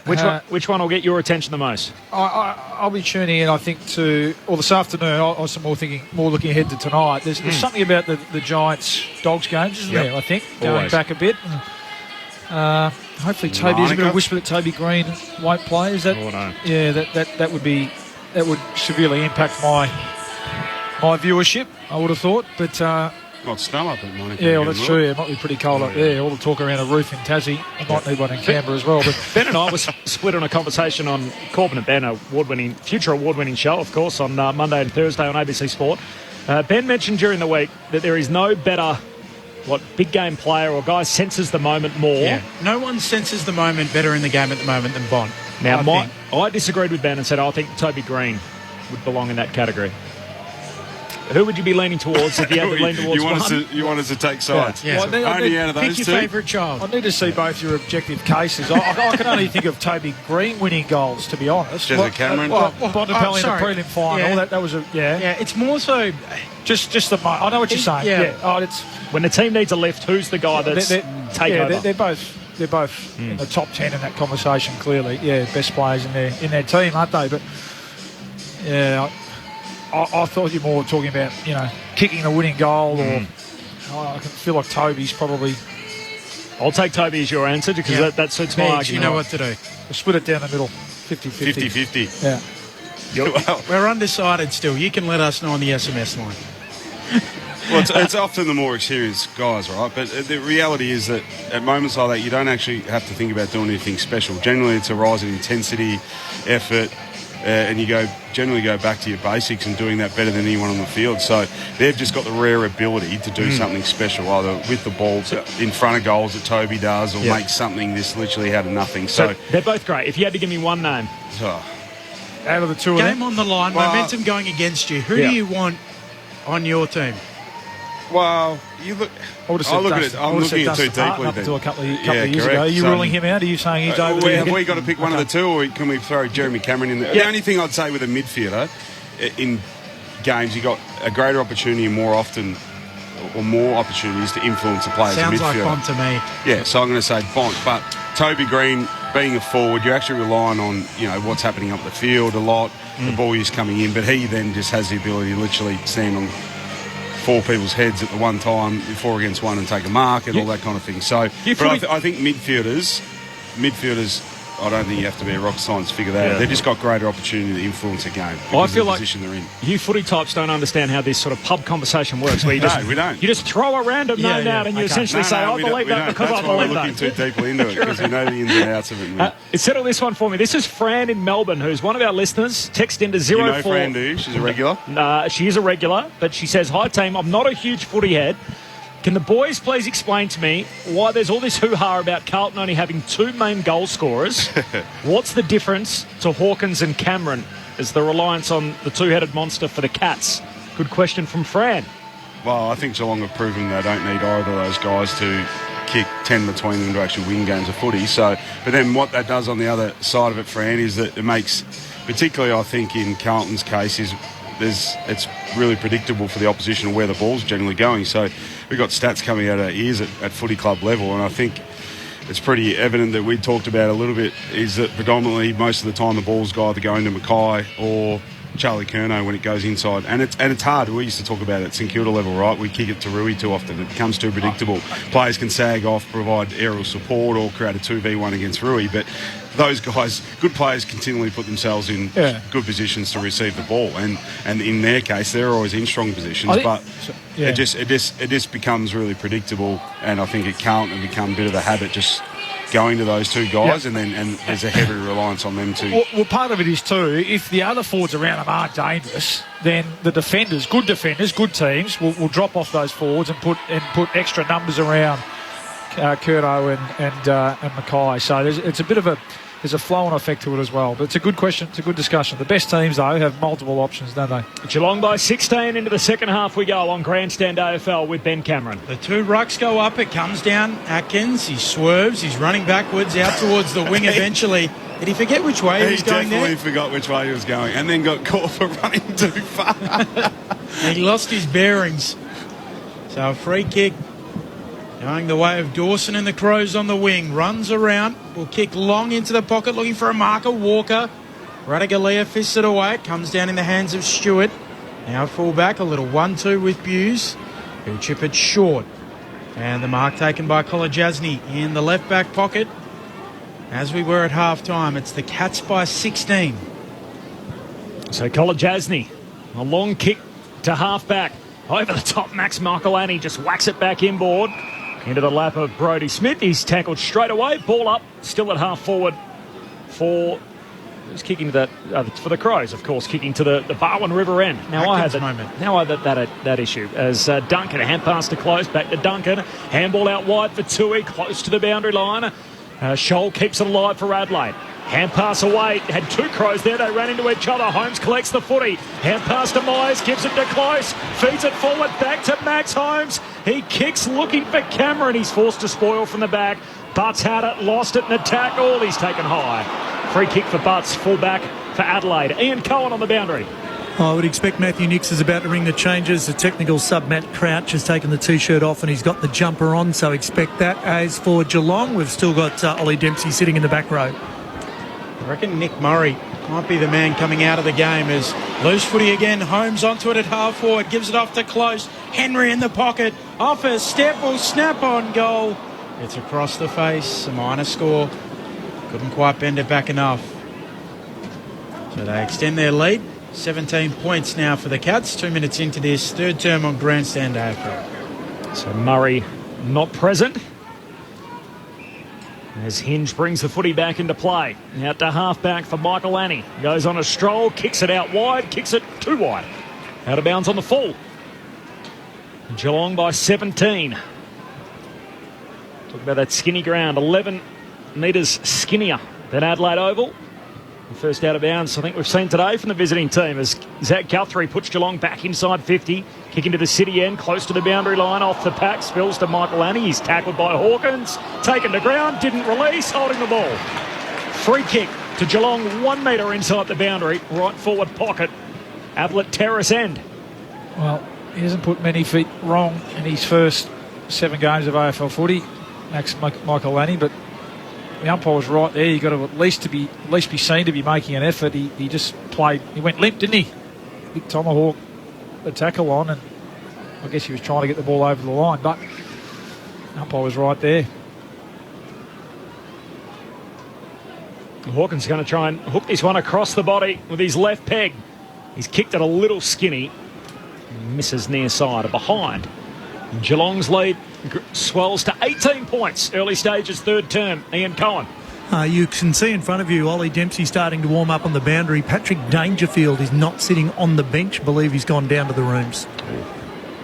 So Smith runs away with it, kicks long in the Walker direction, can't take the chest mark, gets it on the bounce. Now he's in trouble, loses it in the tackle, holding the ball. Zach Guthrie pings him, gives it off to Duncan running by. Will send the Cats back inside 50. Hawkins again on the end of it. 47 metres out, 3 metres in from the boundary line at right half forward. Looks at a congested attacking 50 now for the Cats. Certainly seen him kick goals from here too. They kicked one from the opposite pocket. And what was the second term? This one maybe marginally further out. He'll just pull it back towards a dangerous sort of spot, looking for a marker, going up Hinge. Can't take the mark for the Crows, gathers on the bounce, kicks beyond defensive 50. Oh, he wanted it. Rankin went over his head and then trickles out of play, so a boundary throw in. 70 out from the Cats' goal. Koza. Ollie Dempsey at the moment doing warm-ups with Shannon Burns, the runner. Dangerfield looks like he has got a line through him for the rest of the day. Ollie Dempsey to come on. Wow. So big move for both teams. Nick Murray out of the game for Adelaide, and Cohen just reporting Patrick Dangerfield down into the rooms, and Dempsey warming up. Out from the boundary throw-in. Laird squeezes a kick forward but floats onto the chest of Blitzarves. Short kick to Tui. Cats by 18 points, not 15. Ump says got to roll, and Tui does. Down to half forward. Henry in the pack. Big O'Brien had hands on it. Hits the deck hard. It's out of play. And the boundary throw-in. 60 out from the Geelong goal at the city end. Grandstand AFL, Corbin Middlemass, Ben Cameron, Ian Cohen on the boundary, Brendan Goddard and Luke Ball. Well, there was an opportunity for the Crows here around the clearances. Paddy Dangerfield was certainly the most damaging in that area in the first half, so who can take advantage of that? Both rucks miss it. Out the back it goes. Getting onto it, Laird. He's tackled quickly. Manages to get a handball away to Murphy, to Rankin. Twists and turns. Will kick long in the Walker direction. Radagalia, a diving spoil. Fists it away. Comes to Blitzarves. Cats back with it on the wing. Polajasny stands up in a tackle. Handball abused to Zach Guthrie. Now a kick towards half forward, trying to find Segler. Over his head it goes, holding free kick. And it'll go to big Riley O'Brien. 8:10:58 plays 6:4:40. Cats lead 6 minutes rather, into this third term. O'Brien with that drop punt down the wing, and in the end it's an effective kick straight to Dawson. Mark's almost uncontested on the wing. Short pass to Rankin. A hand pass away to Scholl. Slips out of the would-be Guthrie tackle. Hand pass back to Rankin. Chips it along the boundary line. Crouch the target. Bruin knocks it out of play, and a throw in between wing and half forward for the Crows. Excuse me, we just saw some footage of actually Dangerfield on the big screen walking in the Geelong change room. It looked like he's limping, so potential lower limb injury. It's about to be subbed out of the game, Patrick Dangerfield. The start to the season he's had. O'Brien lays it down in front. Dawson trying to get involved. Sloane's in there too. It comes out to blitz halves. Kick off the side of the boot, back into the middle of the ground. Stewart loses it under pressure from Rochelle. Murphy picks it up. Low ball inside 50. Off the chest of Radigalia. Onto it, Walker. Gets it on the boot. Dribbles it through. He's got a couple, and the Crows have the first of the second half. Dangerfield out of the game. And the Crows bring it back to 2 straight kicks. The Cats 8:10:58. Adelaide 7:4:46. 7 minutes and change into this third term. Nice bit of work, wasn't it, from Big Tex, but brought about by the pressure. So it was young Rochelle there who was able to affect the tackle on Tom Stewart, who up until that point this quarter's run around on his own and done what he wanted. So that's the key, we know, with this Geelong backline. Got to put pressure on them, got to get in their face, and he affected the turnover. And he's moving well, Big Tex, isn't he? He was able to evade the tackle there from Radigalia and a clever dribble through underneath the arms of a Geelong defender. So, important goal there for the Crows. Ollie Dempsey's gone into the forward line, so with the headband on. A Blondie in his third game, first match in over a year. Since round 7 last year on the ground, and it's the tactical sub for Geelong. Out of the middle, Bruin gets a high kick to half forward. No mark for Simpson. Pack forms around him in a hurry, and a ball up 70 metres out from the Geelong goal. Just haven't been able to put back-to-back goals on, have they, Crows? The Crows.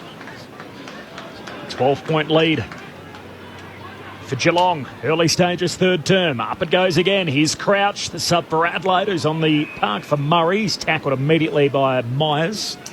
We'll have a ball up, still half forward for Geelong. 60 metres out from their attacking goal in front of the Hickey stand. O'Brien palms it down. Eventually with Holmes, jams it on the boot. There's Dempsey, got rid of Jones, created a path for Myers, kicks across the half-forward line. Scholl had a piece of it, no mark. Knocks it away to Michael Annie. He grabs it, tackled, got a hand pass out to Smith. That's Brodie, turns it straight over to Hawkins, who can kick Geelong inside 50. Bouncing ball coming out, trying to get their hinge. It'll beat him. And Duday pretty content to see it out. A throw in, left forward pocket here for the Cats. Ollie Dempsey's got that real surf grommet look.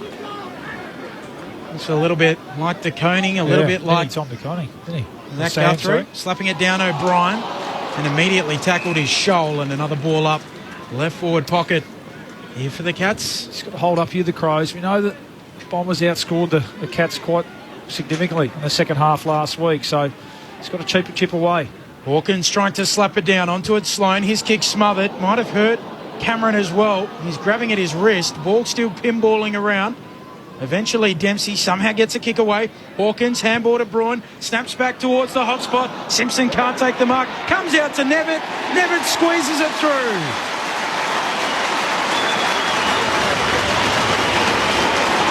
His first goal in AFL footy, and they'll come from everywhere to get around him, as the Cats have the answer again. 9:10:64, Adelaide 7:4:46, 10 minutes into the second half. Just getting the ball, to a dangerous spot, and Nevitt holding his width as a winger playing his role, gets on the end of it, but just keeping the ball alive, tucked in the boundary here, great pressure. Might have been Jeremy Cameron that actually got the smother on Sloane's kick, and then looked like to hurt a hand or a finger maybe, but when Geelong won the ball, he was on his bike back to the goal square, looking for one over the top. But it was really good pressure to keep the ball inside their forward line. because without that, the ball's probably exited and Adelaide get an opportunity to release the pressure that Geelong have built up these last couple of minutes. Back to 18 points. Both subs made. Dangerfield and Nick Murray out of the game. Back in the middle. Early stages, third term, as Blitzarves wins the hit out and then gets the clearance. Hurried kick forward. Max Michaelani takes the intercept mark. Rising star for the Crows. Swings his kick out to that eastern wing to Saligo. 18-point lead for Geelong. 11 played third term. Short kick to Matt Crouch in for his first game of the year, the sub. Hand pass back to Saligo. Short kick to Dawson. Slow build up for Adelaide, and every player just in that same quarter of the ground in which he kicks down to half forward. Radicalier hits up to meet it, takes the intercept mark. Half back for the Cats. That's the one. It's got to come to ground. Short kick to Holmes, told to go, and then just run straight around Dawson, who was coming to stand the mark. Short kick to Myers. How do the Cats go here on the counter-attack? Hand pass away to Nevitt, sends it down to half forward. Ollie Henry goes to ground in the marking contest. Ump says play on. Hinge collects for the Crows. Hand pass to Butts. He's in trouble. Caught once, caught twice. He's caught high. No, he missed the first one. I mean, that was too high, that first tackle. So didn't duck into it? No, I don't think he did. I think it was a poor tackle. Against Blitzarves, free kick for Butts. Looks like he's hurt his neck too in the process. A little slow to get up. Ian Cohen on the boundary. Yeah, it looked like he almost one of those crusher tackles we used to see in the NRL. He's a bit sore on the neck, no doubt about that. Jonathan Segler sore in the knee, so he's got left ankle issues. He's got left knee issues being worked on by the physio now. Players going down everywhere. Here's Nevitt again, feeding out a handball. The kick inside 50 from Holmes, over the head of Simpson, can't take the mark, and there to mop up Saligo for the Crows. Gives it off to Jones. He'll hook his kick out towards the wing. Looking for Thilthorpe. Coming through, Dawson gathers. Sweeps a handball forward to Fogarty. Now they might be out, the Crows. His left foot kick good. Mark taken by Rochelle. He'll wheel and go. He'll chip into the pocket. And the mark is taken by Pedlar. Wants to centre it. And Scholl can mark. 25 out, directly in front. It was actually a brilliant kick from Chase Jones, wasn't it? I was looking out here, thinking that he was going to sit. Really well. Exactly. And they had the Cats were anticipating the switch to the open side of the ground, but he pulled it back over his shoulder. If you can picture that, he's running through the middle of the ground, pulled it back over his shoulder to the other wing. But he's kicked it 50 metres across his body to. I don't think you'd know. Maybe they talked about it during the week. That's the opportunity because Geelong set up so well in front of the ball, but it worked out really well. Plum in front. Lockie Scholl puts it through the middle. And the Crows are just hanging around. They won't go away. It's back to two straight kicks. 9-10-64 plays 8-4-52 at the 13-minute mark of the third term before Brendan Goddard and Luke Ball. Ian Cohen. Jordan Butts, we saw in that tackle, he got up, he was very sore in the neck. He's now been taken off and he's being treated by the physios on the massage table at the moment, just in the dugout. So let's hope he gets to return very shortly. One thing you need to do against this Geelong team, we know, is continue to move the ball off the line, change the ball off the line. That was a little bit unorthodox from Chase Jones, but you're right, it opened up the ground and it made the attacking play very hard to defend. And for the first time today, really, we saw Geelong defenders caught out of position and loose Adelaide players ahead of the ball. They fell behind by a game-high 26 in the second quarter. The Crows, they've kicked 5 goals to 2 since. They're going forward out of the middle here. Sloan gets the centre break, kicks it deep to Fogarty, top of the goal square. Colin Jasmine spoils. Down to Rochelle, kick smothered. Nice bit of work by the Cats in Duncan. Ball comes out to Nevitt under pressure. Hand pass to Stewart. All floats a hand pass back to Guthrie. It was outside the top of the 10-yard square. Bounces through for a behind. Umpire says that's all fair. Well disguised. A rush behind. Geelong by 11 points, but Adelaide with a bit of momentum, and now 50. As Ben Keys was pleading his case, and the ump said you need to be a little more constructive with your feedback. 50-metre penalty for the Cats. Well, I don't think you have it. Never seen an umpire change it. Well, never seen him change the decision. You sound like a coach there, Lucky. Yeah.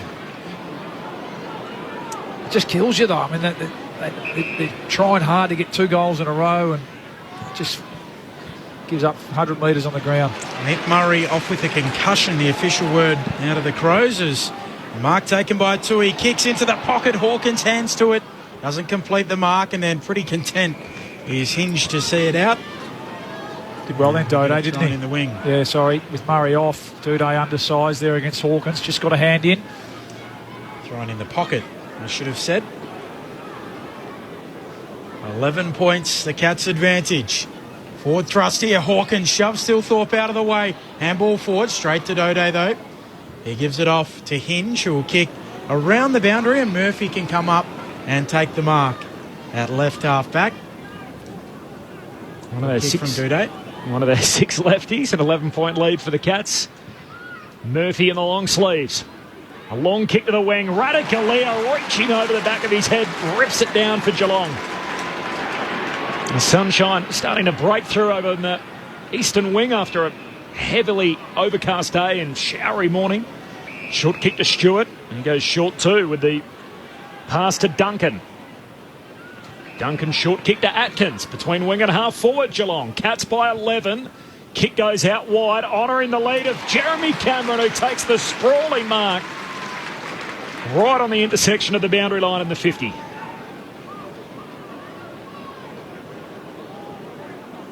He's not only a fair way out, he's wide out up against the fence. It was a slow builder, a really good one by Geelong, mind you, from the half-back flank, just the ability to find those uncontested marks and then get in a position. Yeah, Stewart touches the ball, Duncan touches the ball. Really good ball use, and then have the abilities to find an inside 50 target. These are these half opportunities they're great at making the most out of. Right half forward, beyond 50, Jeremy Cameron misses the whole set to the near side. Puts it up into the construction site. Out of bounds on the fall. Geelong by 11. The Crows have kicked 5 of the last 7 in the game. Keep it interesting. Cats by 11 points, 17 gone third term. Meanwhile, Ben, three-quarter time at the MCG. It's Richmond by 4 goals over West Coast, so a 24-point lead. Michaelani will set it up long towards a contest on the wing. Coming in from the side, Kolajasny. Nice mark in front of the pack. Gives it off to Jezza Cameron. He'll set it up inside 50. Looking for Nevity. Goes up. Strong contested mark. Jones caught behind, was trying to spoil, but Nevitt clunks it. Gives it off. Cameron wrapping around the back. On the left. A wonderful finish. He's a man for all occasions. 3 for Jeremy Cameron. And he answers back for the Cats. 10-10-70. Plays 8-5-53. 18 minutes and change into the third. Well, what we're seeing, excuse me again, what we're seeing now in this quarter in particular is the intercept marking from Geelong behind the footy. So the inability to make a contest, particularly the Adelaide forwards, when they're in a slow play, Geelong have done a really good job to slow them down, and we've had it inside forward 50. Adelaide players just have to make a contest and bring the ball to ground. We talked about it earlier and how influential that is because their smalls are so dangerous with Rochelle, Pedler, Murphy, Rankin. Bring the ball to ground, give them the best opportunity, but it doesn't allow Geelong then to repel and keep the ball in their forward half and continually build the pressure. And then, so it's some special work there from Jeremy Cameron, getting a couple of cheapy handballs, but that's why you do it. You give it to great ball users. Thoughts of Brendan Goddard on Grandstand AFL. O'Brien down to Sloan, hand pass to Laird, kicks to centre half forward. Murphy competes, spun around, thrown in the tackle, to the ground in the tackle by Buse, and that was almost one of those sort of slinging motion tackles which we've been doing our best to try and eradicate. Ump says it's all okay. No contact with the head on the ground, thankfully, and the ump says ball up. Comes down to Guthrie. Hand pass away to Pedler. He says, get out of my way. Took on 2 or 3. Fourth man in Atkins got him, said, come here, rips him to ground, holding the ball, and free kick for the Cats at centre half back. It's Geelong by 17 points as we tick into time on in this third term. Atkins goes laterally to Radigalea. He'll kick towards the wing, looking for Izzy Smith. Jones is there, almost juggles it with one hand. He'll get a free kick anyway, Smith. Cats with it on the wing. Norm Smith medalist in last year's premiership team. Izzy will come infield with his kick. Just gets to Kolajasny, who gives it back to Izzy. And runs himself into a little bit of trouble. Time to stop, prop, and kick towards half forward. Ollie Henry launching at it. Can't take the mark. Segler roves. Tackled quickly by Sloan. And a ball up. 53 out from the attacking goal for the Cats. They lead by 17. Game high lead was 26 midway through the second. Oh, free kick. I can't exactly tell you what that was for, but it's against Segler and a free kick for O'Brien, half back, and Adelaide will get it. He goes wide to Scholl against the boundary line. Second generation AFL footballer goes short to Laird. Laird, by the way, 3 BNFs now, which I know Ben mentioned earlier, which is an equal high in club history. So puts him equal with the likes of Rashudo and Goodwin. I'm sure he'd have a fair claim by the end of this year as well. His current form continues. Long kick down the wing. Murphy, hand pass back inboard to Fogarty. He's got to try and break a tackle. Atkins banks bodies with Phil Thorpe. Ball there to be won, and Dawson does just that. Feeds a hand pass out wide. He misses Scholl, goes back, collects. Hand pass out of play, and a throw in 60 metres out from the Adelaide goal, right half forward. And what you win when you win an Adelaide Best and Fairest, a very cool-looking gold jacket. The Malcolm Blight medal, your man. Malcolm Blight medal. Just watch that name that I dropped earlier when you get up. Did coach both of these teams, of course. 17-point lead for the Cats. 22 gone, third term.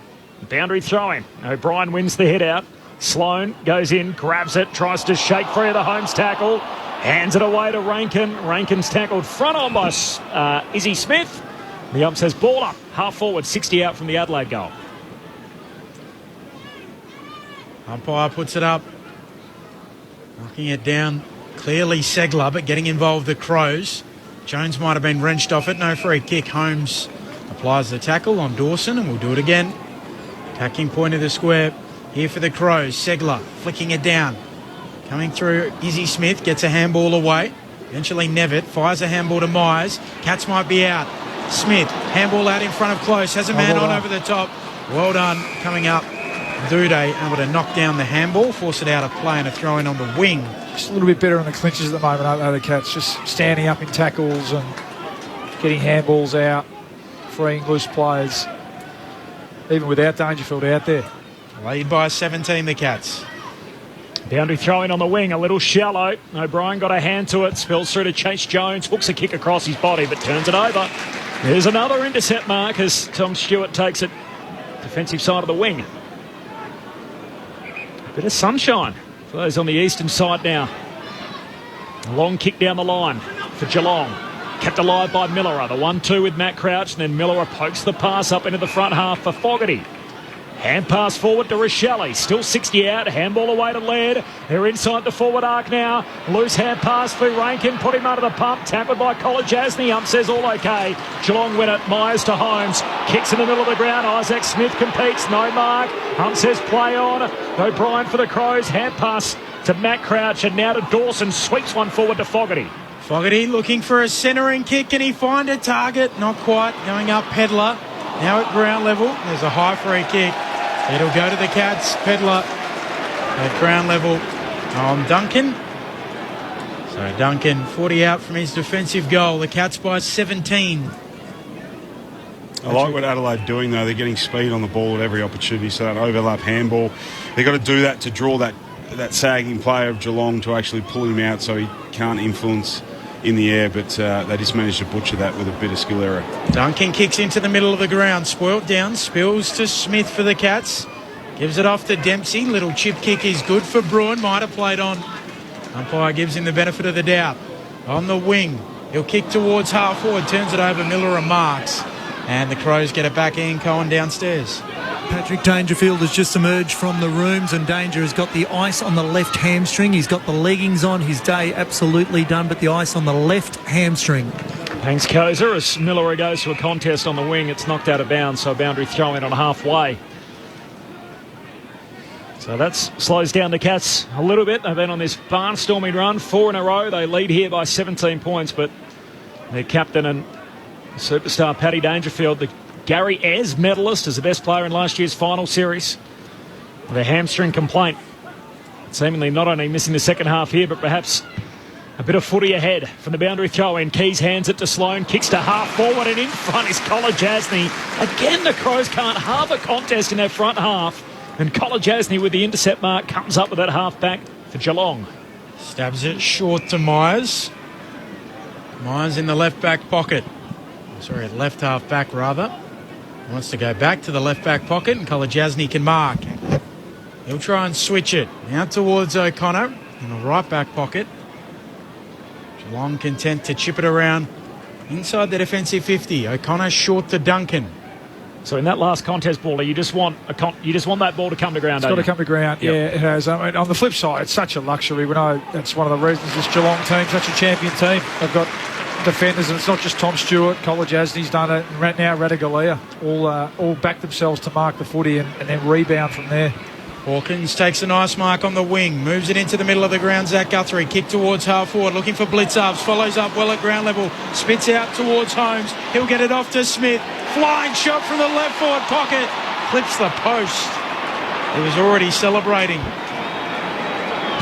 Just pointing to the fans at left half forward. Deflected probably out towards Gully. 10-11-71 plays 8-5-53. 26 minutes played in this third term. Here's Mitch Hinge. Goes on a stroll from the kick out and then heads wide out to half back, finds Saligo.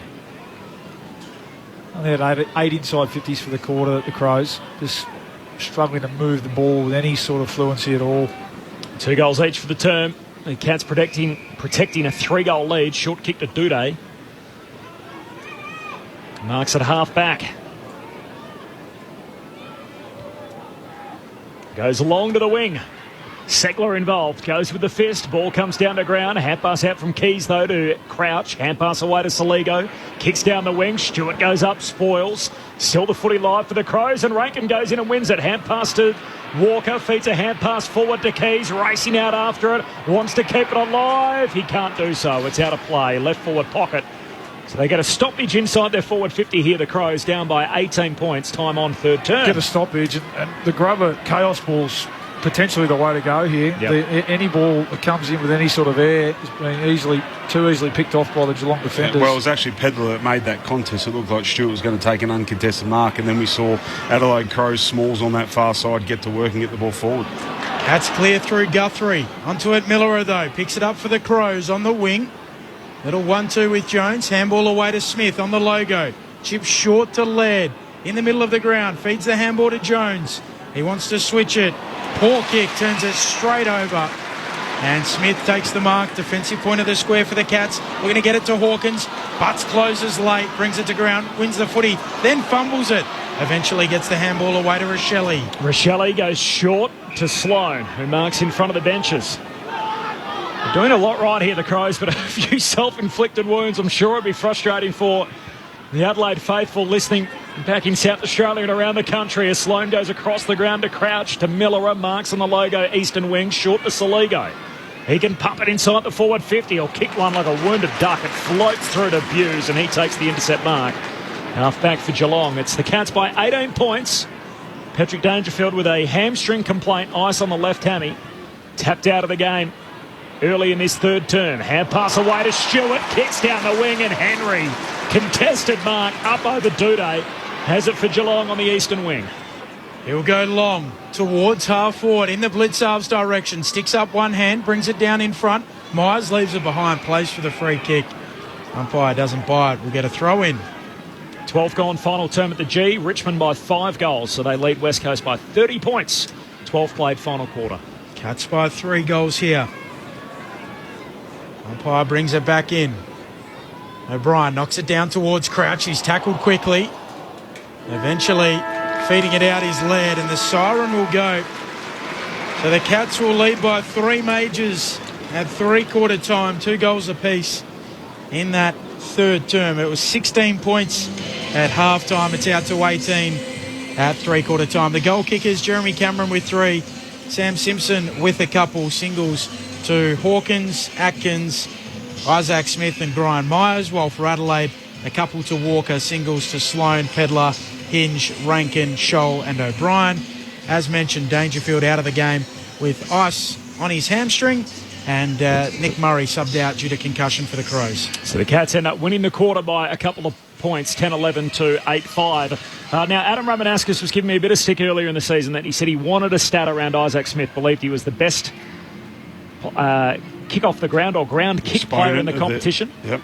Said I didn't do the homework that he was chasing, so he's decided to do it himself after Isaac Smith's soccer goal earlier in the match. The 2 leading players in the competition in 2023, both with 11 each, neither of them Isaac Smith. Steve Cornelio from the Giants, who loves his soccer, loves his football, big Juventus fan. And another man with a soccer background, Sam Draper from the Bombers. It's a long way down for the big man. But Draper and Cornelio have had more soccer kicks than any other. Makes sense. Ground kicks, whatever you want to call them. It was more a discussion around the best exponent of it, was it? Yeah. Rather than being doing it most often. Yeah. Well, that was the numbers he was chasing, so he's got them at least. Thanks to Roma for a little bit of that info. That's right. Another useless stat, thank you. Correct. So we'll follow that one away. Cats by 18 points. The thoughts of BJ and Bawley in just a moment on ABC Radio, Sport Digital, and now streaming through the ABC Listen app. It's three-quarter time. The Cats by 18 points. This is Grandstand AFL. We are one. But we are many, and from all the lands on earth we come.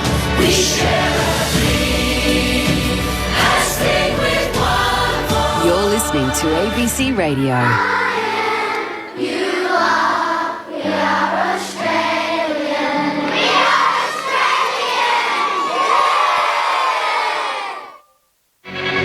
Grandstand AFL. Now streaming every match on the ABC Listen app. Look for the AFL button. Stewart loses it under pressure from Rochelle. Murphy picks it up. Low ball inside 50. Off the chest of Radigalia. Onto it, Walker. Gets it on the boot. Dribbles it through. He's got a couple, and the Crows have the first of the second half. Sloan, his kick smothered. Might have hurt Cameron as well. He's grabbing at his wrist. Ball still pinballing around. Eventually, Dempsey somehow gets a kick away. Hawkins, handball to Braun, snaps back towards the hot spot. Simpson can't take the mark. Comes out to Nevitt. Nevitt squeezes it through. Jezza Cameron. He'll set it up inside 50. Looking for Nevitt. He goes up. Strong contested mark. Jones caught behind, was trying to spoil, but Nevitt clunks it. Gives it off. Cameron wrapping around the back. On the left.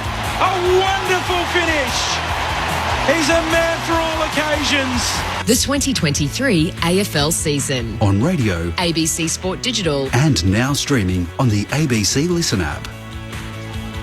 So Geelong end up edging the quarter. They lead by 18 points. They've won every term so far. After three lead changes in the opening quarter, it was the Cats by 2 points at quarter time, by 16 at the half, and now by 18 at three-quarter time. Meanwhile, at the MCG, halfway through the final quarter, the Tigers by 35 points over the West Coast Eagles, so they look like they're winning there. Our next stop on Grandstand AFL is at Carrara. The Gold Coast Suns up against the Melbourne Demons. There is a late change. Daniel Turner is going to come into play his second match for Melbourne. Michael Hibbert is a late out. James Cheetahs is the sub for the Gold Coast, and James Harms is the sub again for Melbourne, so that's our next stop. Luke Ball and Brendan Goddard on Grandstand AFL. The Cats by 18 at three-quarter time.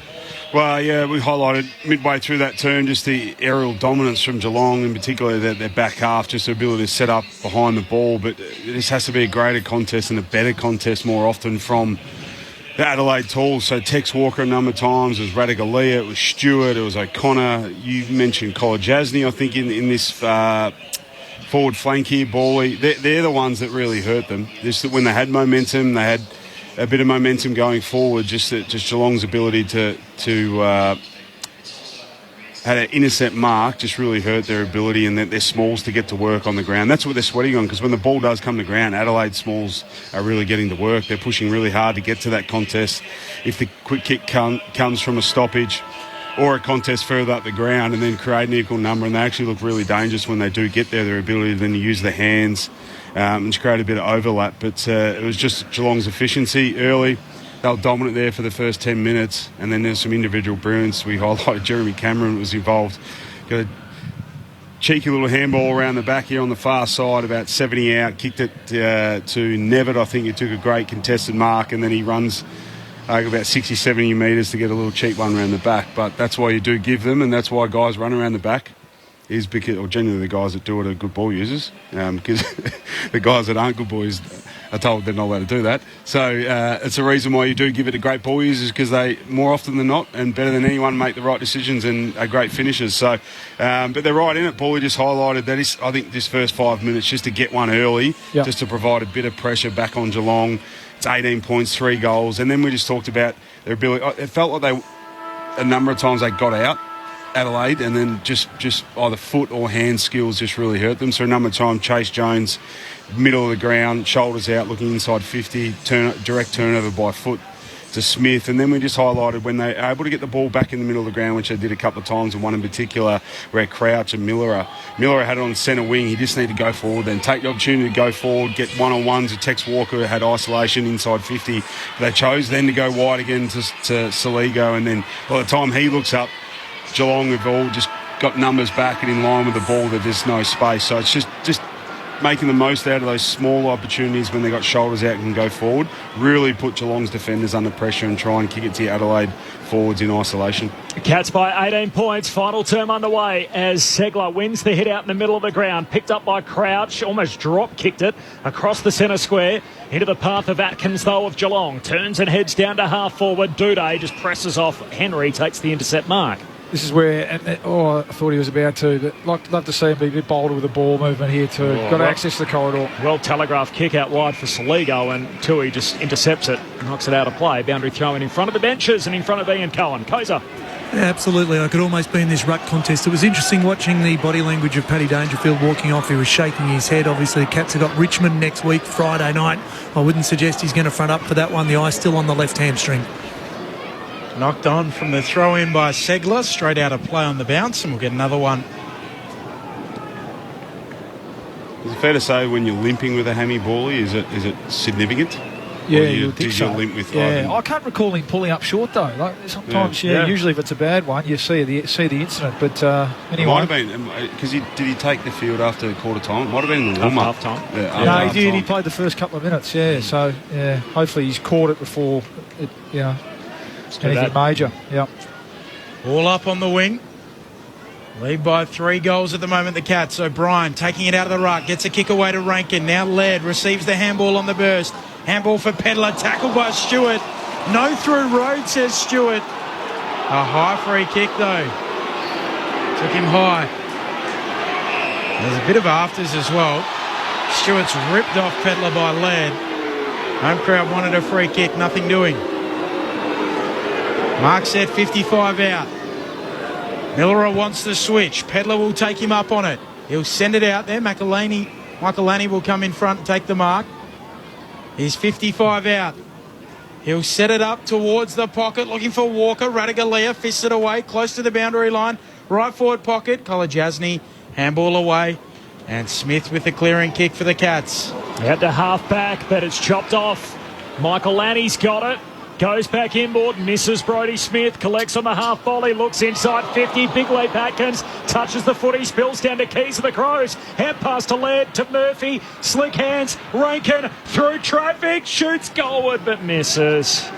Behind, 17 points, Geelong's lead, 2.5 minutes into the final term. It's lacking a bit of polish, aren't they, that kick inside 50 and the finish, and Rankin, for me, it's Rankin and Rochelle are the two, and I'd even, at some stage, get them up around the ball a bit more, trying to get some real life and energy into the centre bounce.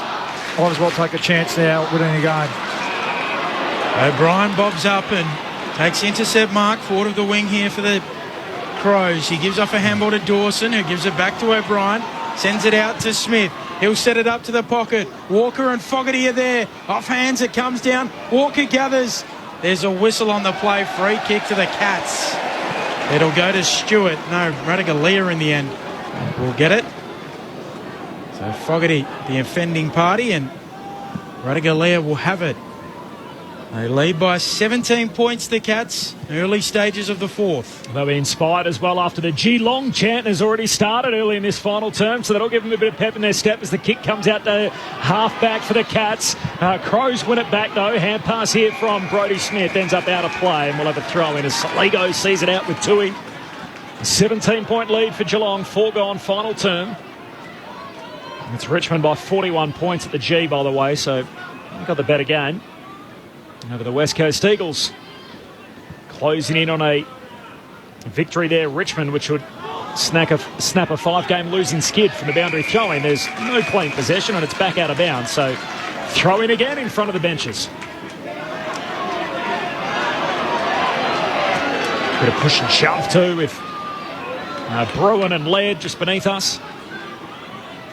Segler clearly with the tap. Looking for Tui. Tui can't gather it. Eventually it comes out to Holmes. He bursts away from them.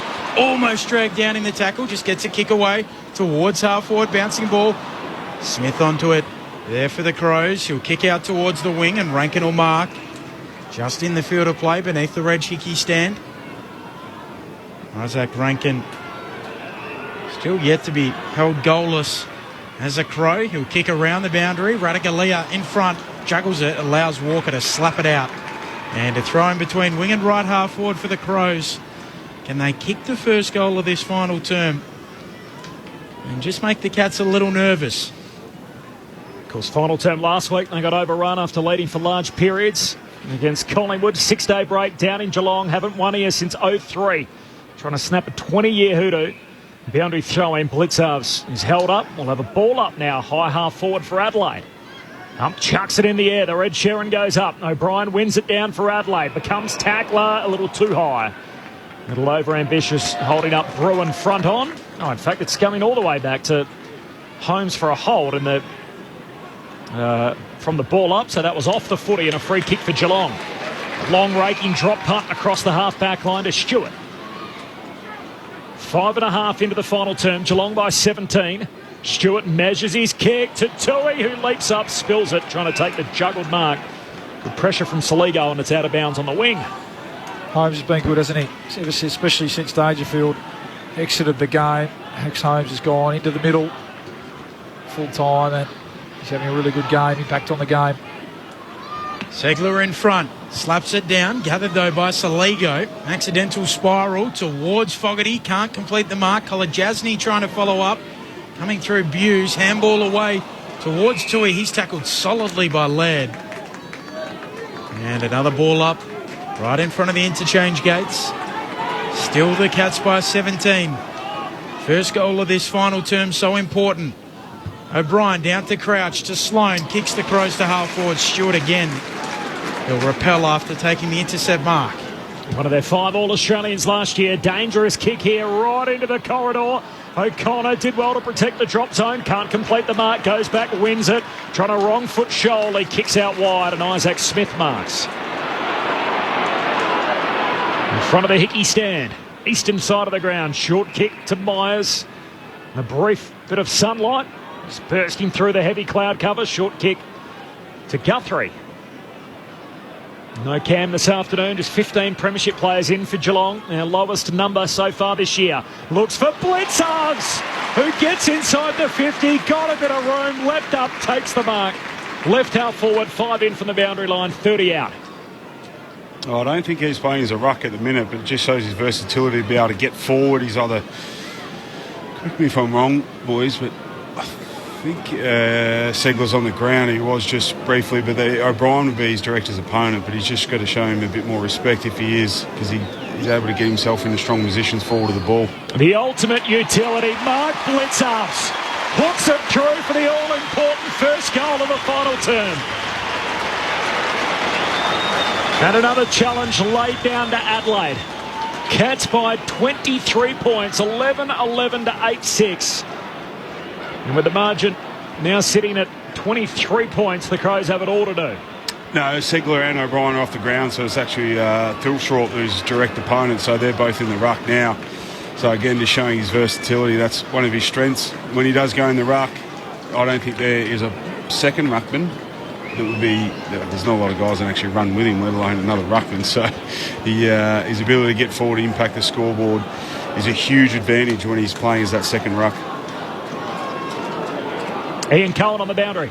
Just keep an eye on the forward 50 for the Crows. Stewart and Pedler have been going at it. Plenty of pepper in that and some firm and frank exchanges. They were wrestling on the ground just 2 minutes ago. I was watching that in back play a little earlier. There, Koza. What do you got for us, Benny? Well, they got tangled, like Ian Cohen said, and then they had a little wrestle on the ground, and then there was a bit of verbal just before that, and then Pedler got in a poor position and Stewart took an uncontested mark on him, which he let him know about as well. Tui with the clearance, inside attacking 50, coming at the footy. Hawkins leaves it behind. Might have been kicked in the finger as well. Michael Lanny goes in. So true. Hinge And he's on top of it and we'll get a ball up. Let the peddler do the peddling.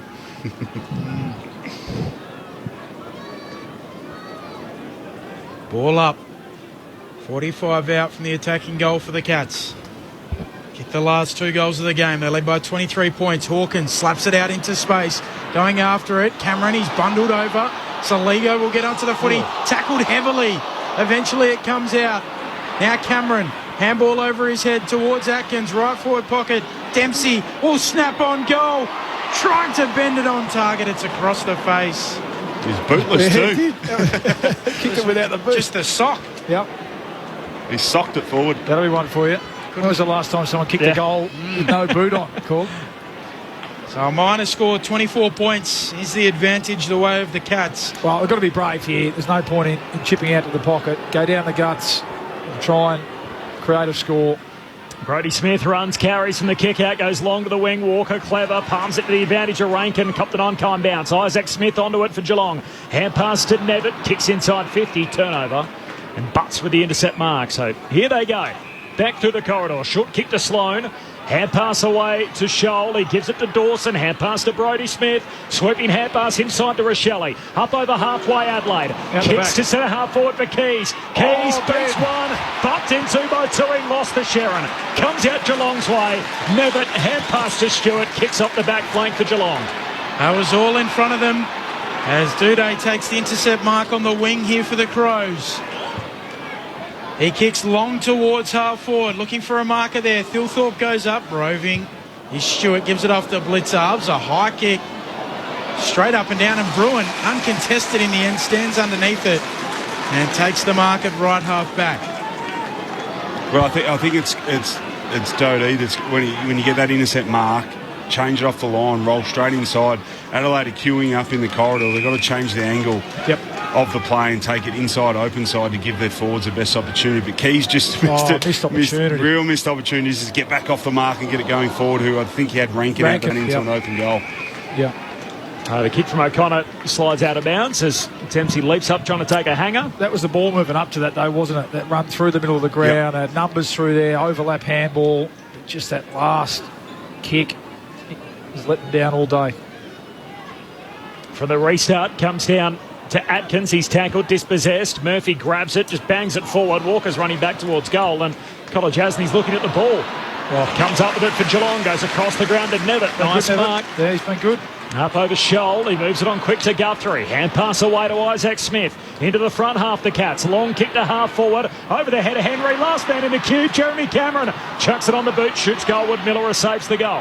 Hand pass for Adelaide to Butts. Back to Miller.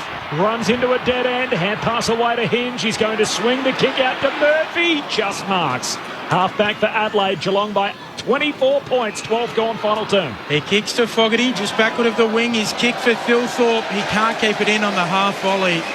Out of play and a throw in amongst the interchange gates. But again, that's the one. They such a good job to withstand the pressure of Geelong out of D50, get that ball back in the corridor to Fogarty, but then look the most dangerous part of the ground, and that's corridor or open side. So again, he comes back this skinny side towards the boundary, and that's exactly what Geelong, even if Thilthorpe catches that ball, they're going to be held up, and Geelong will get numbers behind the ball. O'Brien shovels out a handball. The Crows at half forward. Key sockers it off the deck towards full forward. Thilthorpe trying to gather the football.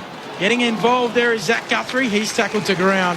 And a ball up 15 metres out from the attacking goal here for the Crows. I'm nearly calling him by his nickname. Is it self-proclaimed Thrill-Thorpe? The Thrill. The Thrill? I don't think it's self-proclaimed. The Thrill Thilthorpe. Here we go. Segler wins the hit out here and the clearance for Geelong. High kick to half back. Bouncing foot in front of Dempsey. Can't control it. Works out okay. Into the path of Isaac Smith. I think that was a right-footed kick as he sends one down the wing. Bouncing footy in front of the bench. Butts keeps it alive for Adelaide. Hand pass to Miller. Hand pass back to Hinge. Lets it bounce. Runs onto it. Preferred left side down to half forward for nice. Murphy. Good grab. He's done some nice things. Good today. Lockie Murphy looks for Walker. Hit it up. Hands to it. Can't trap it. Pack forms around him. O'Connor lays the tackle. Umpire says ball up. Half forward for the Crows. 5 in from the boundary line. 14 gone final term. Geelong by 24 points here at Kardinia Park. They've kicked 3 of the last 4 goals in the game. Adelaide doing their best to hang around. Murphy receives the tap, gets it on the boot, high ball to the pocket. Rankin tracks it best and takes the mark. A metre in from the boundary line. Deep left forward pocket. I'll back him in from here. Yeah, this is where he does his best work. Yep. He wheels around coolly and bends it home. Rankin second. And they just will not go away, the Crows. Back to 3 goals, 14 and a half minutes into the final term.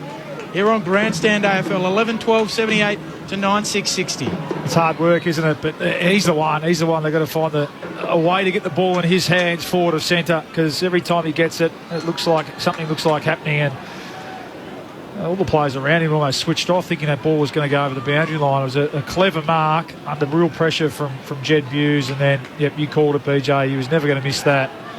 That is his bread and butter. I'd think about getting him up into the centre bounce here, or him or Rochelle, one of the two. Or even have him deep too, deep inside 50. He just looks so dangerous at the minute, but he's got out the back a couple of times, so the argument might be that he's exposing his direct opponent at times by finding a bit of space out the back. Haven't been able to get within 9 points after falling behind by a game-high 26. It's back to 18 here, Geelong's way. Restart back in the middle. Crouch coming off the square. Grabs it and he's locked up.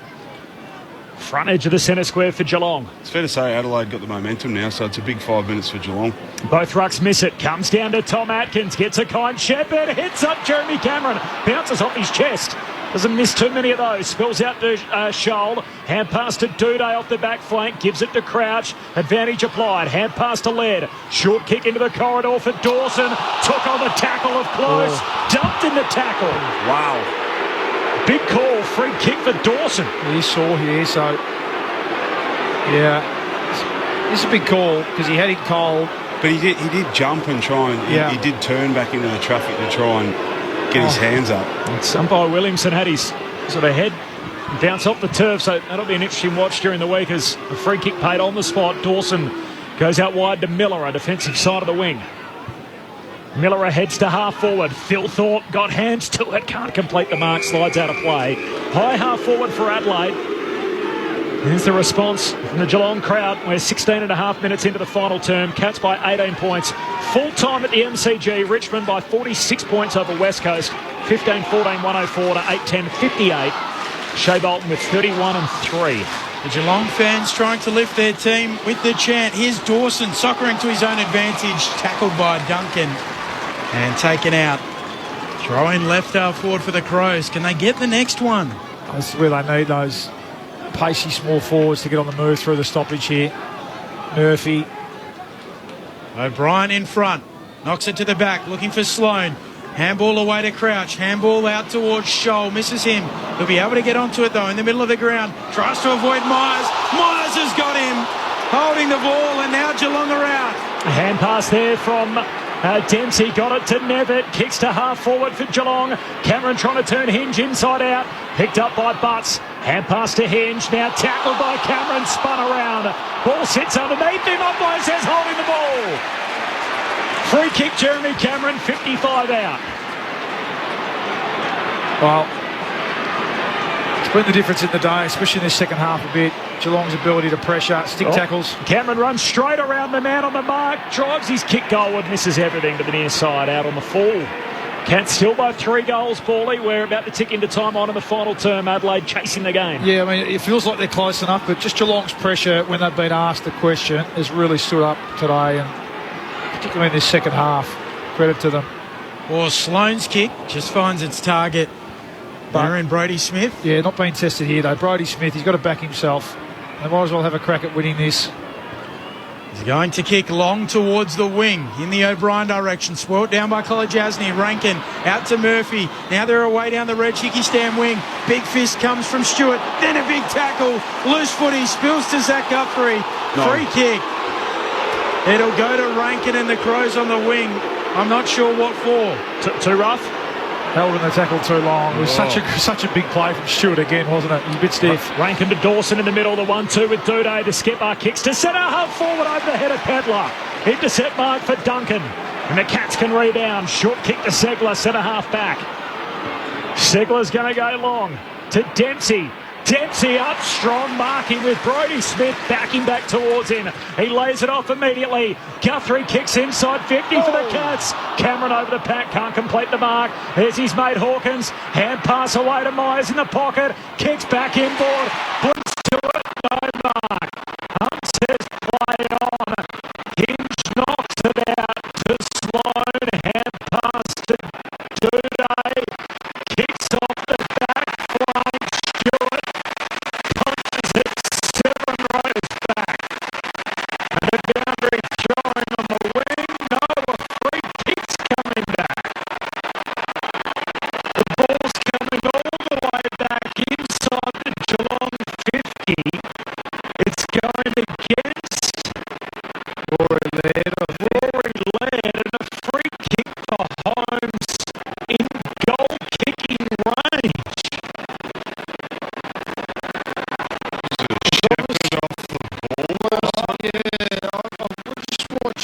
Rory Laird, he's had a tough day, tried his backside. I think he's had 14 tackles, but there's obviously been an instruction to be physical with him. I've noticed a lot of Geelong players just putting body on him, and I think that time maybe frustration's got the better of him. I think he threw Holmes to ground behind play.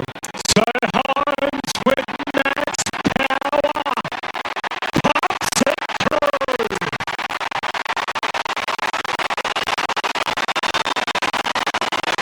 Only hard to catch now, the Cats.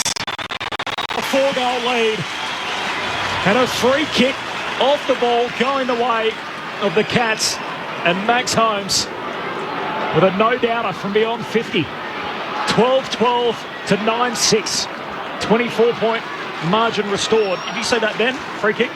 I didn't see it. Still waiting for a replay, but I don't think they're going to show up. But we've always highlighted Max Holmes having a huge impact in the second half since Dangerfield. That's the luxury of Holmes, right? He's normally on the wing, he's running power or aerobic strength, but he's got the power and agility to actually replace. Dangerfield comes out and they don't lose anything out of the midfield. Max Holmes goes straight back in there and arguably adds a different element, a little bit different to Dangerfield, but same attributes, so they don't really lose too much. So critical time, and what a way to go back and kick it from 55. They're looking pretty good now, the Cats. Can Adelaide keep coming? Jones picks it up on the defensive edge of the square. Handball to Crouch. Handball out to Sloan, who sidesteps an opponent. He'll kick inside, attacking 50. Bouncing ball. Duncan knocks it down. Knocking it away, Saligo coming through. Pedler gathers. Pedler snaps. Instant reply. A couple for Pedler. And the Tricolours won't give up. Keep peddling. They keep peddling. It was actually Sloan's ability just to cut inside, but it was still somewhat of a butchered kick. If it had been a decent kick, it was just that ability to change the angle. Geelong supporters, Geelong defenders getting in line with the ball when Sloan was out on that far wing, and then just to change the angle with his legs, bring it back inside.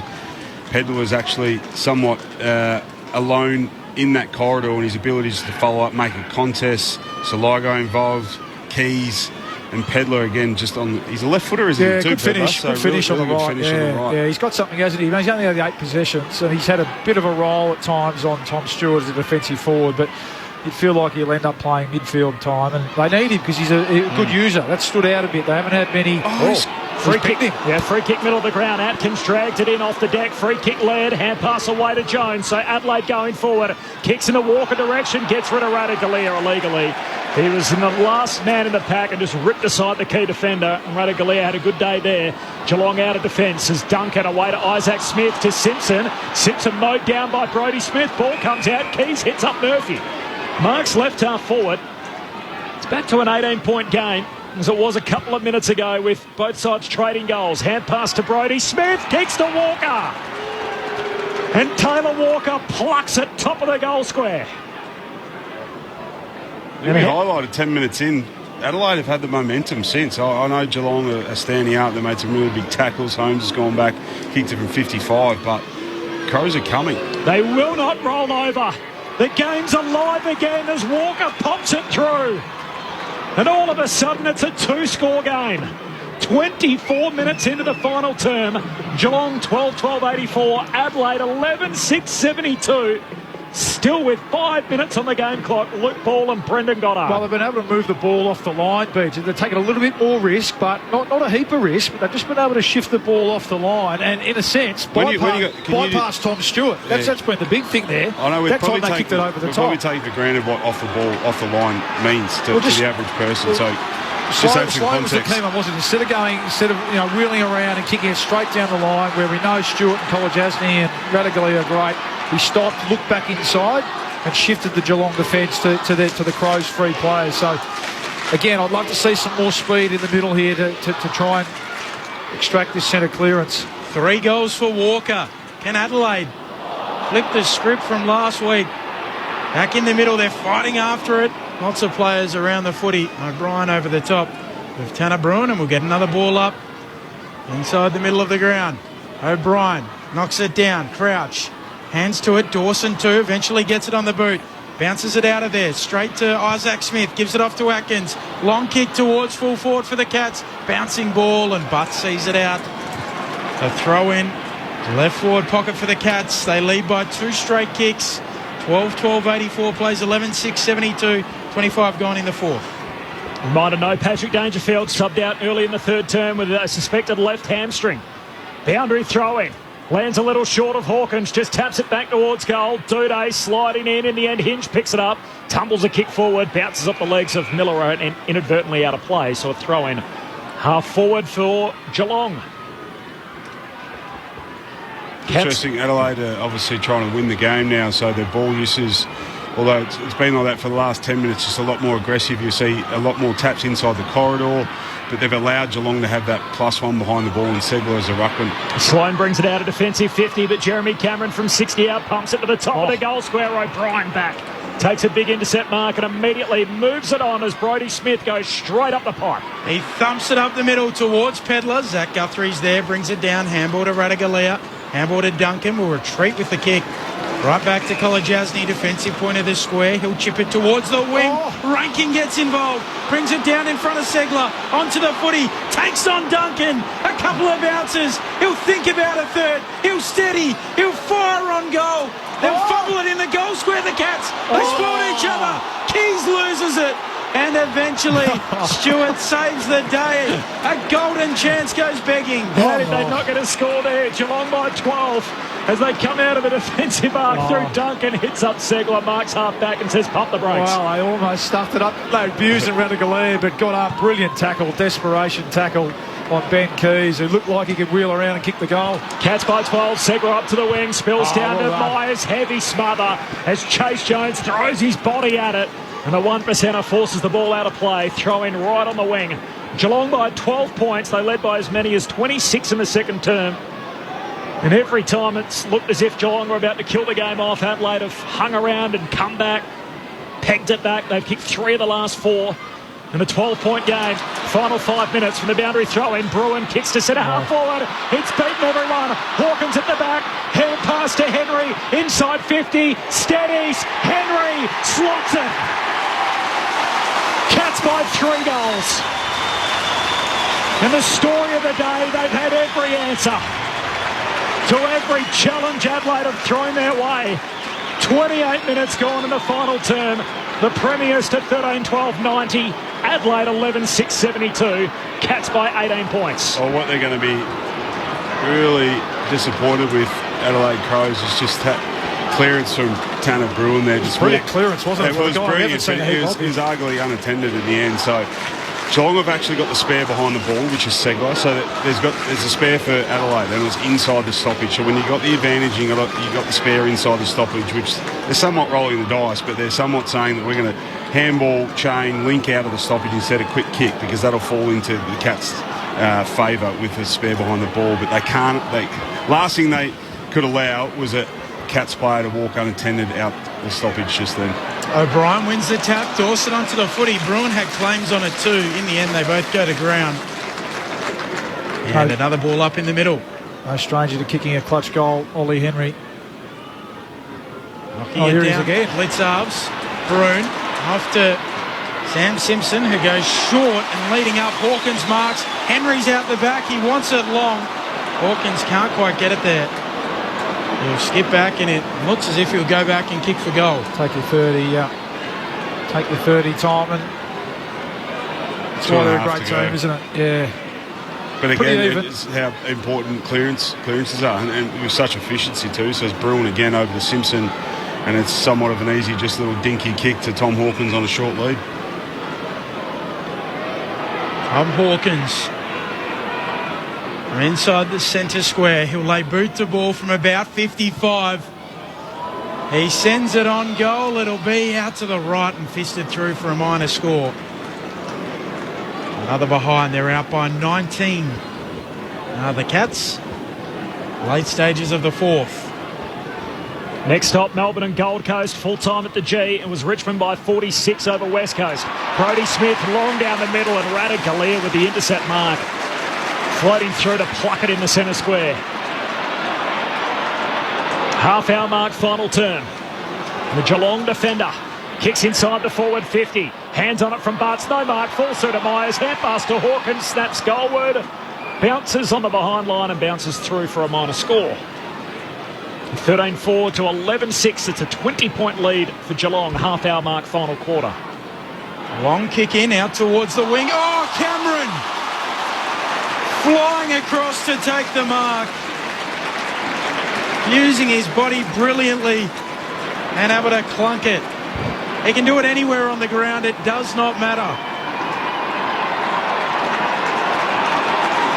He'll get the cheers from the Cats faithful. He'll float it inside attacking 50. Bouncing ball. Hawkins knocks it down. Bruin onto it for a little cherry on top. He kicks the goal and ices the game. 14-14, 98. The Cats lead the Crows 11-6, 72.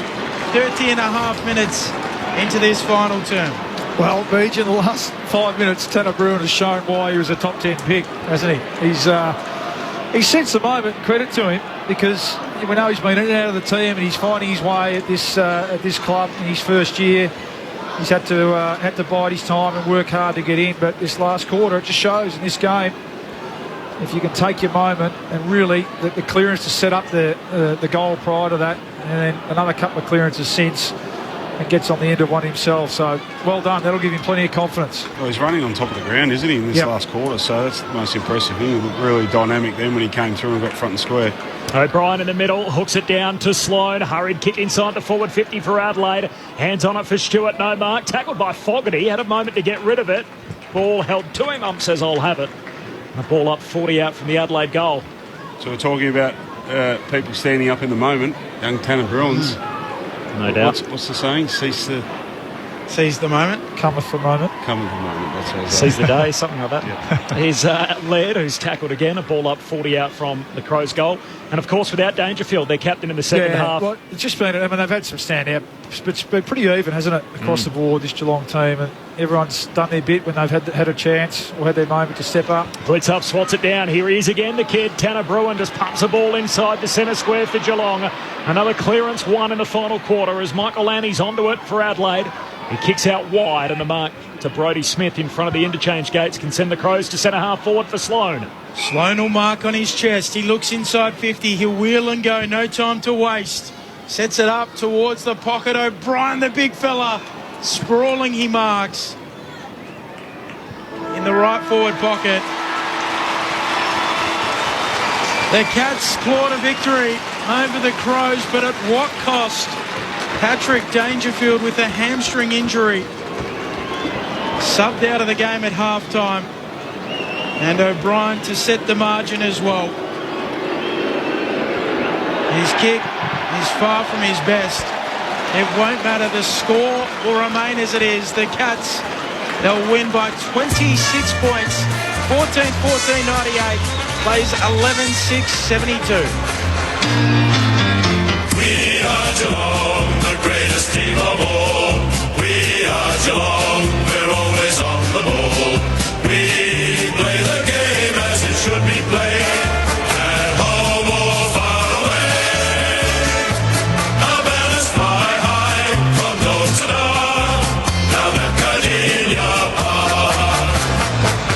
So they extended their lead at every change. They led by 2 points at quarter time, 16 at the half, 18 at three-quarter time, and 26 at the finish was as big as it got all afternoon. The goal kickers, Jeremy Cameron with 3, Sam Simpson with a couple, singles to Smith, Hawkins, Atkins, Grant Myers, Ollie Henry and Mark Blitzarps, while Adelaide Pedler with a couple, Rankin with a couple, as well as Walker, and then singles for Sloan, Hinge, Scholl and O'Brien.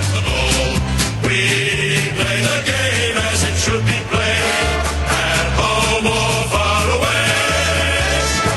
Our banners fly high from dawn to dark, now that cut in your park. So a 5th straight win for the Cats. They improved to 5-3 on the season after starting zip 3, while the Crows, they slide back to 500 on their year, 4-4, and back-to-back losses for them after last week's match against Collingwood and here today at Kardinia Park. In the end, it's a game high at the finish, 26 points. Geelong's victory, 14-14 to 11-6. We got a fast wrap-up before we get out of here. We're off to the next game, which is Melbourne and Gold Coast. So Melbourne with the first 2 goals there against the Suns at Carrara. Saturday footy so far, Richmond by 46 points over West Coast and Geelong by 26 points over Adelaide. The votes in the ABC Footballer of the Year in just a moment, but first, Paulie, sum it up for us. Who's going to do the votes? Look, I thought lost no admirers or fans on that effort today from the Crows. We spoke about how their 3 phases of the game are in order at the moment. Just today, it was really that execution, that lack of polish, forward of the ball. Okay, tricky day with conditions, but particularly in that second half when the game was up for grabs, their inability to be able to transition the ball and really penetrate their half-forward line, and a lot of that, I'm sure I'll feature in a minute, but a lot of that was due to the Cats' brilliance across half-forward, and not only Tom Stewart, but I thought their back 6, Radigalea, play was really good. Colin Jasny, an underrated player, and Mark O'Connor. So, not a bad effort from the Crows in the end, and fought it out really well. So Matthew Nix will take some encouragement from that, but just in the end, didn't quite have the execution. It was really Rankin was the only one that looked like he could really hurt the Cats, forward of centre. And we just spoke about at the end there, the Cats pretty even performance. 20 highest possession getter, 24 possessions. Dangerfield goes off at half time. Everyone has to step up and do their bit. And right through to the end there, Tanner Bruin has 4 clearances in the last 5 minutes. So a good team effort from the Cats. Yeah, star-making performance from Tanner Bruin, his best effort so far in his 35th game. BJ, 2 minutes on the clock, the votes in the ABC Footballer of the Year. We got Bally highlighted them all. So Rankin won, I think, throughout the day. And he's playing somewhat of a different role, getting high up the ground and actually releasing back, which I think adds to his strengths, which is speed, agility, endurance. But he looked really likely in that last quarter to be the real difference. If Adelaide were going to win it, he was going to be the man. 2 to Max Holmes. I just think his impact after half-time, once Dangerfield went down, it was a solid contributor in the first half also. So not to take any gloss off that, but just his impact around the contest in the second half was really noticeable. And Bally highlighted, the job that Geelong backs did, particularly in that third quarter. The intercept marking, their ability to set up behind the ball was elite, really. And special mention to Colin Jasny and Radigalea. I thought Radigalea took 8 marks. I think I'm not a stats man, but from memory, I'd say 6 of those almost direct intercept marks. So terrific job, but the three votes goes to Tom Stewart, who had Pedler, arguably Keys at different times, trying to put some work into him. So I think across the day, albeit even contributors from both teams, I think Tom Stewart, particularly there, we highlighted him and you guys called really well. His impact in the last 15 minutes was huge. 3 for Stewart, 2 for Holmes, 1 for Rankin. He was best on ground the last time these two teams met, and so he is again, Tom Stewart. The Premiers hold off the plucky Crows. They win by 26 points at Kardinia Park. Thanks to Luke Ball and Brendan Goddard. Thanks to Ben Cameron, to Jules our tech, to Ian Cohen, who will get some reaction from the Geelong rooms. So we'll feed that through to you during the day on Grandstand AFL, and thanks to Craig back in the studio. Geelong by 26 points here over Adelaide. Meanwhile, it was the Tigers by 46 over West Coast. Let's kick it to the Gold Coast Suns and Melbourne up at Carrara. Andrew Mays heading up the call.